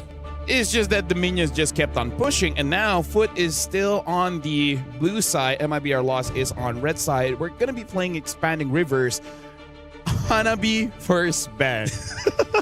What does this mean? I have seen everything. Naisu and Leo. Like, Leo, we talked about how every single event, we just level up. Yep. I'm surprised for myself after 9 years, that's still true. After SEA Games, this is... And then, hey, this Selena is, ban. This is Ascension. Yeah. And of course, Freya. Yep. So Foot Esports are playing on the same plane. It's like, nope, we're normal. Yeah. And this is where they go for the throw. This is when they know that they're in control. Their bans are normal, but their picks, something else. Can be it's Marcel variety. That's your own meta. Look, even the Selena's banned out. Yes, at least Marcel banned. Yeah. But Beleric. We questioned the Selena going in the mid, and it's actually noting a ban here. Vitality did it. Yeah. Right? Beleric or Esmeralda? Belric. Esmeralda. There you go. I'm more Foot than you. Yeah. Well, are you more MIBR Lost than me? Belric doesn't have feet. Well, he does. He's got trunks. No, he has a trunk. They're literally trunks, shaped as feet. Honestly, I'll give that one to you. I actually give that one. That was clever. Okay. That was clever. Here, I get one a day. Sometimes you get more. Sometimes you get more. This should be a carry, right? It should be, but it wasn't the last time. It wasn't immediately. Hey, remember. Hirara? Okay. Hirara. There's Looks a way like to it's gonna go. be a 2-0. There's a way to go around it. There's a way to go around it. Wait. Balmond, remember? That's shred. Oh, yeah. But no, we're not seeing a Balmond here. This is. But does this mean that they lost the draft because they got Hirara? Statistically, we can't say yes. Only one win in Stream B. Yeah. Hirara. Actually, that's what I want to know. What is Whoa! the total play? This early on, a Fanny. Well, Fanny was banned before. This early on, a Fanny into a Grok. Hey, more unique picks Yeah. here in Stream B. And then Lunox. Not the first, but still. There's very little interaction Yeah. between these two drafts so far. I like that the team are playing global ban without enforcing it. That's what I'm saying. That's what it feels like. Yeah. Without telling us. Yeah. No, I agree with you. I agree with you. What if it's just like, they're like, oh, it's not global ban? Like, you know, but no, I think it could also be one of the cases where, again, elimination match. Yes. You know, you're facing being eliminated here. If you're MIBR loss, you might as well. Maybe some of this is just comfort. Play on your best case scenario. Or catch him off guard. Catch him off guard. Catch him off guard. How about that? Catch me off guard. Well, it worked on Oh. us. It worked on It us. did, We it are did. caught off guard every single game. My ADHD twitch has been fingered. No, what's serviced? No, Serviced? Sated? My Satiated? itch has been Quenched. Quenched. I think quenched works. satisfied. Yeah. Okay. The itch has been satisfied. But I will never be satisfied. Kimmy band. Kimmy and Lilia both. Are they thinking that there's a Kimmy goal for MIBR loss? Could be. No, Or a or the Lunox Lunox gold. Yeah. Yeah. That's a thing. We only really see Luna's goal against a Harif. Yeah. Haven't seen it much against etc. That's true. Belric. Belric. The respect has been shown. The Belric band. Okay. That took a while. That did take a while. Belric, he's been priority. Now he has been slept on and then banned out. What's the last ban here for Foot Esports? But hey, I feel like it's still okay because Bellery has planted the seed for a while. He has planted that seed. For a while, for a few a while years. now. Yeah. Yeah, that's fine. That's fine. As long as they get what they want. Uranus. All right. Maybe in their head they pick up the Lunox early so that their Uranus wouldn't get. Esmeralda is still up. So that's still an option too if MIBR lost wants to get it. Oh wait, no, Esmeralda is on foot. Yeah, It's been a long day. she's worse than up. She's there. It's been a long day. You know who's been slept on is the Jushin, man. Well, Jushin gets picked up. Jushin, this is what I'm saying. Like, So wait, confirmed gold Lunox. confirmed gold Lunox. Okay, What are you saying? I forgot. He literally like a second ago. Is what I'm This is saying. what I'm saying. The Jushin. I think we're forgiven. It's been it's been a day. Been a day and a half. It's yeah. And then we're gonna have to wake up tomorrow. You know what? If they tell us we got content to do, we just leave. Valir? And a Valir? I mean, like we've seen Valirs. Yeah, we saw him today, but Valir is good against the Dushin. do Good not against push the him that Hirara. rock. And the Grok. Melt the rock. Melt the rock, I guess. And the Gatot. Nora was pretty good on the Gatot. Yeah. We saw her die a lot, but no, she forced a lot out of MIBR loss earlier. Oh man, what's the last pick here to put in the gold lane? Oh no, gold lane Lunox. You know what? This is Dire off. They need an XP laner. To deal with the Esmeralda. just please, can we see Dyroth once? If you're going for a tank, maybe the Rizzler. Lapu's still open, no? Oh yeah, Lapu's still open. Oh. Because I feel like you need some kind of tank, no? Wait, why is it coming down to Was that a three-way? Yeah, why is it coming down to the rock, paper? No, it's well, Team Ray Young did it. Oh no. So all right, Coach Colin Black won a majority of those bouts. yeah. That's why he's the coach, and then Alice gets picked up. That's why he's the coach. That's why he's the coach. That makes sense. This is his way of telling the team, don't overthink it. Yeah. Right? Don't overthink it. You have a fan, he just Sasageo, you know? That's true. Speaking of Sageo, it might be our loss with the Hirara. She has to give her heart out to win this one because my question to both Leo as well as Naisu, what's the win condition here? The win condition here is going to be just they got to play better, man. MIBR loss is facing elimination. This is, and I say that because this is not a normal composition that we're used to seeing. And they're trying to beat statistics on a jungler with the Hirara. So this is something that they're going to have to pull together and just execute better against what we just saw for Foot Esports, because they did it in the beginning of game one, but then they lost that game over to Foot Esports. So we'll see if that's going to be the case here. Once again, elimination match. Can they extend this a little bit further to a game 3? Foot Esports versus MRBR loss here for MWI to move on forward to stay in the matchups here. Let's take a look at the emblems. I mean, the Fanny 2 being a pickup, that's a bit of a risk in itself. I think this is a Kujo thing. Yeah. This is a Kujo thing. So the comfort, a big part of being of comfort here. Whoa, really flicker already. Hey, better flickerless than dead. In comes Kujo. Dealing a lot of damage. Putting MIBR losses trio in check. In comes Nora. Looking to finish the job. La La Land. Flickers back and survives. Wow, barely surviving there. Yeah, off that first interaction, you can already see Kujo definitely comfortable on the Fanny. See if she's able to go ahead and move around the map, put pressure on high up. This is going to be such an interesting matchup, too, the Harara versus a Fanny.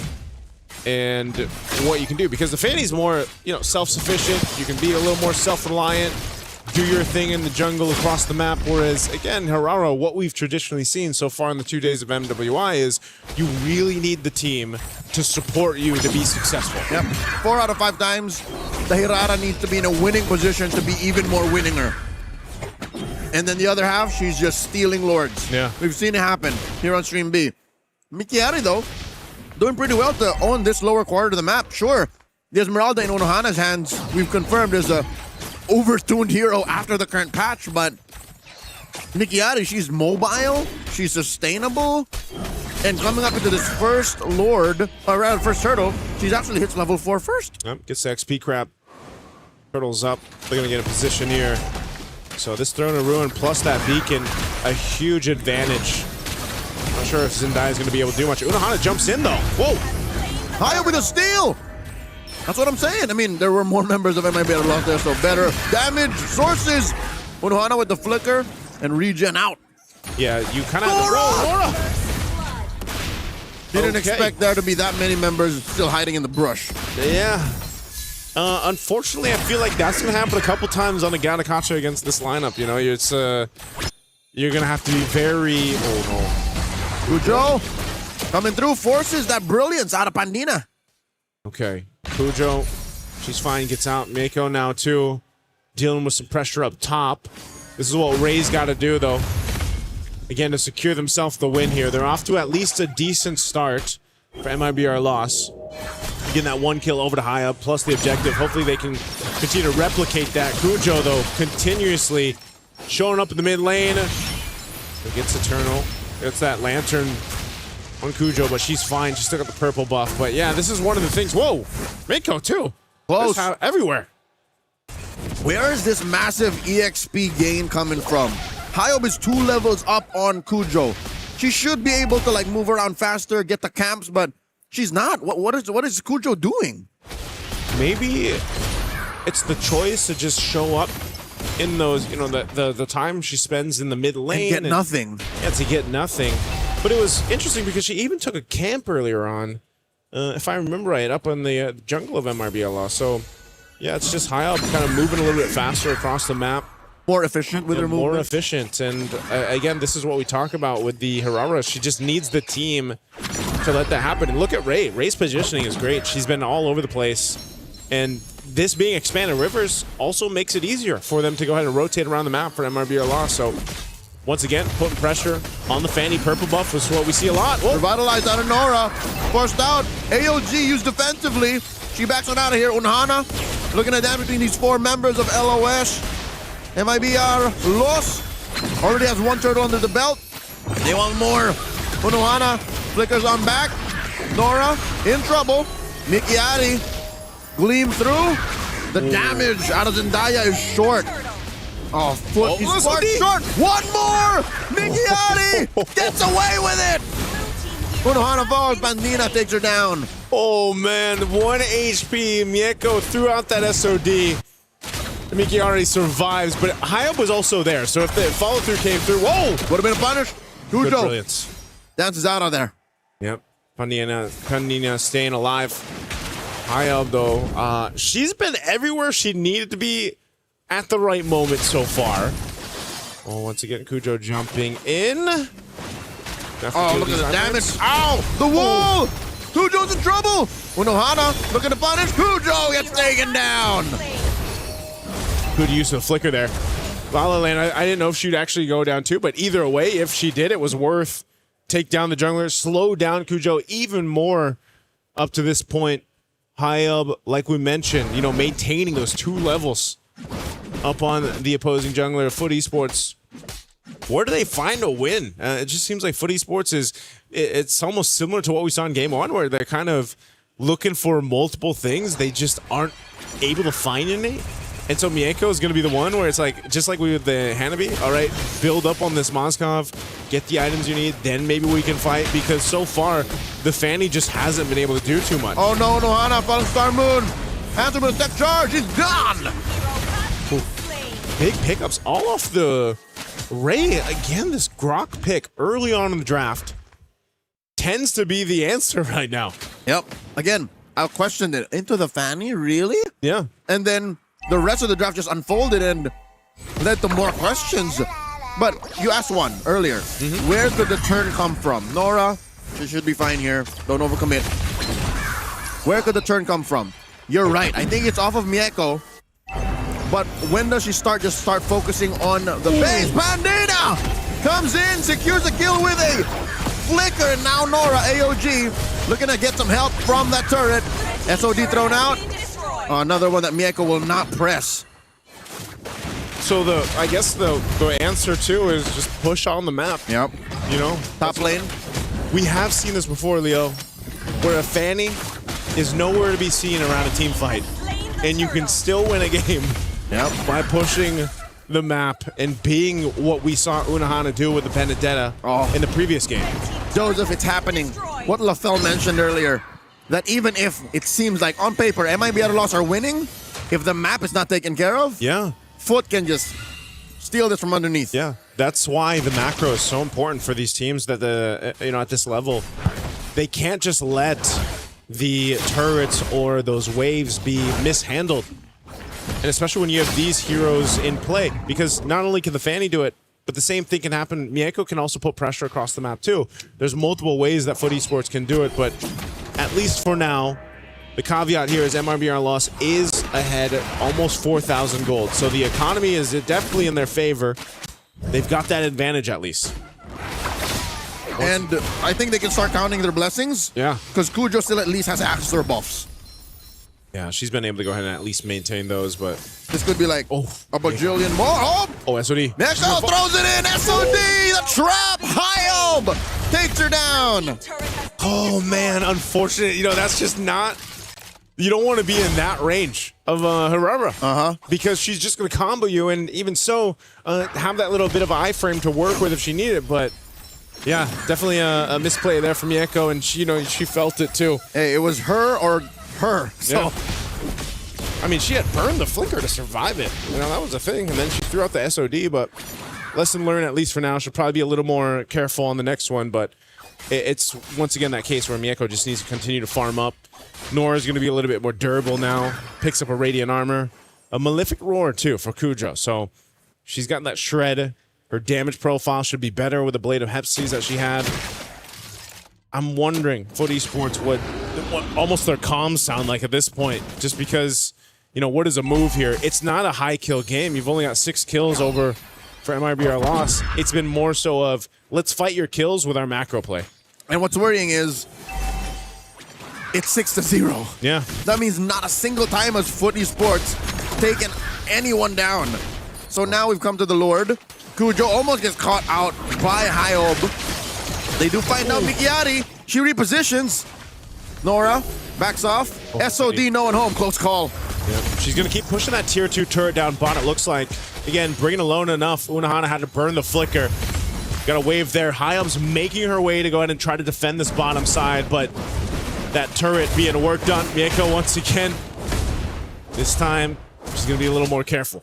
And she actually has it all in her best interest to be more patient. Because Hyob and the rest of MIBR Loss are juggling both the side lane push and the Lord. So, Foot Esports have them, weirdly enough, by the neck. Yeah. They're holding the map hostage here. You can't get away with both. So MIBR Loss has to choose which one they lose. Oof. This is one of the items, too, I would say, for a Valier that really is valuable. The Ice Queen Wand. Sometimes when you see it picked up, especially by the Gourds, like sometimes it's like, oh, maybe you shouldn't get that, but definitely for the Valier, because you're already great at slowing the Uh-oh. Oh, whoa. Mieko? Already uses the flicker. Hyob in trouble. And finally, Mieko gets one over her. But she gets caught out by the lantern, and Kujo cleans it up. 2 for 1. 2 for 1, and finally Foot Esports is on the board. for this game, but you're already seeing the threat potential with Cujo on the Fanny. If she's able to go ahead and find someone, picks up a Ward Axe too. So now, you know, despite that Lord being up at this point for a couple minutes, whoa! Flicker forward. Yeah. And another flicker used up. Flicker used up. Brilliance too. Unohana's here though. Dancing around. They know the Pandina has no more resources. Throne of Ruin. SOD looking for it. And Mieko throwing out these spears. One more and Ray goes down.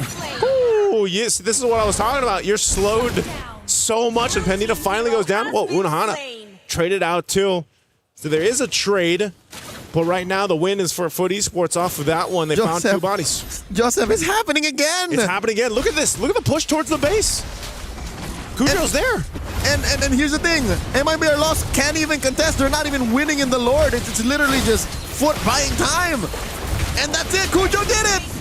Oh my goodness. She takes down the base turret. Last time it was Unohana. Now it's Cujo. Fool me once, shame on you.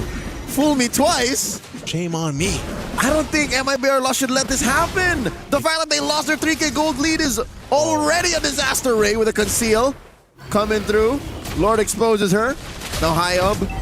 She's gonna keep the Lord there? She might be a little overzealous. You gotta reset this. You gotta reset this. Unohana comes in. AOG as well, but high up secures. In comes the Throne of Ruin. Flickers to reposition. And Cujo going for the cutthroat. Pandina takes her down. Spear for Ray. And Mieko gets one. Man, Moscow's always making different sounds. That's not Moscow. That's me. That's me. Yep. The Lord at least was secured, but MRB are lost. They needed that to happen. They are still facing losing some of these turrets. A little action up top. Unohana's going to be fine. High up is showing the damage potential of a Hirara. They're still battling it out. And Unohana should fall here. Retribution spent. Unohana's down. Unohana down. High up doing the job. She's going to make her way down here to the mid too. Lord was finally taken care of. So Porte Esports off of that will be fine. Purple. Looks like they want to put some pressure here. They're going to go for this. Ooh. Cujo put down by a chunk. Might not be able to even get her own purple. She accepts the fact. Okay. No buff for her. Zendaya, I think, just picked up, if I saw it right, She was did. a brute force. A brute force breastplate. Brute force breastplate. Need So that defense. It's a battle mage. Oh, battle mage. She's willing to stand up in front a little longer. Cujo. Mikiari finds the flank, and Cujo walks into a brush. AOG by Nora to save her jungler. SOD, no one home.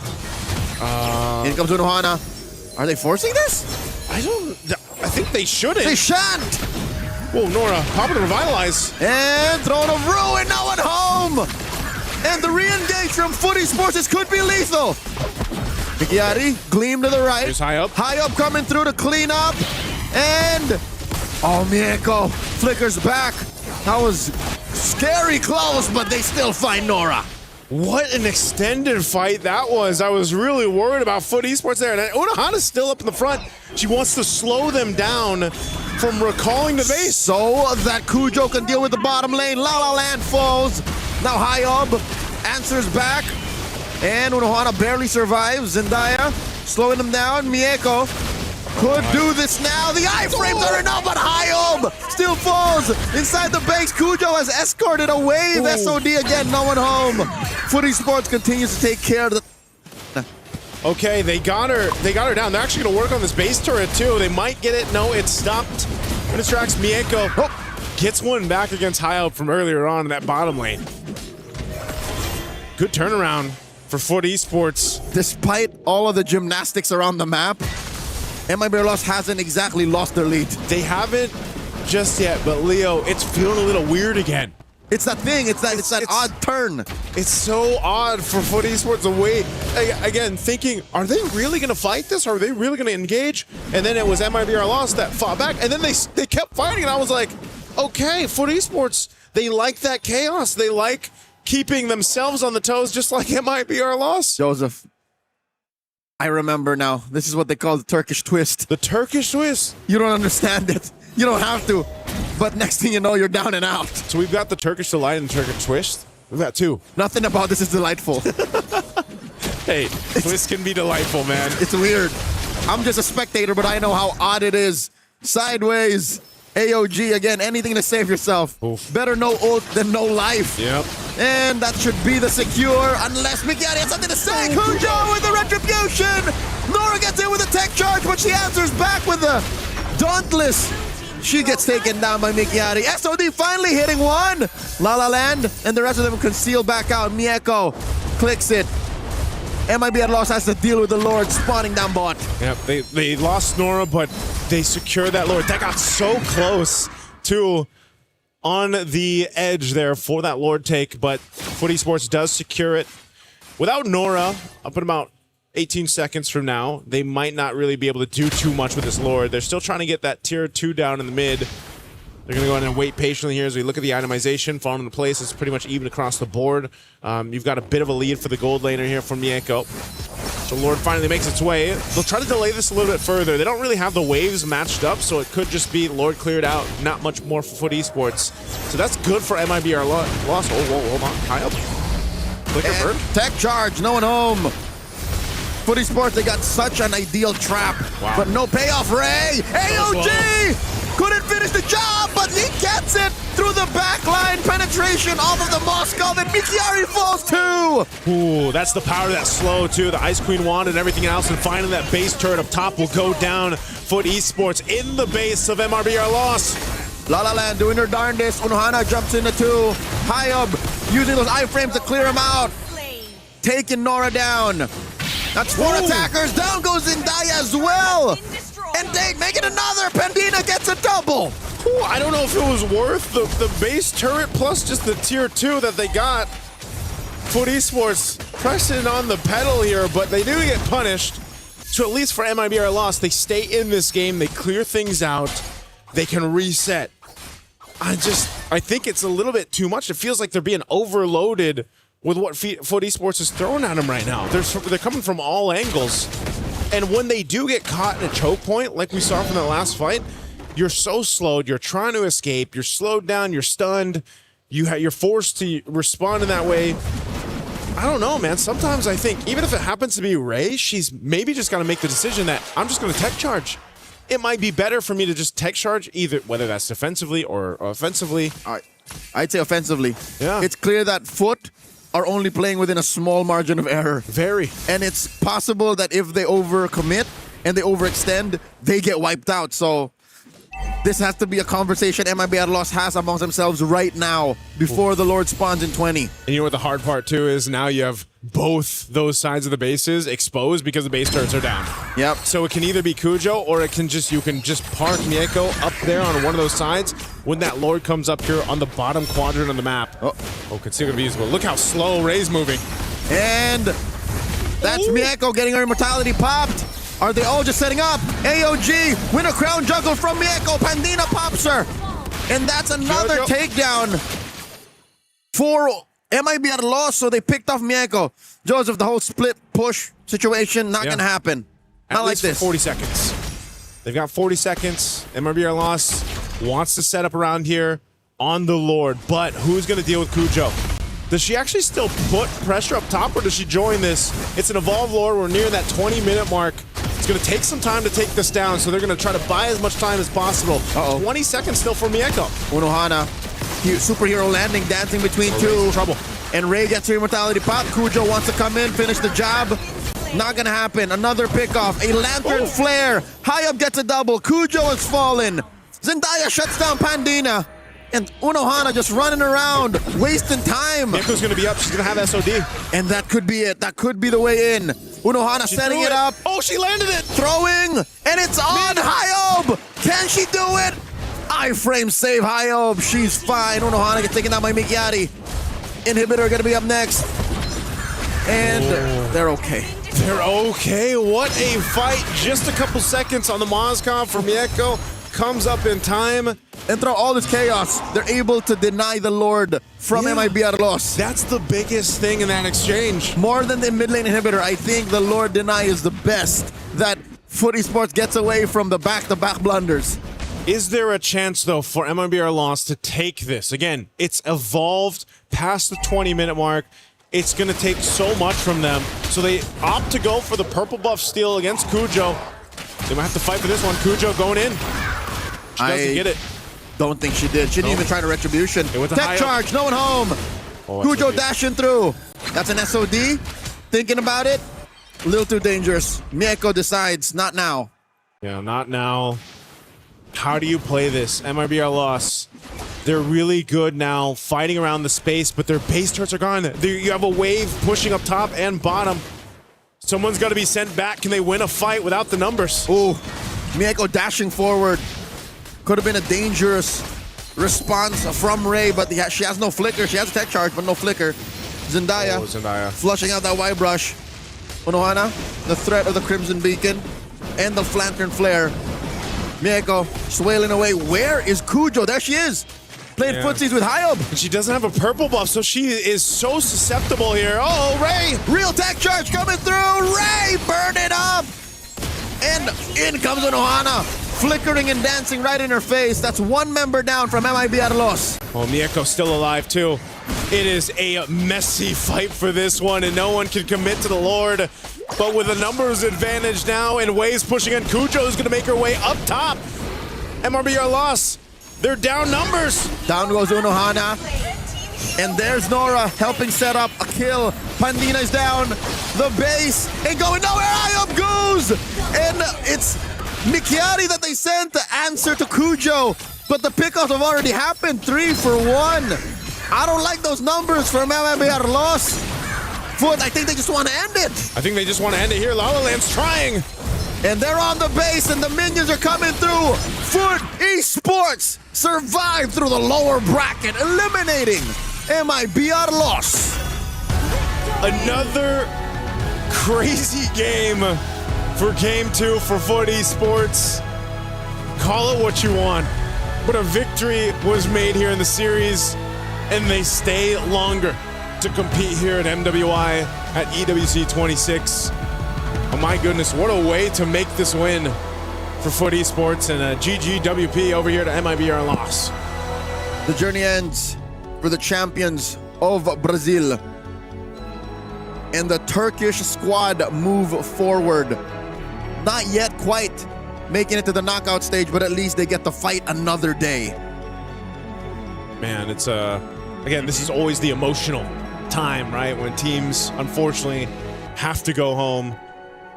And this was a hard-fought game, hard-fought series for Foot Esports. Yeah, because we kind of saw how MIBR loss are starting to get how to deal with the splits, but some is just too little too late. Again, very good start coming in from MIBR loss, so we know that they can team fight. It's just that the longer your journey into your esports career, the more that you realize team fighting is step one.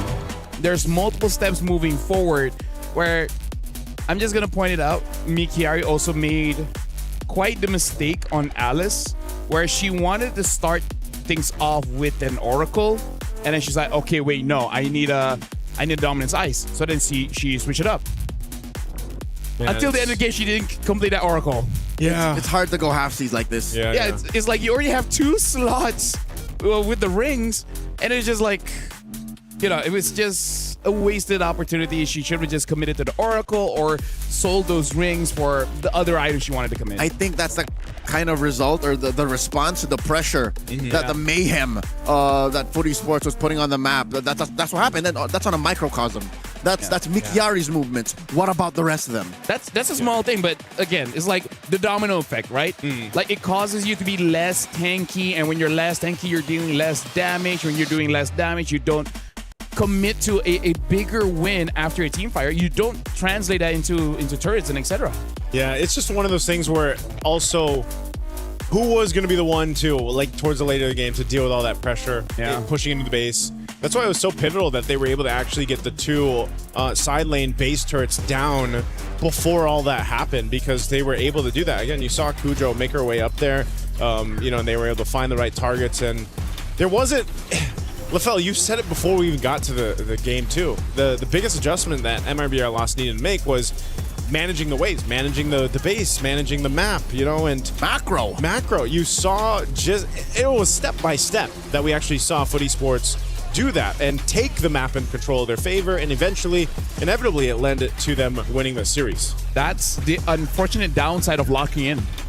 It's a weird thing, but when you lock in and you're not so experienced locking in, you end up tunnel visioning. Yep. Right? You're looking at one thing, your own lane, and then the map just gets narrow. It's deceptive, it's painful, but that's a lesson you have to learn at this level of competition. Yep. I think that's the difference. MLBB said, Foot, we will defeat you. But Foot said, no, we just need to win the map. Yeah. And sometimes that's the move to make. You know, just play around the map, put pressure where you can, win the macro. And these lord dances were weird, man. Yeah. It's like I felt like we were dancing in different genres. We'd start one way, we'd end up in another dance style. It's slow dancing the dubstep. And then there's crumping in the middle of it. There's a crump break. All right, back off. And then we get back. That's what it felt like, man. It was hard to even kind of figure out the choreography around a Lord with this kind of composition, the way that Foot Esports played. And maybe that worked in their favor. It wasn't Bollywood. It was Bollywood. No, Bollywood has a lot of members involved. Yeah. But everyone is on beat. And dance breaks are mandatory. Yeah, and now we're looking at the items here.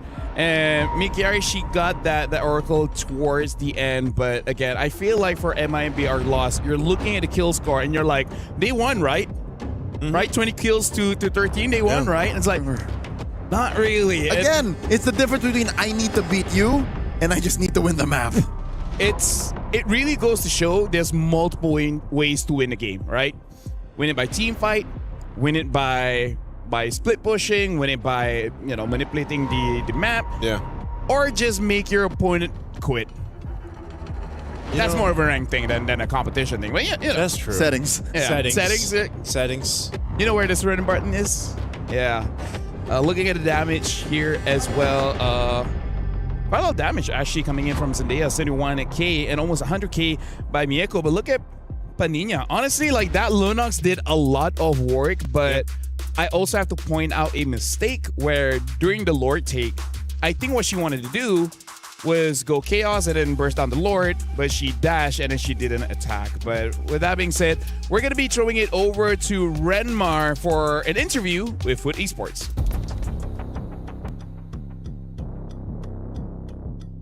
Thank you so much, gentlemen. I'm here on stage with Zendaya from Foot Esports. Congratulations. We were talking behind the scenes. She's very excited that they won. But as we all know, yesterday, you went up against Gen G and it wasn't the result that you wanted. What was the biggest lesson that you learned from going up against Gen G that you brought today? Actually, we was really excited on yesterday. Yeah. And we really upset for this. So we will... more stronger for this series. All right, so you just came here today with a better mindset. Yeah. A little bit more positive today, and you didn't allow it to weigh you down that you lost yesterday. Now, allow us to understand you a little bit more. What does Zendaya bring for the team? What do you think is your biggest strength for Foot Esports? For this series, actually split. Because they are always fighting in the mid lane, but we split the gold lane and XP lane, so we win. All right. Yeah. So for you, mainly, it was just how you decided to play the game for this one. Do you do a lot of the shot call for the team, like telling them where to go, what to do? Is that your role mainly? Our IGL is on the late game, Mieko. So she always called I go with gold lane, so you can go mid lane like that.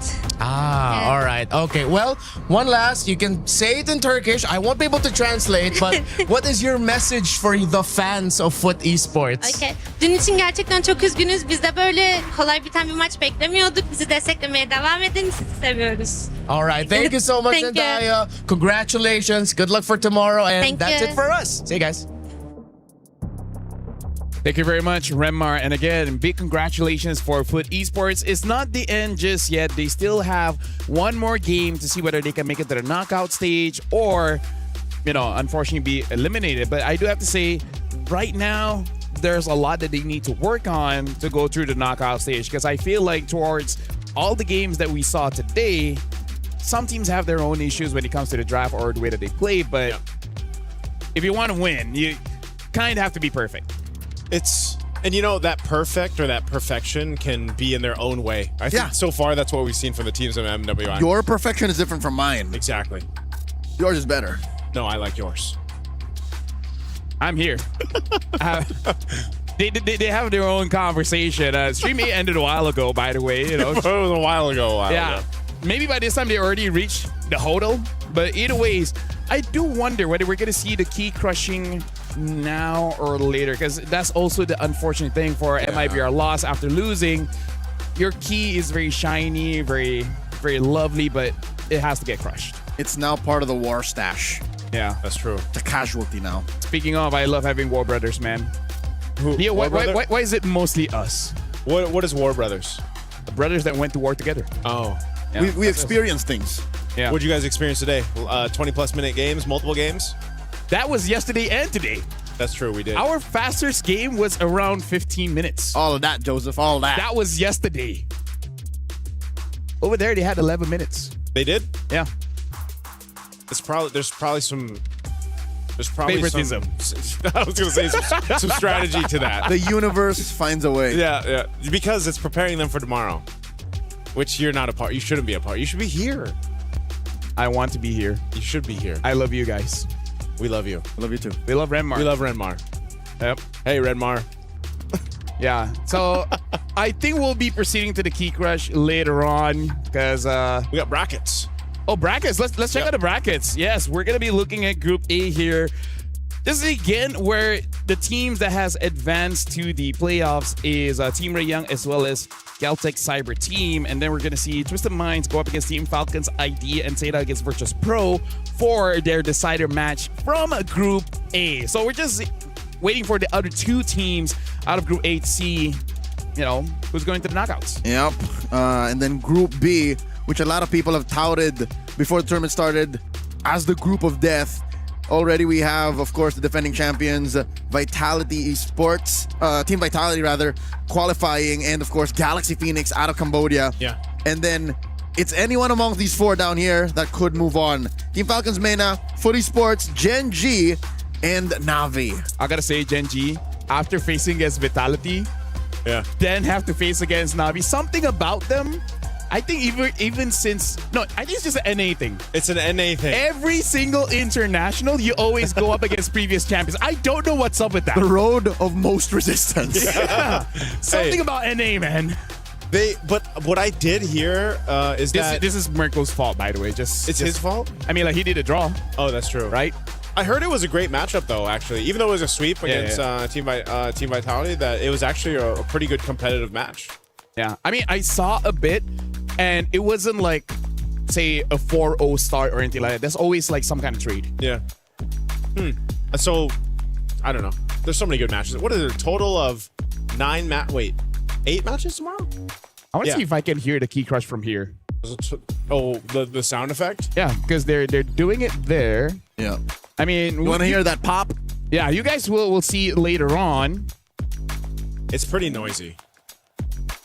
We never got to hear it in Riyadh. Oh, I think they crushed it. I just heard it. Yeah. We didn't get to hear it in Riyadh. Because it's always in a different room. In a different room. I heard it once because, you guys were casting it. I was just like sitting at the audience. During that time, bro, it was loud. It was loud. Because the hall is shaped in a way where the noise just vibrates together. The acoustics. The acoustic, thank you very much. Yeah, the acoustics serve the pop. Yeah, it just bounces off the wall. Here, not many walls to bounce off of. You have to be close by to hear it. Yeah, there you go. Merch coming up, by the way. Pop That Purify. Pop That Purify. Who's going to make the merch?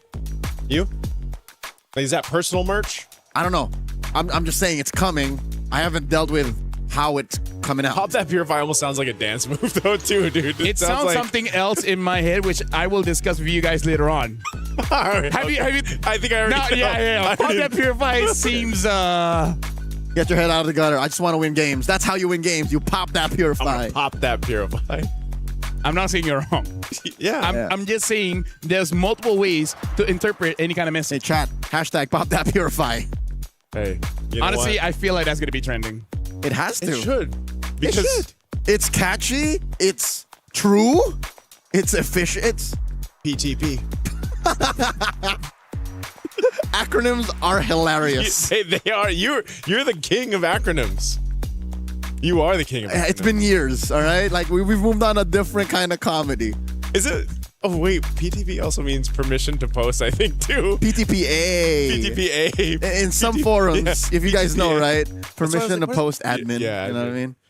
This happens too, yeah? Yeah, right? Not to me. Not just a Filipino thing, like when you say PTPA. I think it's not just a Filipino thing. It's just that I don't browse. You don't go into internet forums that like way. this. Yeah. Oh, I see. Okay, so. Yeah. I don't have a lot of friends. Be respectful on the internet, folks. All right. Yeah. Be respectful. It's only just you guys.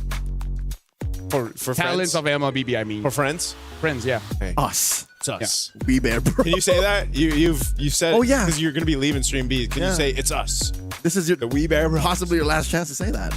Yeah. Stay for sign off, bro. But we're not signing off yet. But. Yeah, I think we're just waiting for the key crush. Yeah, but you're gonna get a practice one in.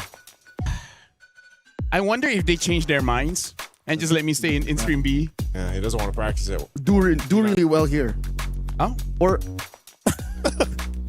I don't know if it's like counterproductive to do well here, yeah, so that they keep you here, or you do so well here. So they're like, we need you on. Let me just say, if I go there and problem starts brewing there, I'm the problem.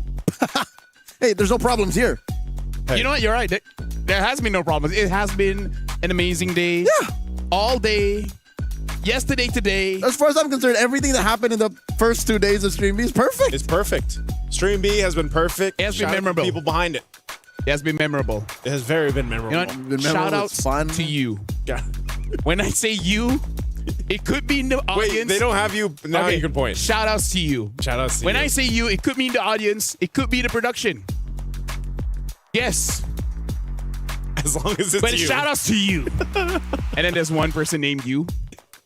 I'm pretty sure there's more than one person There's named quite you. a lot of people named you. Definitely. I'm technically named I. man. Yeah. man. Yeah. And he is a man. Yeah. I am man. Casting for the Women's International. Yep. Yeah. Hey, we love women. You know what? By the way, that's my question. Why did we have one of the women talents over here too? That would have been great for Stream B. Hey, favoritism. Well, let's look at a key crush. Let's just see some keys being. It's not the sound a key makes. Hey, I have to use my imagination, Try it. and that's the best that I could come up with. Look at this. There you go. Oh, did you see the shrapnel come out of that? Like the say shavings. Yeah, the shavings come through. Oh man. Oh, that actually looks pretty tragic. This one looked worse than the other one. Yeah, I was gonna say that looked a lot more devastating than the other one. TBH. However, the angle was, it was maximum carnage on that one. Maybe she just pressed it harder. The guy's just like, yep. So you already pulled it here, but then just like, She had no hand in it. She just handed it to the guy. oh yeah, true. That was also Harara's stats being crushed too with some more. Which, by the way, that was one of the better Harara games. It was. I was already, hey, maybe we can have a win, but I was like, you gotta manage the waves. It's a macro thing. It's a macro thing. Which I think now makes sense. Hirara is a very micro-specific hero. Yeah. She provides very little macro, so she can't even pop that purify. She can't. Yeah. Well, technically, she can if she uses the slow, the dash slide into the damage because there's a stun there. Oh, is there? Yeah, there's See, like I don't know, and this is okay because Chi-Boy doesn't know. Even Chi-Boy doesn't know. Even Chi-Boy doesn't know. And she has to deal with it on a daily basis. A lot of the players were just like, yep. I only have to deal with it when it comes out. Which honestly doesn't come out that much because here we see Popolo Koopa and Alucard. We see a whole lot out here. Shout out to France. Viva la France. European server. We love playing on the European server. We actually really love it. By the way, that's it for today. Say it. Listen, we are the Bear Bros. Alongside with Remar somewhere here. But this is it. We are signing off. See you guys tomorrow for more MWI MLBB action at EWC26. Bye-bye.